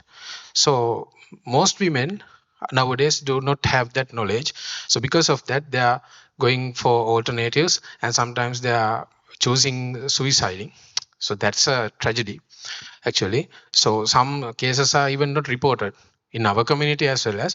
So there are some kind of sometimes they think that they are ashamed in front of the society if they reveal their experience and if they talk this in common, so in publicly.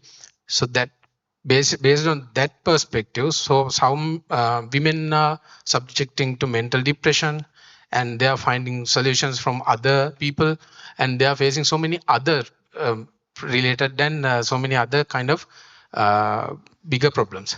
So for that thing, I think we will have to find a solution within the region and have a discussion, and all together we have to work with the as the digital service providers and digital people who are working with internet and all. We will have to find a solution in the future and to keep our women safe. Thank you, Surya. Thank you, everyone. Thank you, Sampad. And very good, very sad to hear some of that experience, but also really important to recognize. One second. Very nice to hear that people, that you and others are considering these.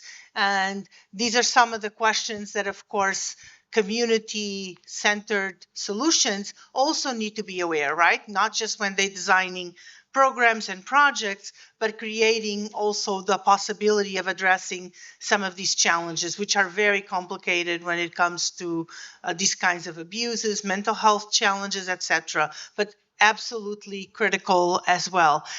Give me just 1 second. I'll come to the audience in just a minute, okay?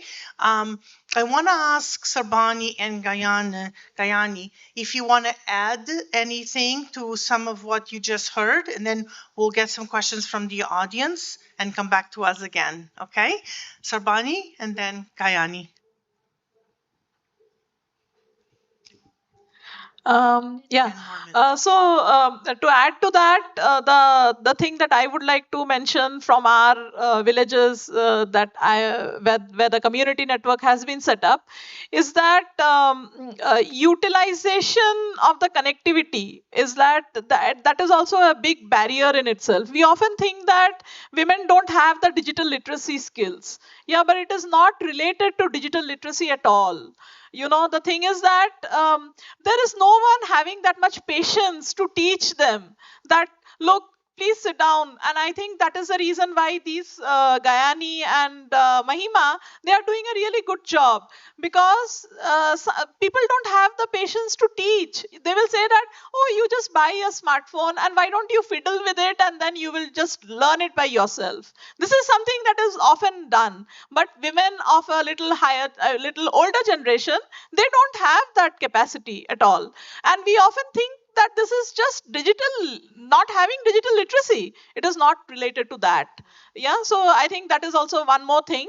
And given that we should come out with the community, sit down with the community to understand what will they use the network for, and this is what has been. Like women in our network, they told that they would like the connectivity, be it online, be it offline.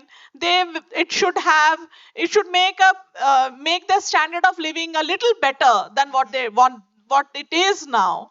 And this is, and then we were racking our brains thinking that what is it, how can we make it better for them, their standard of living. Yeah, we can't ensure them money, we can't give them money, so how are we going to do that? So that is when we came up with the cultural repository, that okay, women have this repository, women have this knowledge, let us build a cultural repository around it. And then they create stuff, and that is where Mahima is also working along with the women in her communities, where they are selling the stuff, where they are selling the crochet and the carpets online in Misho and Flipkart. Yeah, so that is. Thank you. Can you pass on to Gayani? Yeah, like Professor said, yeah, we have to empower all the women using digital devices, living with digitalization without any fear.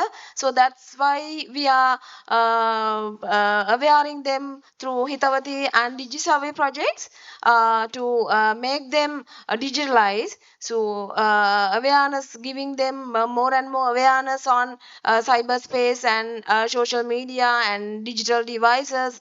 So as Sonia said, we also continuously conducting awareness sessions, especially for mothers who are in parents mothers. So we are getting the approvals from the schools once they have conducting parents meetings.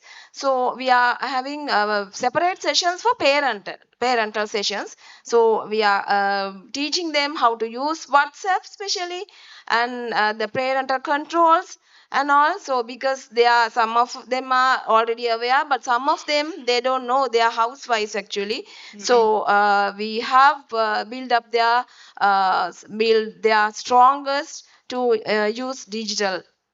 Yeah. Thank you. So really adjusting to the needs of the women and creating the space, the possibilities to facilitate and to improve their lives as mothers, for their children, for their businesses, what have you.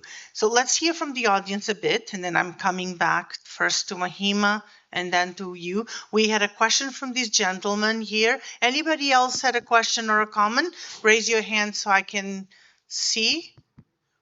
Yeah. Hello. Thank you, Sonia, for the opportunity. My name is Sanjay Gadale. I have two perspectives to share relevant to this entire panel's discussion. मैं हिंदी में भी बोल सकता हूँ तो mix कर लूंगा मैं आपके लिए महिमा जी. And I understood that Mahima's village is on the border of Nepal. In fact, that essentially confused me. That's the reason I asked her which state was she from and where was she from. And there's a huge Tibetan influence. जिसके लिए जो है आपका carpets और बाकी सब सामान भी जो बिकता है वहाँ पे. And the whole thing was a trading outpost. Now, I have had both the urban as well as a rural interface because I've been a mentor to the Goldman Sachs program through ISB, for which basically gave me the interface for the entire urban educated women who basically were looking at building up entrepreneurship skills to be able to look at various domains, which included healthcare, education, artisanship, etc., etc. And then in Akola in Maharashtra, as well as I'm very well aware of the fact that IIT Bombay was one of the first campuses which actually enabled e-commerce even during our early days when the internet had just come in. So they would have transferred that to the various communities. So the issues that are common to both essentially comes again from what Madam mentioned, the fact that there is a huge amount of cultural issues that are involved. Not having the time to communicate and educate and make the people aware is one of the first needs that has to be addressed in the community, so that you create a safe space which allows the women, माने एक अच्छी जगह रहनी चाहिए जहां पे लोगों को अपने प्रश्न और उत्तर जो है मिल सके और उनको जो है ट्रेनिंग मिल सके. People, a place where they can actually get an exposure to how they can use it in their day-to-day lives. The socio-economic space is actually a very important intersect which it has to address. And then the remaining things, the women are intuitive enough, all the communities intuitive enough to pick up the other things and build upon it from there. and one has to just remain there as a guide and a coach and give them the opportunities as and when the problems arise, so that you can actually debottleneck that entire story and take it to the next level. So essentially, this is true across the world, across the community. Sri Lanka is very close to a Tamilian culture, Tamilian as well as Kerala and Malayali culture, and the same patriarchy actually holds the women there as well from coming into the picture and being active part of the entire activity. In Hyderabad, for example, we have through Dr. Reddy's lab one initiative that was running called Center for Social Innovation and Management. I'm actually a guest faculty on that as well for social entrepreneurship capacity building. So we have, for example, Rubina, who founded Safa. I don't know whether she is one of the invitees. Maybe in case you actually find time, look for safa.in and you will come to know how she has developed over the last 15 to 20 years a complete platform which enables skill development as well as communities from rural and artisan stories to actually reach the corporate phase, to be able to actually be a part of the merchandising team as well as the remaining, Thank you. Yeah? Pardon? Yeah, of course. So that's actually it started off from enabling the girl child who was not able to complete her education to basically जिन बच्चियों को जो है अपने घर से support नहीं मिल पा रहा था पूरा अपना एजुकेशन कंप्लीट करने के लिए, उन लोगों के लिए कारीगरी का जो है फैसिलिटी और ट्रेनिंग सेशन इन्होंने सेट किया. रुबीना मदर है इनका नाम, safa.in है उनका site. So they gave them both jobs, ability to actually contribute financially and also help their families financially and complete their education because the platform came into the picture. So these sort of community enabling initiatives, if the Digital India initiatives that we are now coming out with a mature 10 and 15-year experience that we have in various countries, is actually enabled, I think we have we are just touching the tip of the iceberg, and there's lots to do. Thank you. Thank you so much. I was wondering, I see a lady in the back. You're looking at me. No. You're right there. Yeah. Didn't you say earlier that you were also leading a community network? Can you get the mic so everybody can hear you? Yes, my name is Harleen Minocha. I'm from MASH Global, which is a social impact organization in Delhi. But I also run self-funded, so to speak, initiative, which is around political advocacy and inclusion of women across the world. And yes, so it's called Girls in Global. But like we were discussing in the previous panel, that the funding is a big issue, and which is why such initiatives of community building, be it around political empowerment, social empowerment, economic empowerment, kind of are set to fail because of the fact that there's not enough funding and not enough awareness as to what kind of gaps we're trying to fill. So yeah, that is a big challenge that we're facing, and it's great to hear sabka opinions here from what you all are doing. Great work. Thank you. Thank you also for sharing that. So yes, you have another question there. Okay. Last one. Not a question. I am a student from TIS Hyderabad. So, as a part of my coursework, I engaged in a field study which was around how social norms impact gender dynamics.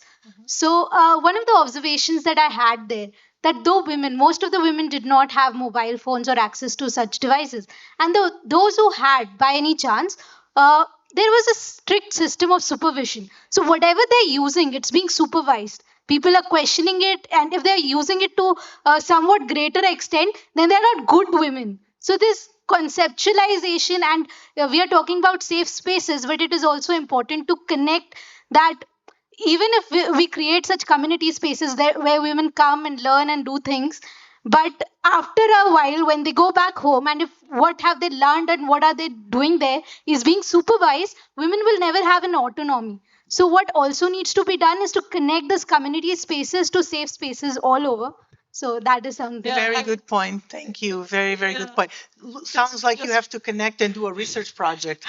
Yeah, just one thing. I mean, I just want to share one experience because when I went to the villages and women faced the same problem, they had asked me that, can you teach me how to delete the websites that I have visited?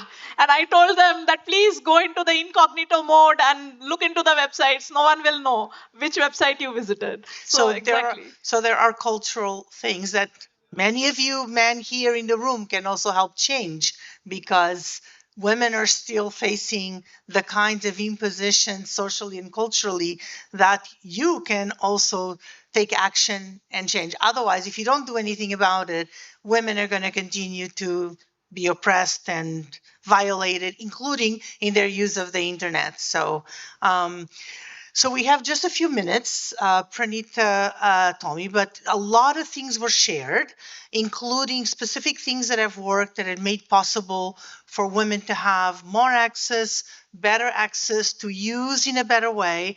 And I wanted to go to ask each of the three of you, starting with Mahima, one thing that you felt was the most important action, say, for example, in your center. What was the one aspect that made it most useful for women to feel that they were empowered, that they could do what they wanted with connectivity, with digital access, what have you? One thing that you felt that was, yes, you have to have that no matter what. Does it?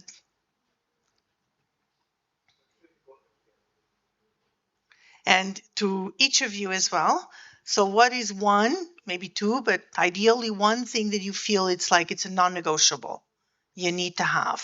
Not that the other things are not important, but I want everyone to think about one thing that they can do as they go through their projects, their work, that they will always remember. Okay? So let's...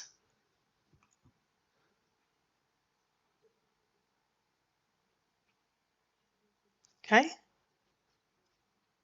Thank you, Pranita. Yes, that's good. हाँ हाँ ma'am, जैसे network आने के बाद हमारे जो गांव की महिलाएं हैं, उनको मतलब उनके अंदर बहुत सारी चेंजिंग आए। जैसे पहले कुछ नहीं आता था, उन्हें मतलब कुछ करना ही नहीं आता था, फ़ोन चलाना नहीं आता था। तो अब उनको मतलब अब मैं पर्सनली घर-घर जाके भी मैं उनको बताती थी कि फ़ोन कैसे चलाना है। जो महिला गाँव में बहुत काम होता है, जैसे किसी का गाय आई, उनको टाइम नहीं होता है सेंटर में आके सीखे, फ़ोन चलाना सीखे या लैपटॉप चलाना सीखे। तो मैं अपना टाइम निकाल के मैं सेंटर में सीएससी का काम करती हूँ। मतलब सारे जैसे अपडेट करना, आधार अपडेट करना, ये सारी चीज़ें मैं उनको सर्विस देती हूँ। जो मार्केट में जो रेट होता है ना मैम, जैसे वहाँ से बहुत कम फीस लेती हूँ उनसे पैसे। तो कुछ टाइम के बाद जैसे दिन के टाइम पे अपना टाइम निकाल के मैं गाँव में जाके, जैसे औरतें, बहुत सारी औरतें हैं, उनको मैं समझाती हूँ कि कैसे चलाना है। तो इस चीज़ से वो बहुत खुश है। पहली बात तो जो उनको मतलब जो कढ़ाई-बुनाई करना आता था, तो पहले उनको पता नहीं था कि हम ऑनलाइन से भी मतलब अपना मतलब सामान बेच सकते हैं और अपने लिए पैसे मतलब वो कर सकते हैं, मतलब सेल्फ डिपेंड रह सकते हैं। तो ये चीज़ें नहीं पता थी।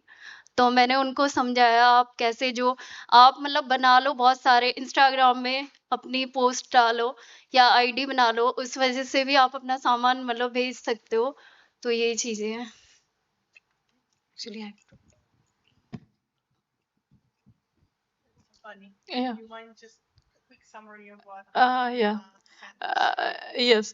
So she mentioned that what has been her role in enabling women to be empowered in her village, and she says about the role of the center where women she enables women to set up even Instagram accounts wherein they can sell their goods online. I mean the handwork and everything online. So the relevance of this is that she handholds them to make it a safe space so that they also get the confidence they are empowered, and they can sell their artwork online. Yeah. Thank you. And one last question from Mahima. Can you ask her, does she feel that because she is a woman, that also makes a difference? बहुत सारा difference आप create कर सकते हो औरत होने से अगर आपके जगह में कोई मर्द होता तो वो इतना कर सकता क्या जैसा मतलब आप बता हाँ ठीक है आप बताइए हाँ ऑनलाइन Yeah. हाँ मैम, जैसे मैं एक औरत हूँ तो मैं औरत की फीलिंग्स समझ सकती हूँ ना, मतलब कि सॉरी मैम। बोलो बोलो Yeah. अरे बोलो मैं एक खुद महिला मतलब औरत महिला हूँ तो मैं उनकी फीलिंग समझ सकती हूँ, उनको मतलब कैसे समझाना है, वो मुझसे खुल के बात कर सकते हैं। जैसे अगर मेरे जगह कोई लड़का होता तो उनको क्या-क्या दिक्कत, और मेन इम्पोर्टेंट बात है कि जब मैं उनको बताती या कुछ बातों-बातों में ऐसी चीज़ें निकल जाती जो उनके घर में दिक्कत चलती है, तो वो मुझसे शेयर करते हैं, तो मैं कोशिश करती हूँ कि जो उनकी जो प्रॉब्लम है सॉल्व करने की। तो बहुत से औरतें हैं वो अपने प्रॉब्लम्स शेयर करते हैं और मैं उनको उनकी हेल्प करती हूँ कि कैसे उस प्रॉब्लम से निकल सकते हो। तो ये चीज़ें हैं। Yeah. Thank you. So she's saying that she being a woman has actually helped because she can understand the women's feelings. The women also open up in front of her to tell about their problems and the sufferings that they face, and she gives them the opportunity to share that safe space to share. Yeah. Thank you. Yeah. And I wanted to ask this specific question because women's leadership is really important. And so having women managing, leading projects, leading community centered connectivity solutions, community networks, organizations is critical because other women will also feel that not only they can be like them, but also they will learn, they feel more comfortable. So it's really important. Another thing for everyone here to think about is to give those opportunities to women because not only they deserve, and the research shows that when there's more women leading these projects, there's a higher impact. So don't forget that. So Gayani and then Sarbani to finish. Yeah, in a short way, I would say will building the digital confidence for all of our women. Yeah. Thank you. Sounds good. Sarbani? I think the thing that I would like to mention, and I also work together with the women in creating a seamless space between online and offline connectivity, making it meaningful to them. Every time you don't need to be online to make yourself available to everyone or your needs. Yeah, so that seamlessness between the online and the offline space is something that I teach women in my villages, that please don't rely on being always on 24 into 7 online. Yeah, so make that distinction between the online and the offline space and make your connectivity meaningful, be it online or offline. Thank you. That's wonderful. So I hope each of you, as we thank our wonderful speakers and all of you here in the room, I want you to think of one thing or two things or three, but at least one that you take from this discussion and you're going to carry with you.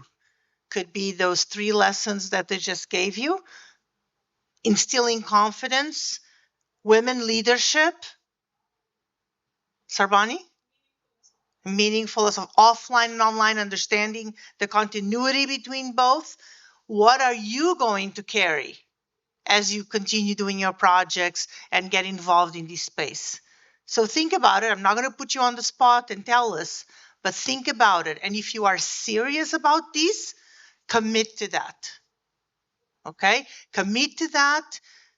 All of you men, think of something you can do to make things not just easier, but more meaningful to the women in the projects that you are working on, and everybody else, including women. What is something that you can do? So think about that.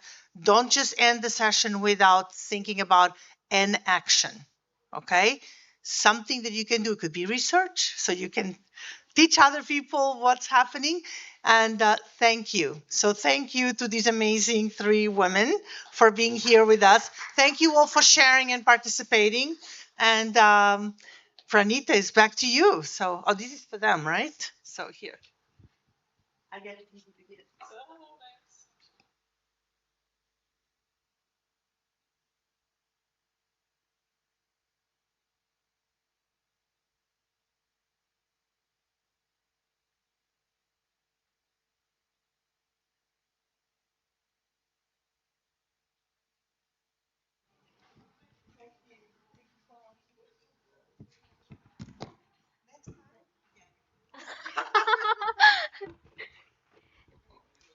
Thank you for the wonderful panel, Sonia, Sarbani, Mahima, and Gyani. Thank you everyone for being a part of CNX Day 1. We request all you to please enjoy the tea break and also explore Kala Digital on the ground floor. Please be back by 5 p.m. for the Just AI Awards, which recognize AI tools, platforms, and frameworks that uphold the values of equity, justice, and sustainability. So, uh, tea is at fifth floor only. So I'm requesting everyone to please go and have tea and come back by 5 p.m. Same room for Just AI Awards. Thank you.